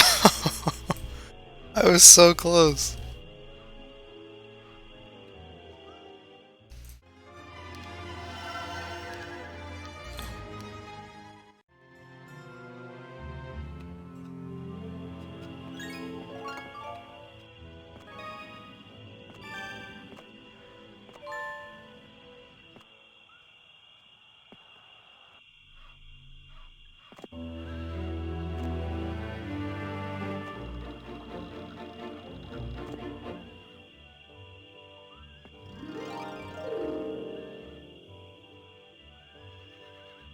Do they only have this one town? No. Oh, hi there, Bingham. Holy fuck.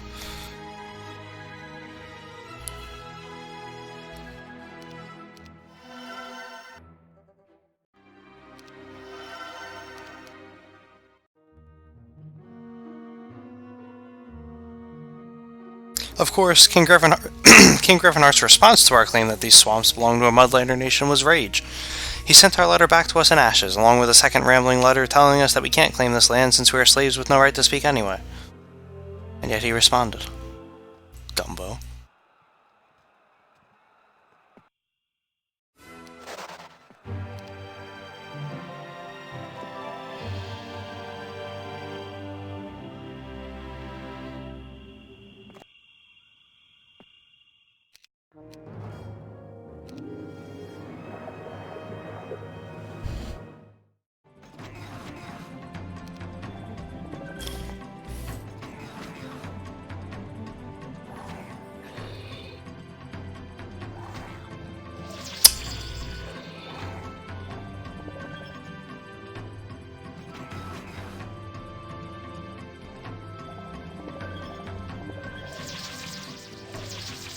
Jesus.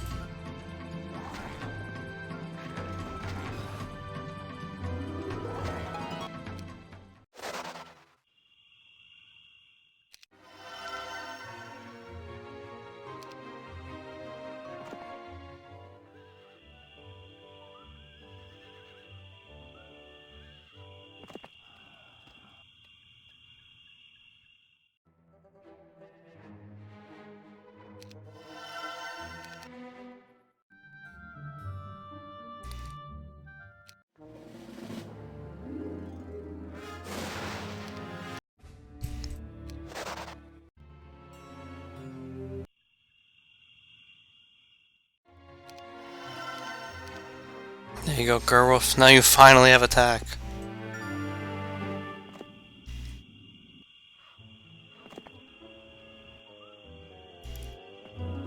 The trolls must have considered this magical shield an important possession because they left some guards standing over it. Do you fight the guards for the targ of the rampaging ogre? Of course.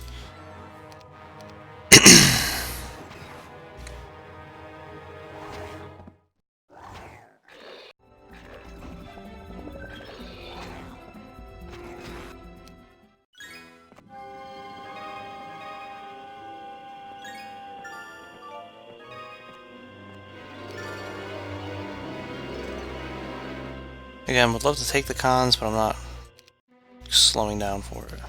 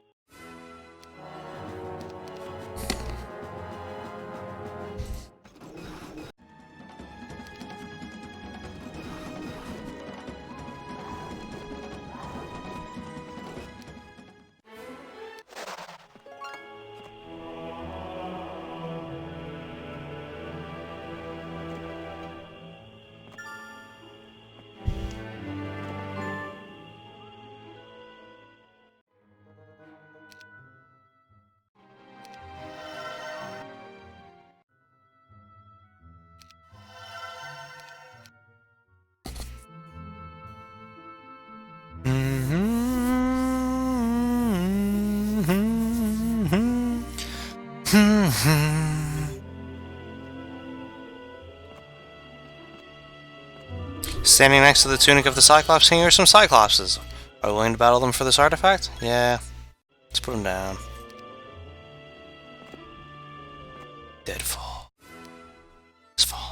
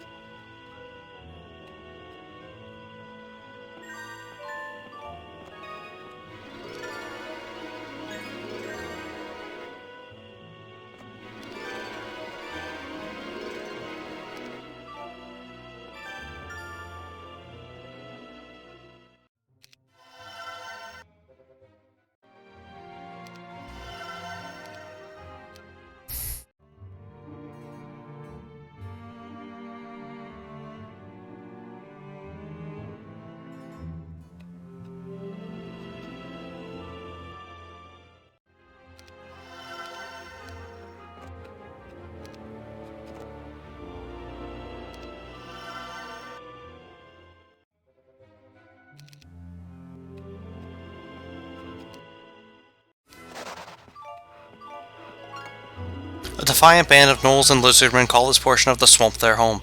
Not only do they have large stores of resources, but you notice their leader carries the greater gnoll's flail. Do you want to fight him? Of course I do. Give me that artifact.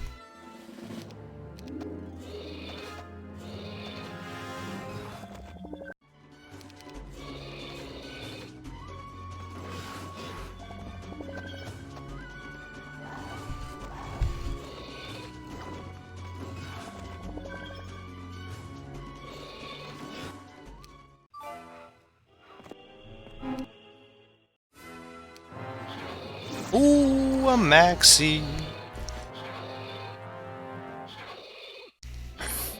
Oh.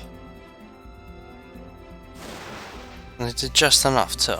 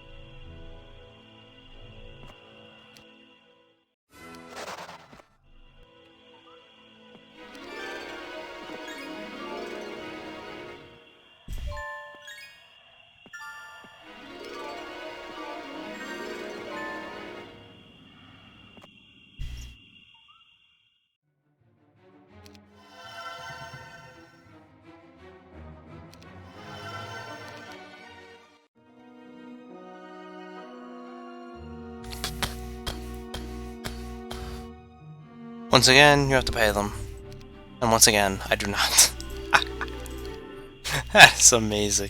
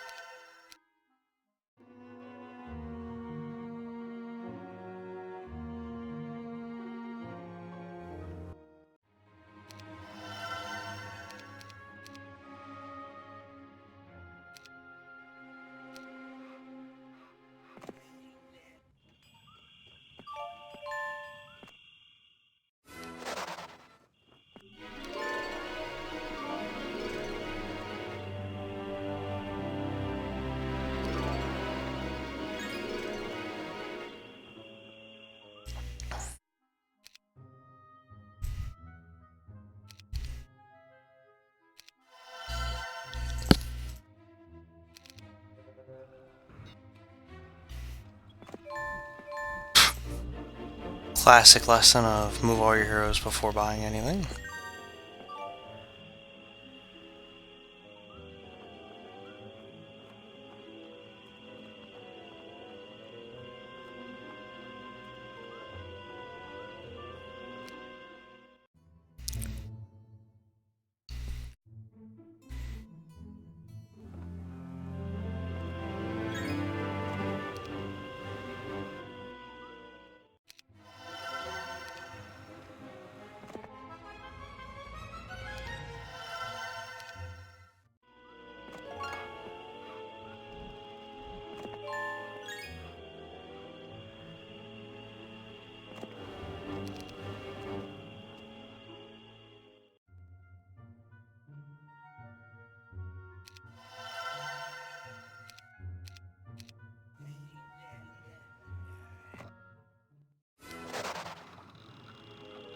Very good yogurt, very good. That'll do.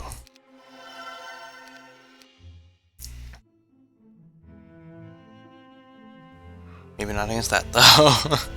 Oh no, it'll do against that too.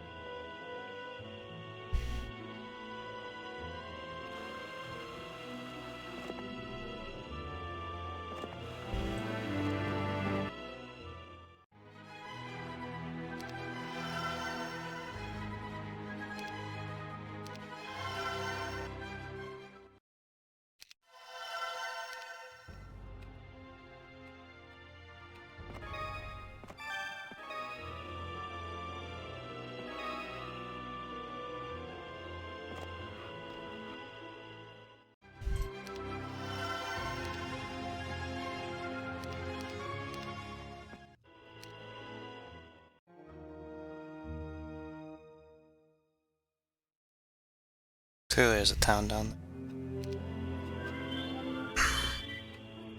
2 towns. Oof.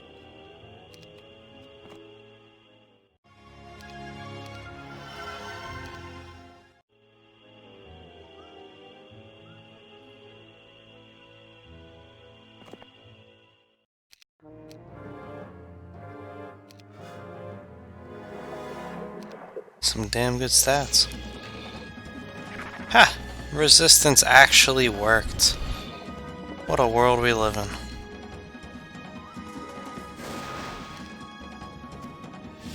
Yep, didn't that time though.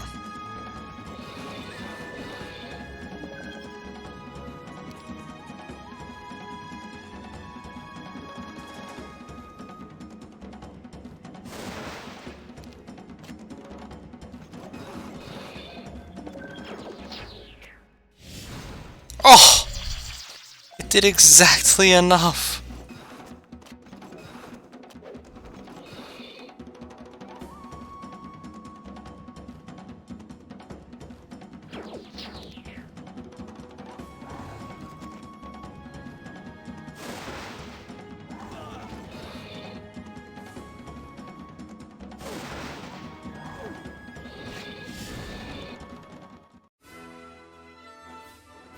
No, I refuse.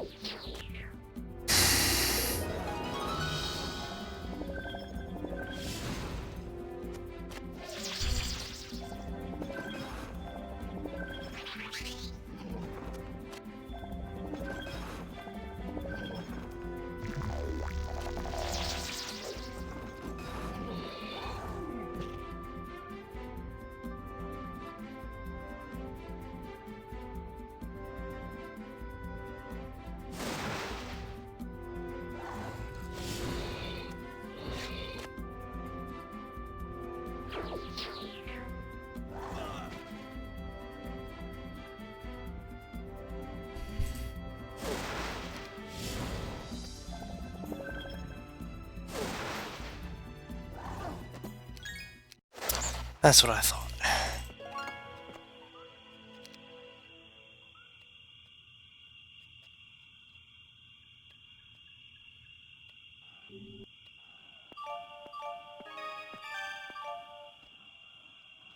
Good old teapot hat.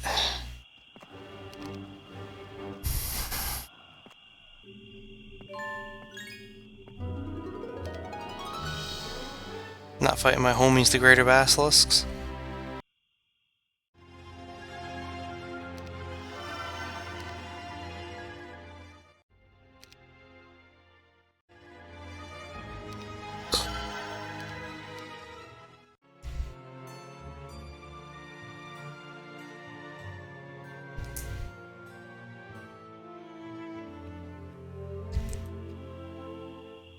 Oh.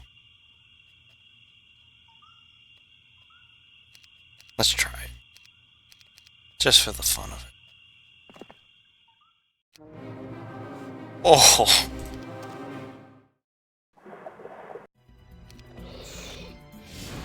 Jesus! Nope. Can't say I didn't try.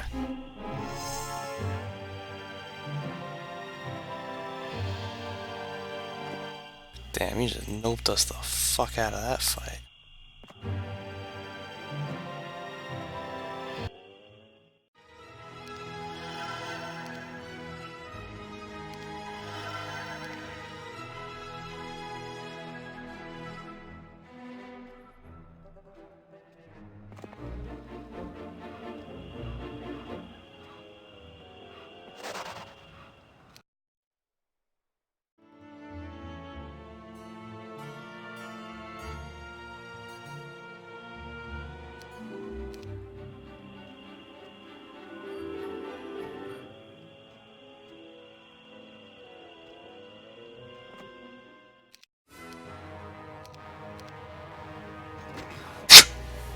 what you get for coming forward.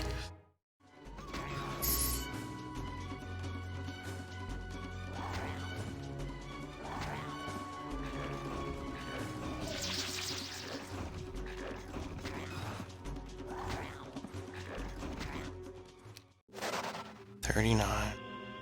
$39.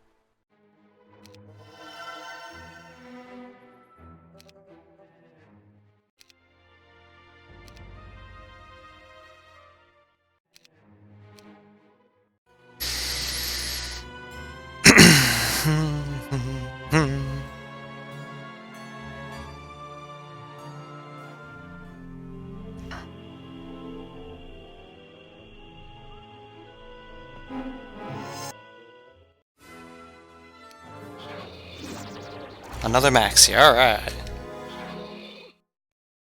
Okay, Novaya.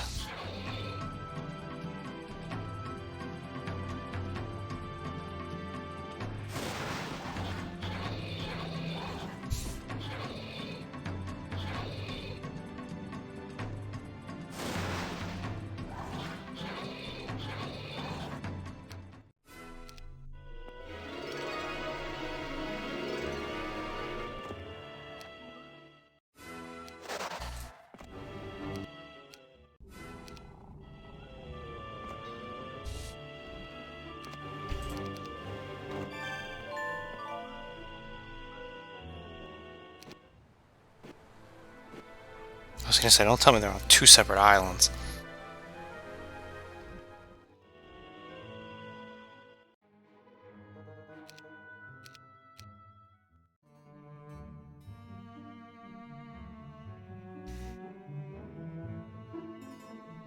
In an elaborate ceremony today, Adamina and the other wise women announced the name of our new nation.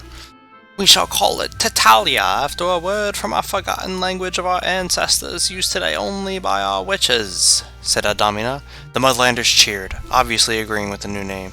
I looked around at these people, at how close they had become over the last months. Except for the scars on their bodies, there was no indication that they had been slaves a short time ago. When the ceremony was over, I pulled Adamina aside and asked her what Tatalia meant. Community, she said. You gave me the idea, actually, when you told me this was a task for all of our people, not just one. Oh, well, I'm glad to be of help, I said. Community. It was a fitting name for research. Oh, I said it, I said it, I said it, yes, I did.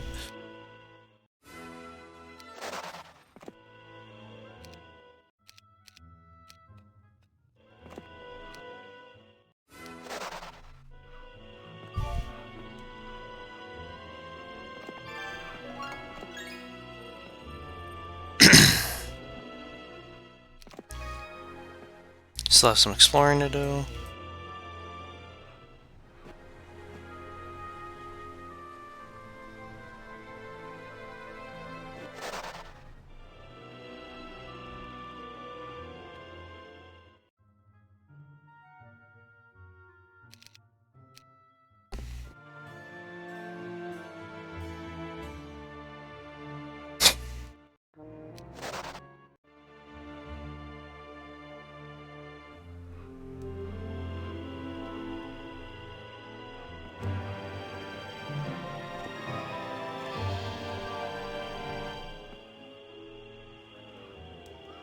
And by exploring, I obviously mean army and stat boosts to pick up.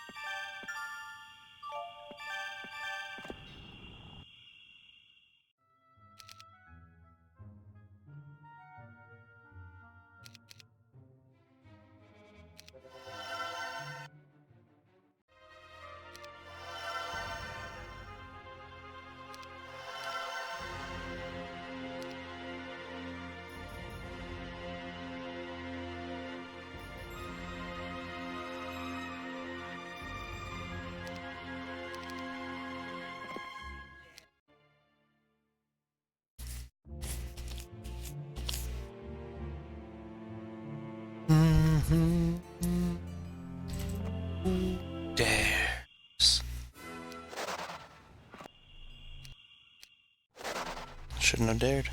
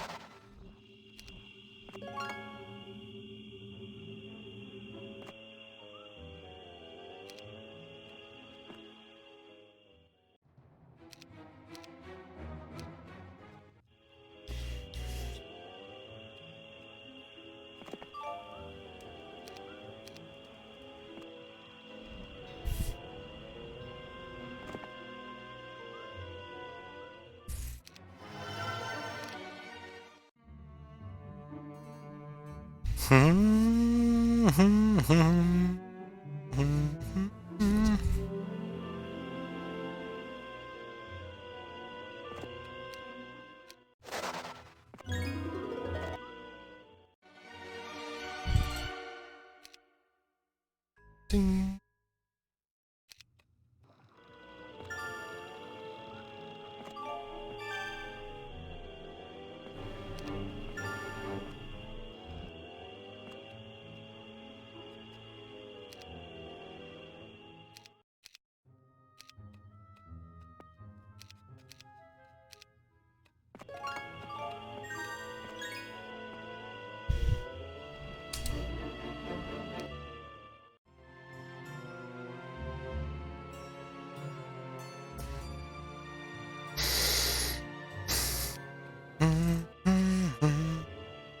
Oh, I left the army. Whoops.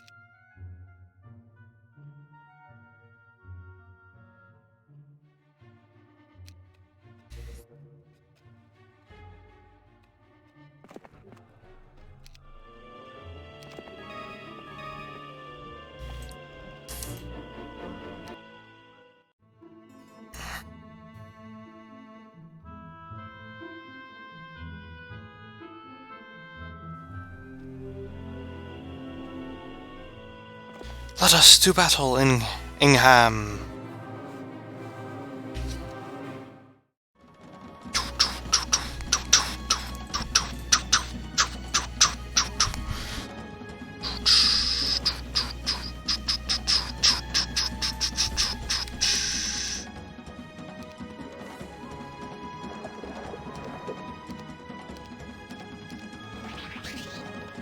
Kappa.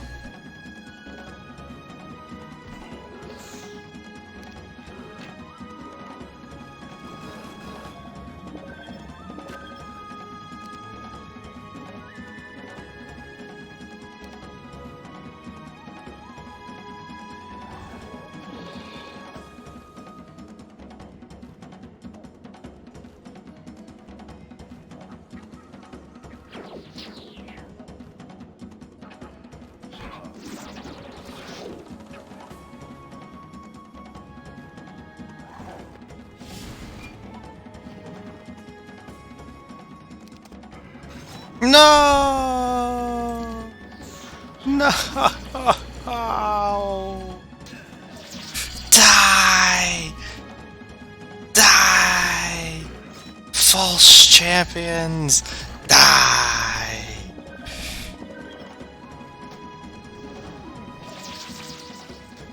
That's what they get.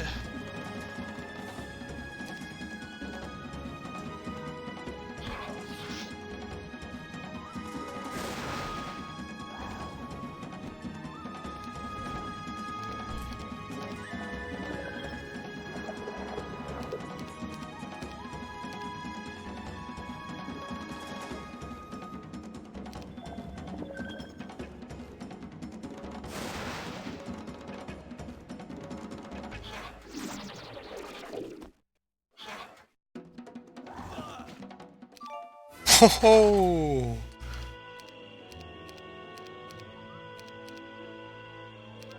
Ah, no celestial necklace of bliss. Lame.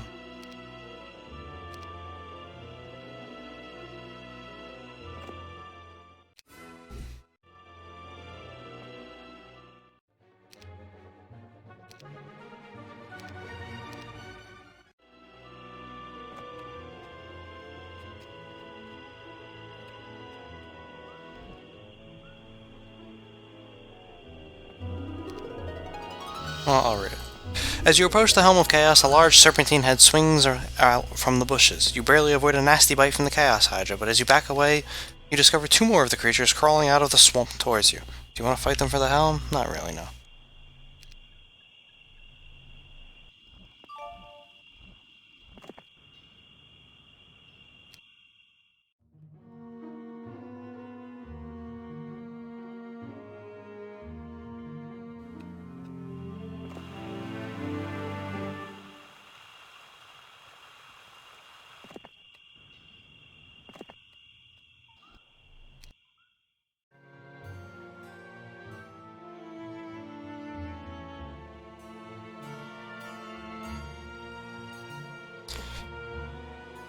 For once, I received good news. A tired Arathian messenger entered camp today with a letter from Prince Niven.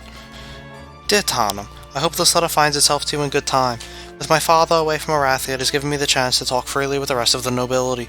They all agree that my father has dragged our once proud nation into dishonor.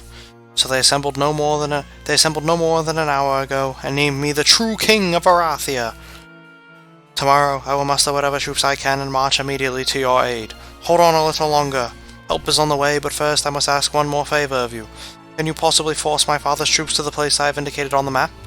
I'm sure you will notice the strategic benefit of the location, plus it will place my father's troops in a location from which he cannot flee.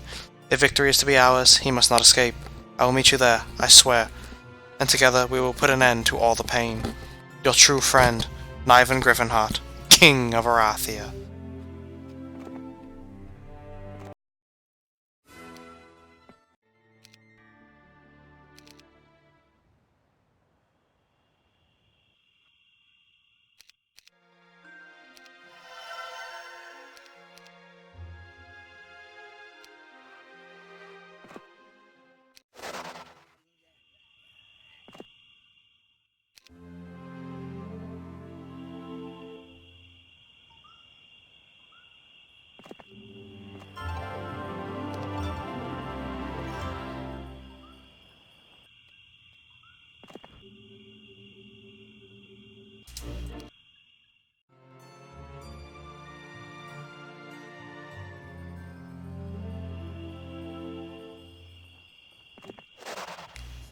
They're taking to the seas. Oh, Jesus. There were a lot of army there.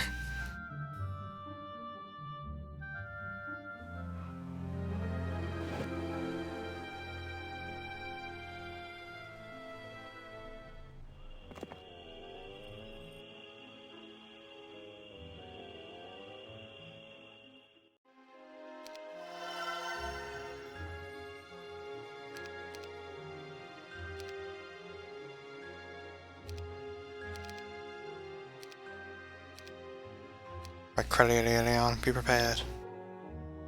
Or you must put them down.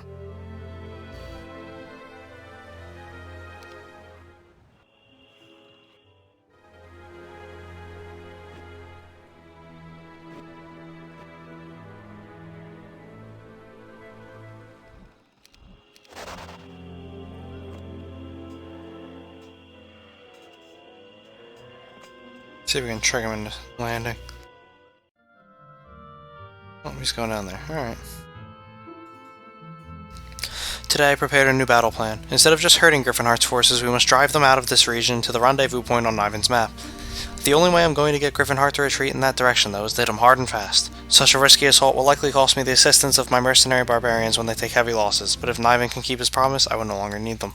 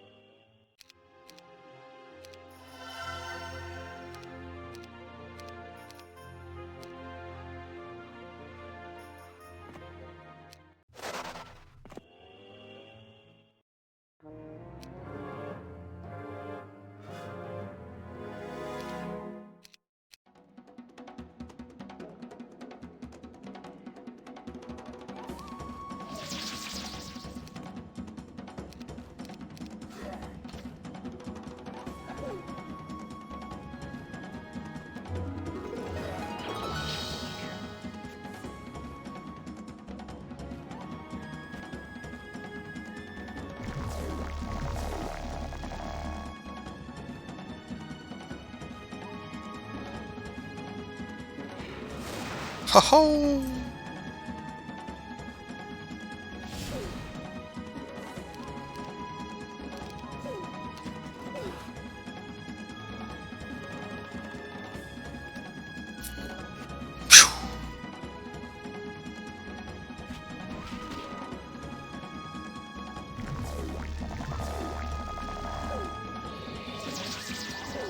Not totally unexpected.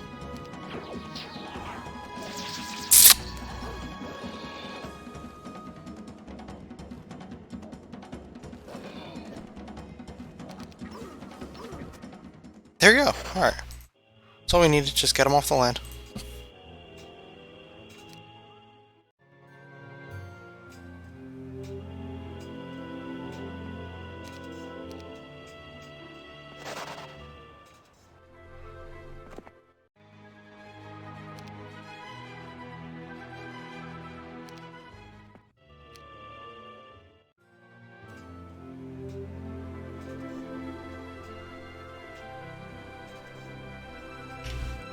The stats are so one-sided. A little surprised to see auto combat lose that. Yeah, I mean, I'm not sure how it did.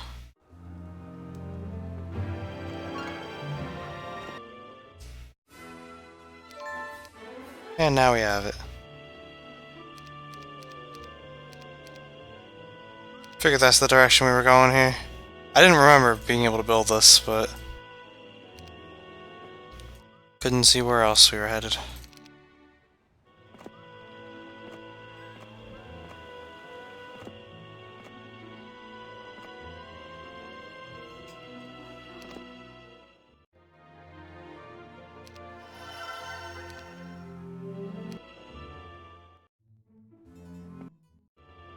$59.59. Jesus.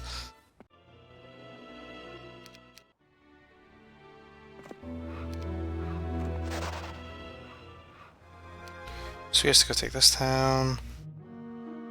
Which is fine, because we need story anyway. I got a chance to sit down with Droglo today and discuss our future battle plans. If Droglo has a fault, it is his lack of tactical sense. With some training he will learn, but I fear that Droglo will always think he's in command of a skirmish unit meant for small ambushes, not columns of soldiers designed for massive combat. How would you like to ride ahead and meet up with Niven? I asked Droglo. Sure, he said, excited to see his friend again. I can handle things here, but I want you to make some of these preparations for me before I arrive. I will, but are you sure the wise women are going to let me go? Why wouldn't they? He said. Because they just named me your second in command, didn't you hear? Droglo said. No. I try not to get too upset. Ever since I asked the barbarians to join us without consulting them first, they have purposefully kept me in the dark. It was petty, sure, but someday soon I wouldn't be here to lead these people anymore, so I wasn't too upset.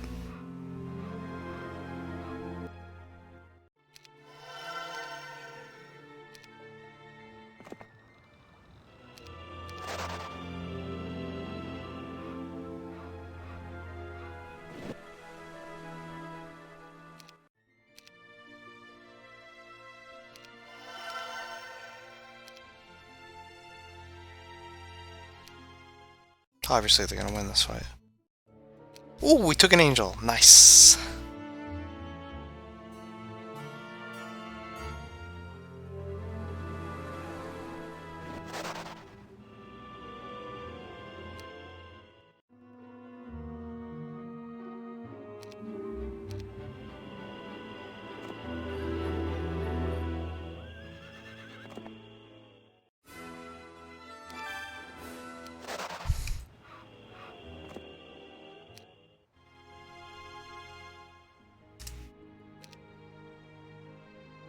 No. The whole point is I'm not using fast units. Scorched Earth, let him take it, and now we kill him.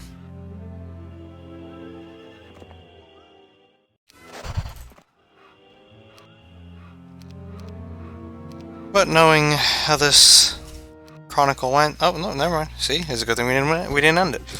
My scouts reported today that Mad King Griffenheart has already started withdrawing some of his troops toward the region where I'm supposed to meet Prince Niven. So far, so good.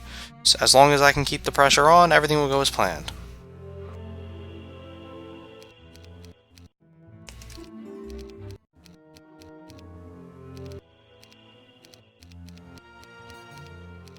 Hobgoblin population doubles.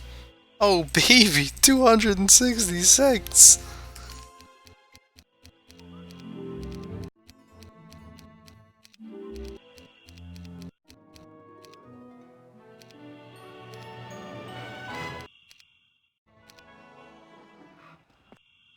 And of course we won.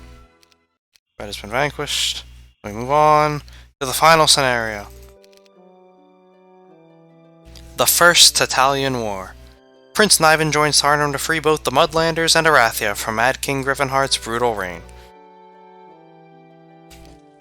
Arathia had crowned Niven the new king of Arathia, leaving King Griffenheart without any support. The Mad King would be at his most dangerous now that he had nothing to lose. Of course, it's the wrong picture, but it was supposed to be Stannis. I met briefly with Niven when I arrived in this region. He had grown a moustache since I last saw him, probably an attempt to make himself appear a little older. He was, after all, a young king. Droglo rode next to him, still dressed in his mud-stained leather tunic. A few smudges of dirt and the angry pink scar on his jaw marred his otherwise perfect face. Droglo couldn't grow a mustache if he spent the next 3 years trying. He would always look young when standing next to his friend. Well, I guess I should call you king now, I said, taking Niven's hand. It's only a title, Tarnum, Niven said. As much as we wanted to continue joking to keep this pleasant moment alive, we had serious work ahead of us. Your father's armies are in the south. Unfortunately, we took heavy losses driving him there and need to rebuild our forces. I said. Niven nodded his understanding. I've taken some losses of my own. When we first arrived, we suffered heavy losses to ambushes from the natives of these swamps. I tried to reason with them, but they would not believe we were allies until Droglo convinced them to stop their attacks. Niven stated. So, we're both having trouble.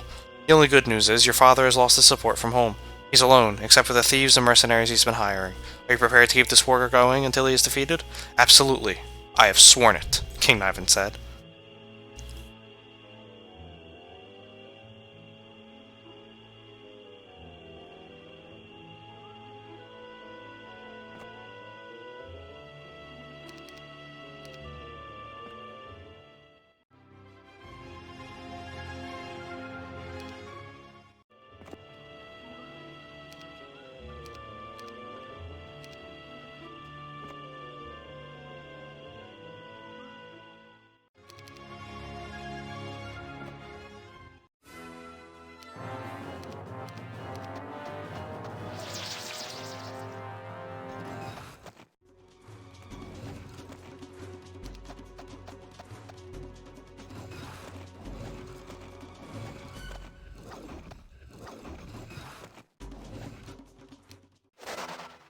And got ballistics. Nice, he didn't.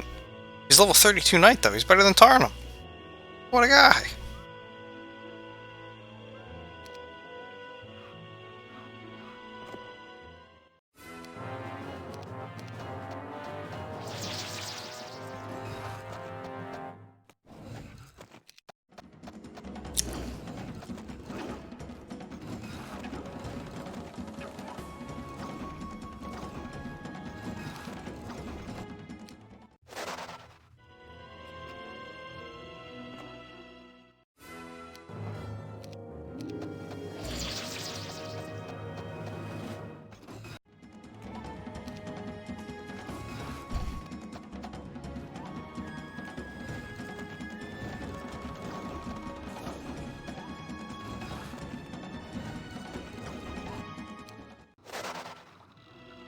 As you can see, though, numbers don't mean everything.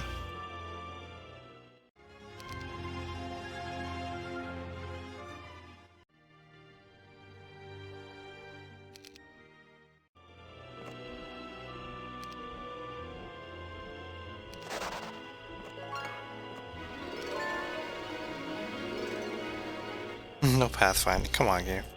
It's like the one thing we would have needed. Enjoy the Fortress theme for a second, I'll be right back.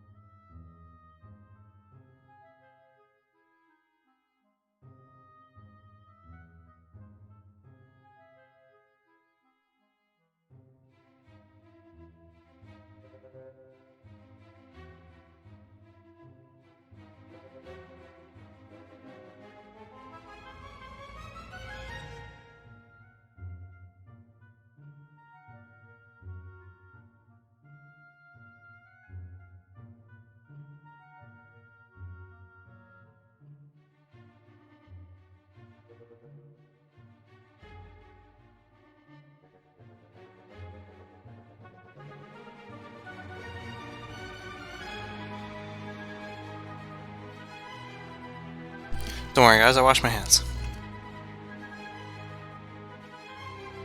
Must have stopped at some universities and learning stones on the way.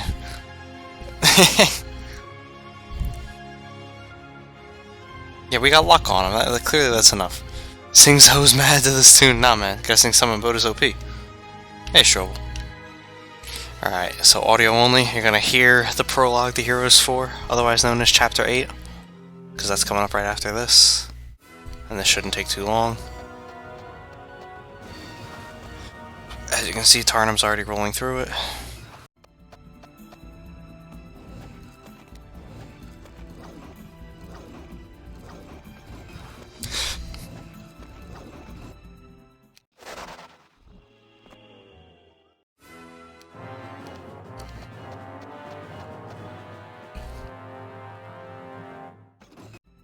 Yeah, I figured you guys would appreciate being able to listen to the Fortress theme. For once. When I went AFK.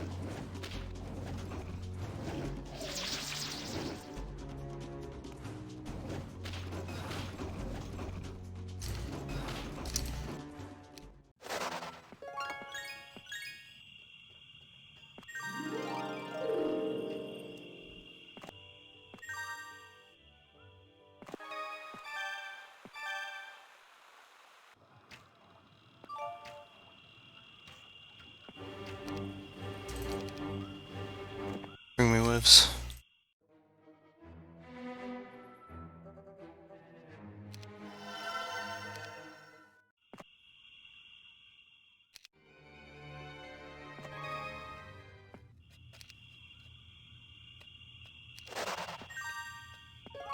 Considering they both joined, I'm gonna go out on a limb here and say they were supposed to.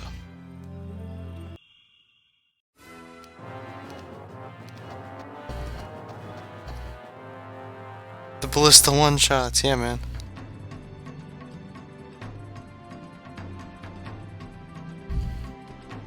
Shadow of Death. I don't find them in the menu. Well, you have to, you're gonna have to look it up, Eviota. I don't know exactly how I did it. I did this like a year ago. Everyone's been finding it on a simple Google search, so just look up Heroes Chronicles HD mod or whatever. Because it's not as simple as just going to custom campaigns. Like, you had to do something with the maps. Or put the maps somewhere. To get the game to recognize them. The Winds of War intro cinematic is pure gold. Dude, it really is. It really is. No, Niven is Christian. Or Stannis. But, of course, for like the millionth time, because I don't know which picture corresponds to what, they're all included here.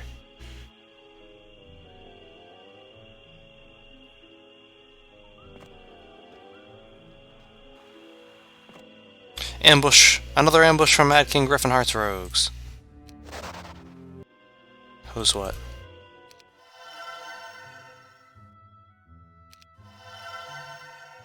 Griffinheart be who's mad.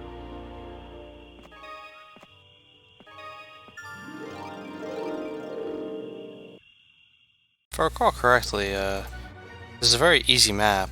The one castle they have, the guy's barricaded inside of.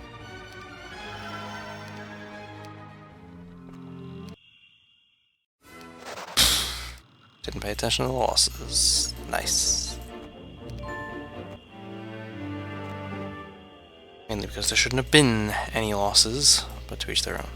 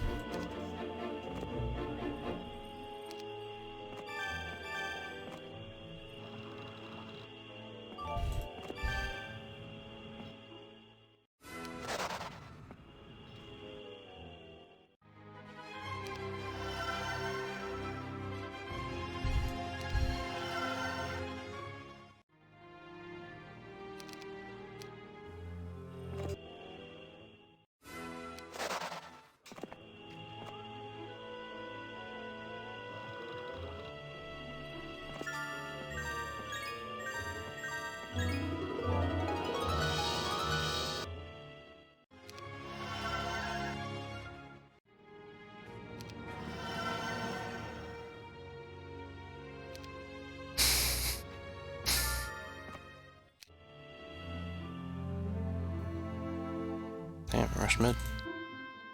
So we can play that.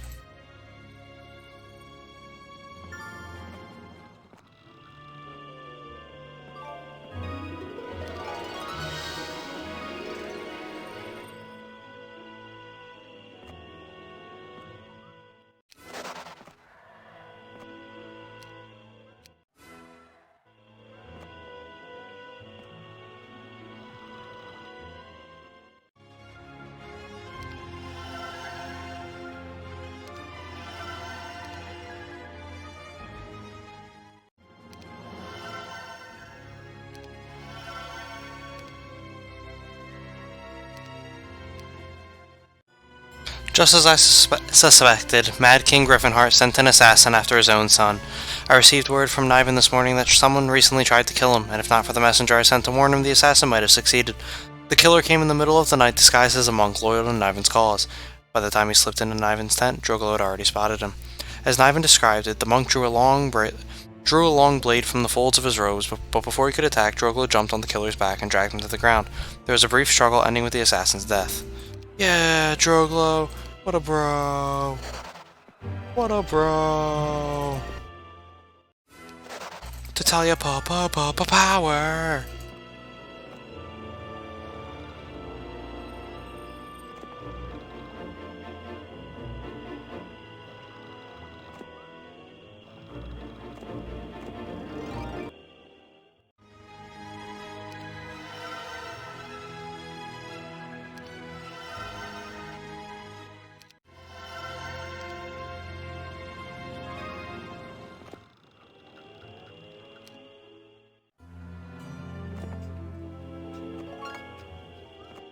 Whistledale.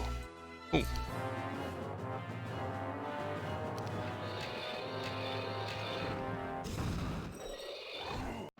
Ha!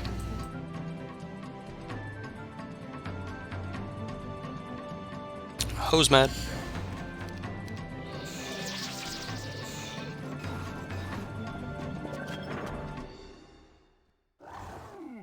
Morale.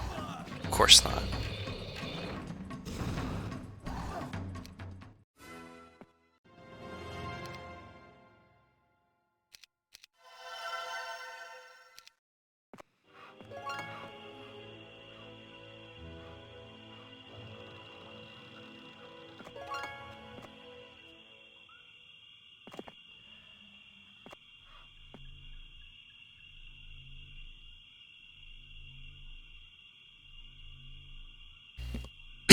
which Chronicles is Chapter 7. It's the end of Chapter 7, too. Starting Chapter 8 right after it's done.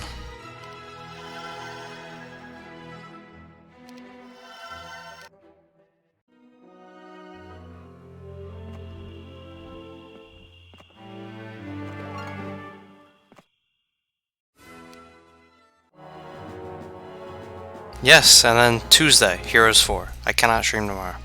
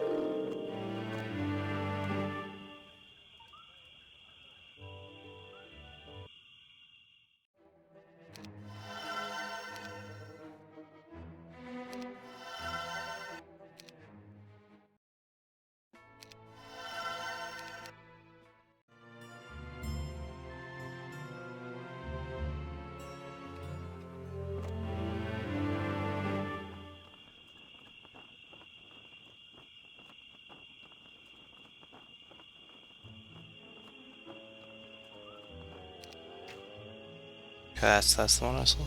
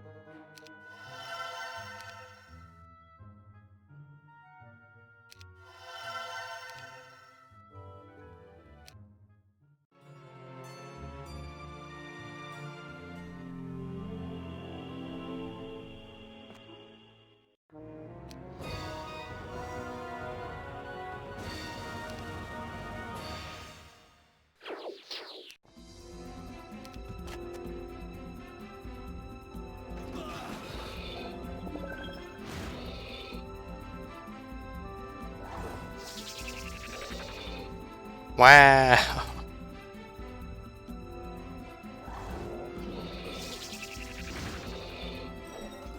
Can't be writhing in pain that hard. This got 1 HP.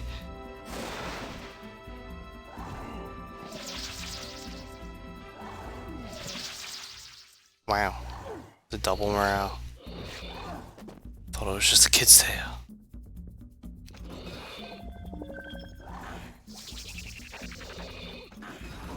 I thought it was the Bliss this turn.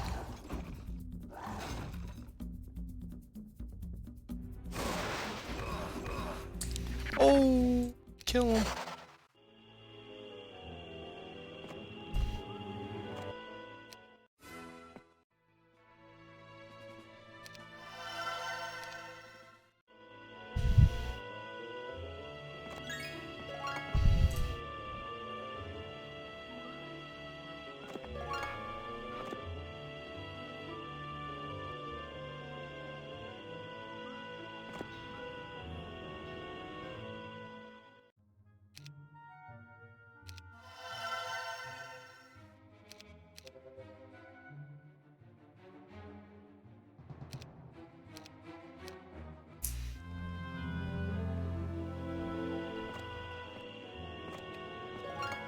There he is, Griffin Heart.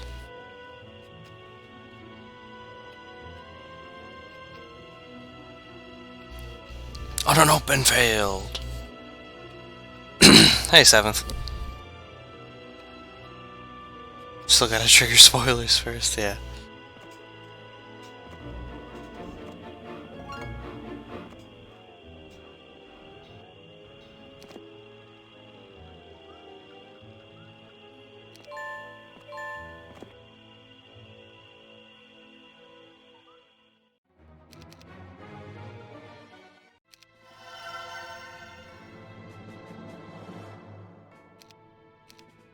Shouldn't have built that. I'm not going to use it.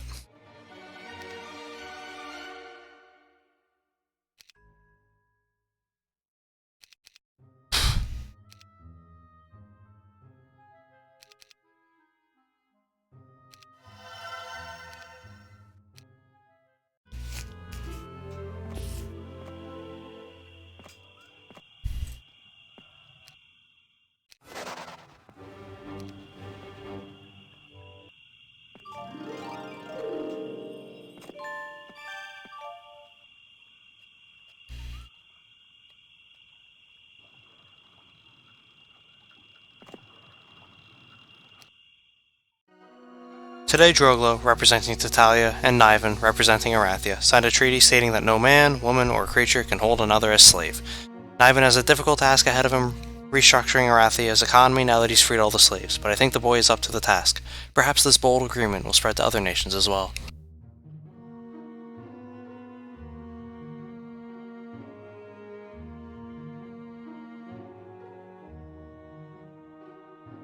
And so it was that Tarnum became Abraham Lincoln.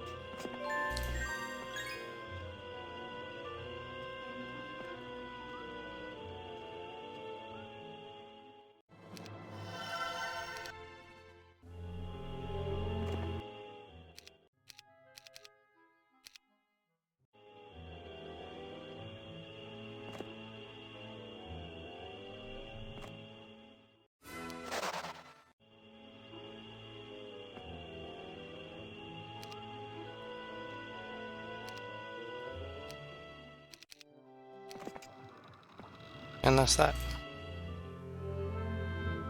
For all intents and purposes.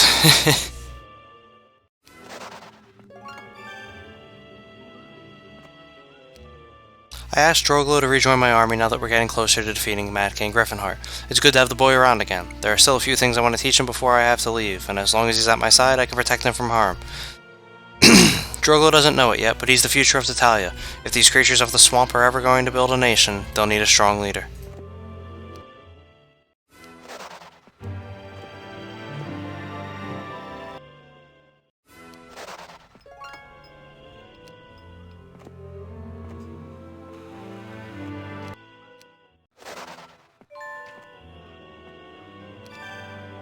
Gee, I wonder what's right here. Wow, shocking.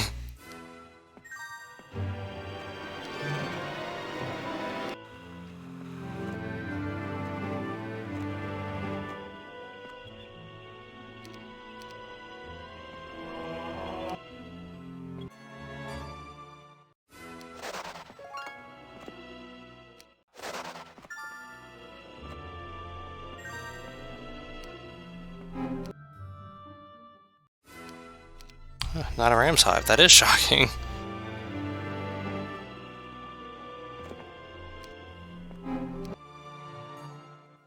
Oh, a maxi!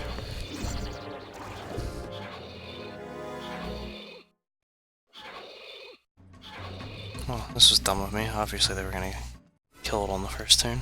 But, whatevs, it's not like it's almost 1 in the morning already. Oh my god.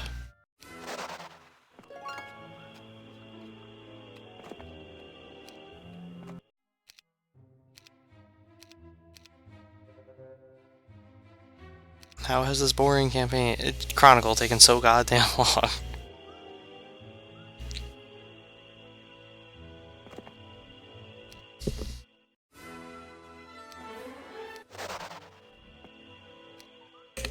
A fire set by Griffinheart's rogues spread through most of the camp last night. Thankfully, no one was killed. There were, however, numerous injuries, and several of our supply wagons burned up as well.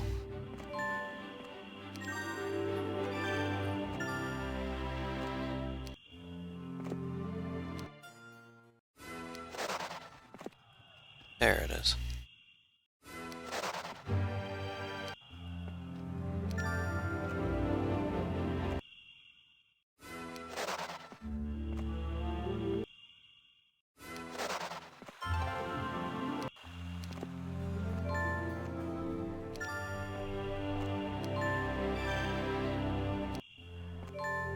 Nice area. The little leprechaun dances gleefully around a magic sack. Seeing you approach, he stops in mid-stride. The little man screams and stamps his foot, ferociously, vanishing into thin air. Remembering the old leprechaun saying, "Finders keepers," you grab the sack and leave.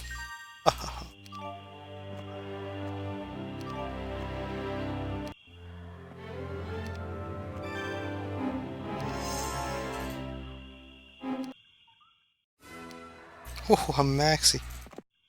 Alright, we're gonna eat the turn loss here and go for it. I wonder how long this would take without Bullistanus and his friends Benny and Bullistarnum. I mean, it would just require me to take the fights myself and use spells, or lose some more troops. Griffinheart has been using our own tactics against us, ambushing our column as we marched through the swamp. Today, they came close to killing me. A crossbow bolt hit me in the shoulder before we even knew we were under attack. A few inches lower and it would have pierced my heart. Droglo saw me slump in the saddle and shouted, "Ambush!" And then he charged the ambushers. That was the only way to break an ambush. Charge at them. Charge directly at them. After the initial shock, I snapped off the shaft of the arrow in case the head was barbed and chased after Droglo to make sure the boy didn't get into trouble. I came to the spot where most of the rogues had been killed, but there was no sign of Droglo. To one of the gnolls I demanded, "Where is Droglo?" He went running off after one of them who escaped. He was plenty mad, the gnoll said. I raced off after the foolish boy. What did he think he was doing? What if he ran right into another trap? Droglo should know better. But there was no trap. I found Droglo standing over the body of the leader of the bandits. He didn't seem to notice my approach. Instead, he just stared off into a nearby mound of vegetation. I drew my sword in case Droglo spotted another enemy, but when I realized what the boy was looking at, I nearly dropped it.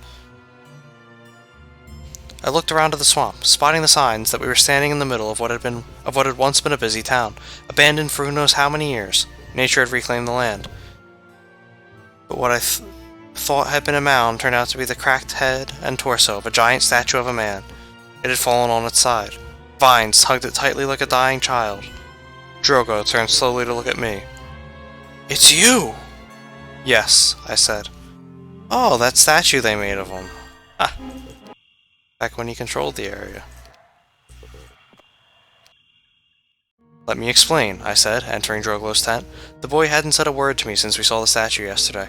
I knew he had asked the Domina about the statue and perhaps the past as well. How much did Droglo know? Did he know that the barbarian tyrant once dominated this land and its people? Did he know that, in his arrogance, the barbarian tyrant had statues of himself erected all over the continent? Did he know that I had been the barbarian tyrant? "Explain?" Droglo asked. "Can you explain why you have the face of the tyrant? I don't see how. You can't be the tyrant. He's been dead for a very long time. So it must be coincidence, right?" I could tell by the tears in Droglo's eyes that he didn't believe his own words. "That's right," I said. If Droglo didn't want to talk about it, I had to accept that, but he deserved some kind of explanation. I asked, "If a man, a king, made many mistakes, terrible mistakes, do you think he should have the chance to redeem himself?" "Depends on the man, I think," Droglo said. "Take Mad King Griffinheart, for instance. His crimes are too great. He deserves only to rot in a pit for all eternity. If only the boy knew Griffinheart's crimes were nothing compared to my own. Well, if that man got the chance to make things right, he would probably look for someone who was nothing like he used to be. Someone fair and good to take over when he was gone." I left the tent knowing that this revolt would be over soon and I would never see Droglo again. But I smiled. Arathia was in good hands with Niven as their king, and Droglo would protect the people of Tatalia for as long as he lived. And one day soon that statue of the barbarian tyrant would vanish into the swamp forever. Finally, the wounds of old will have a chance to heal. I think that's actually the last one.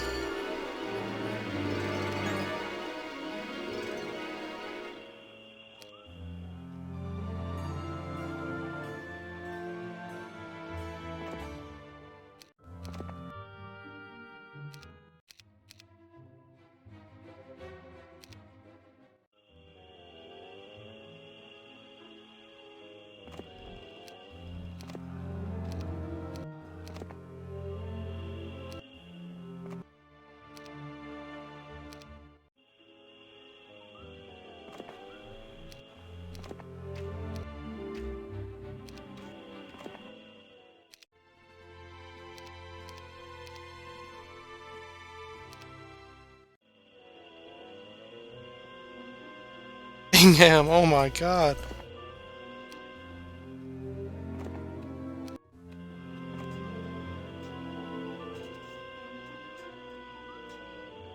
What the fuck?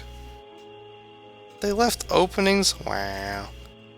Lame-o game-o. Lame-o game-o.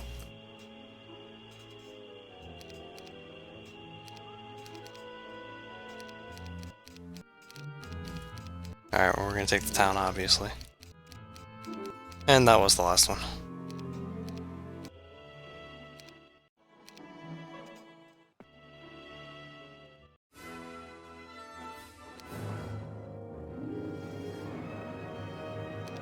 Who's mad?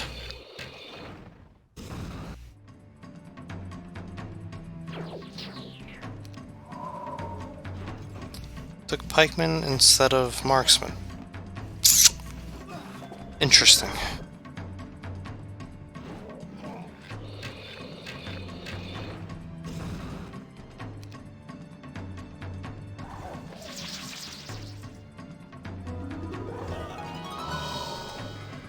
Wow.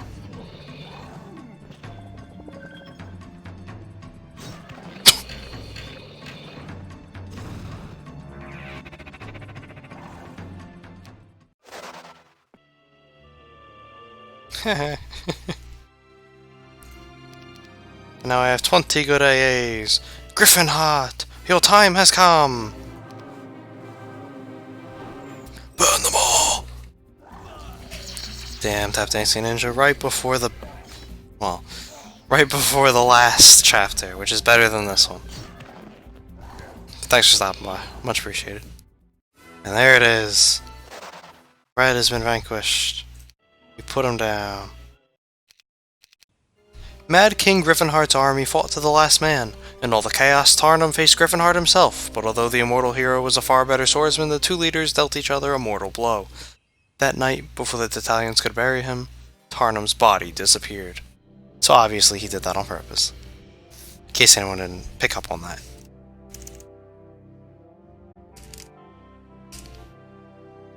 How about that?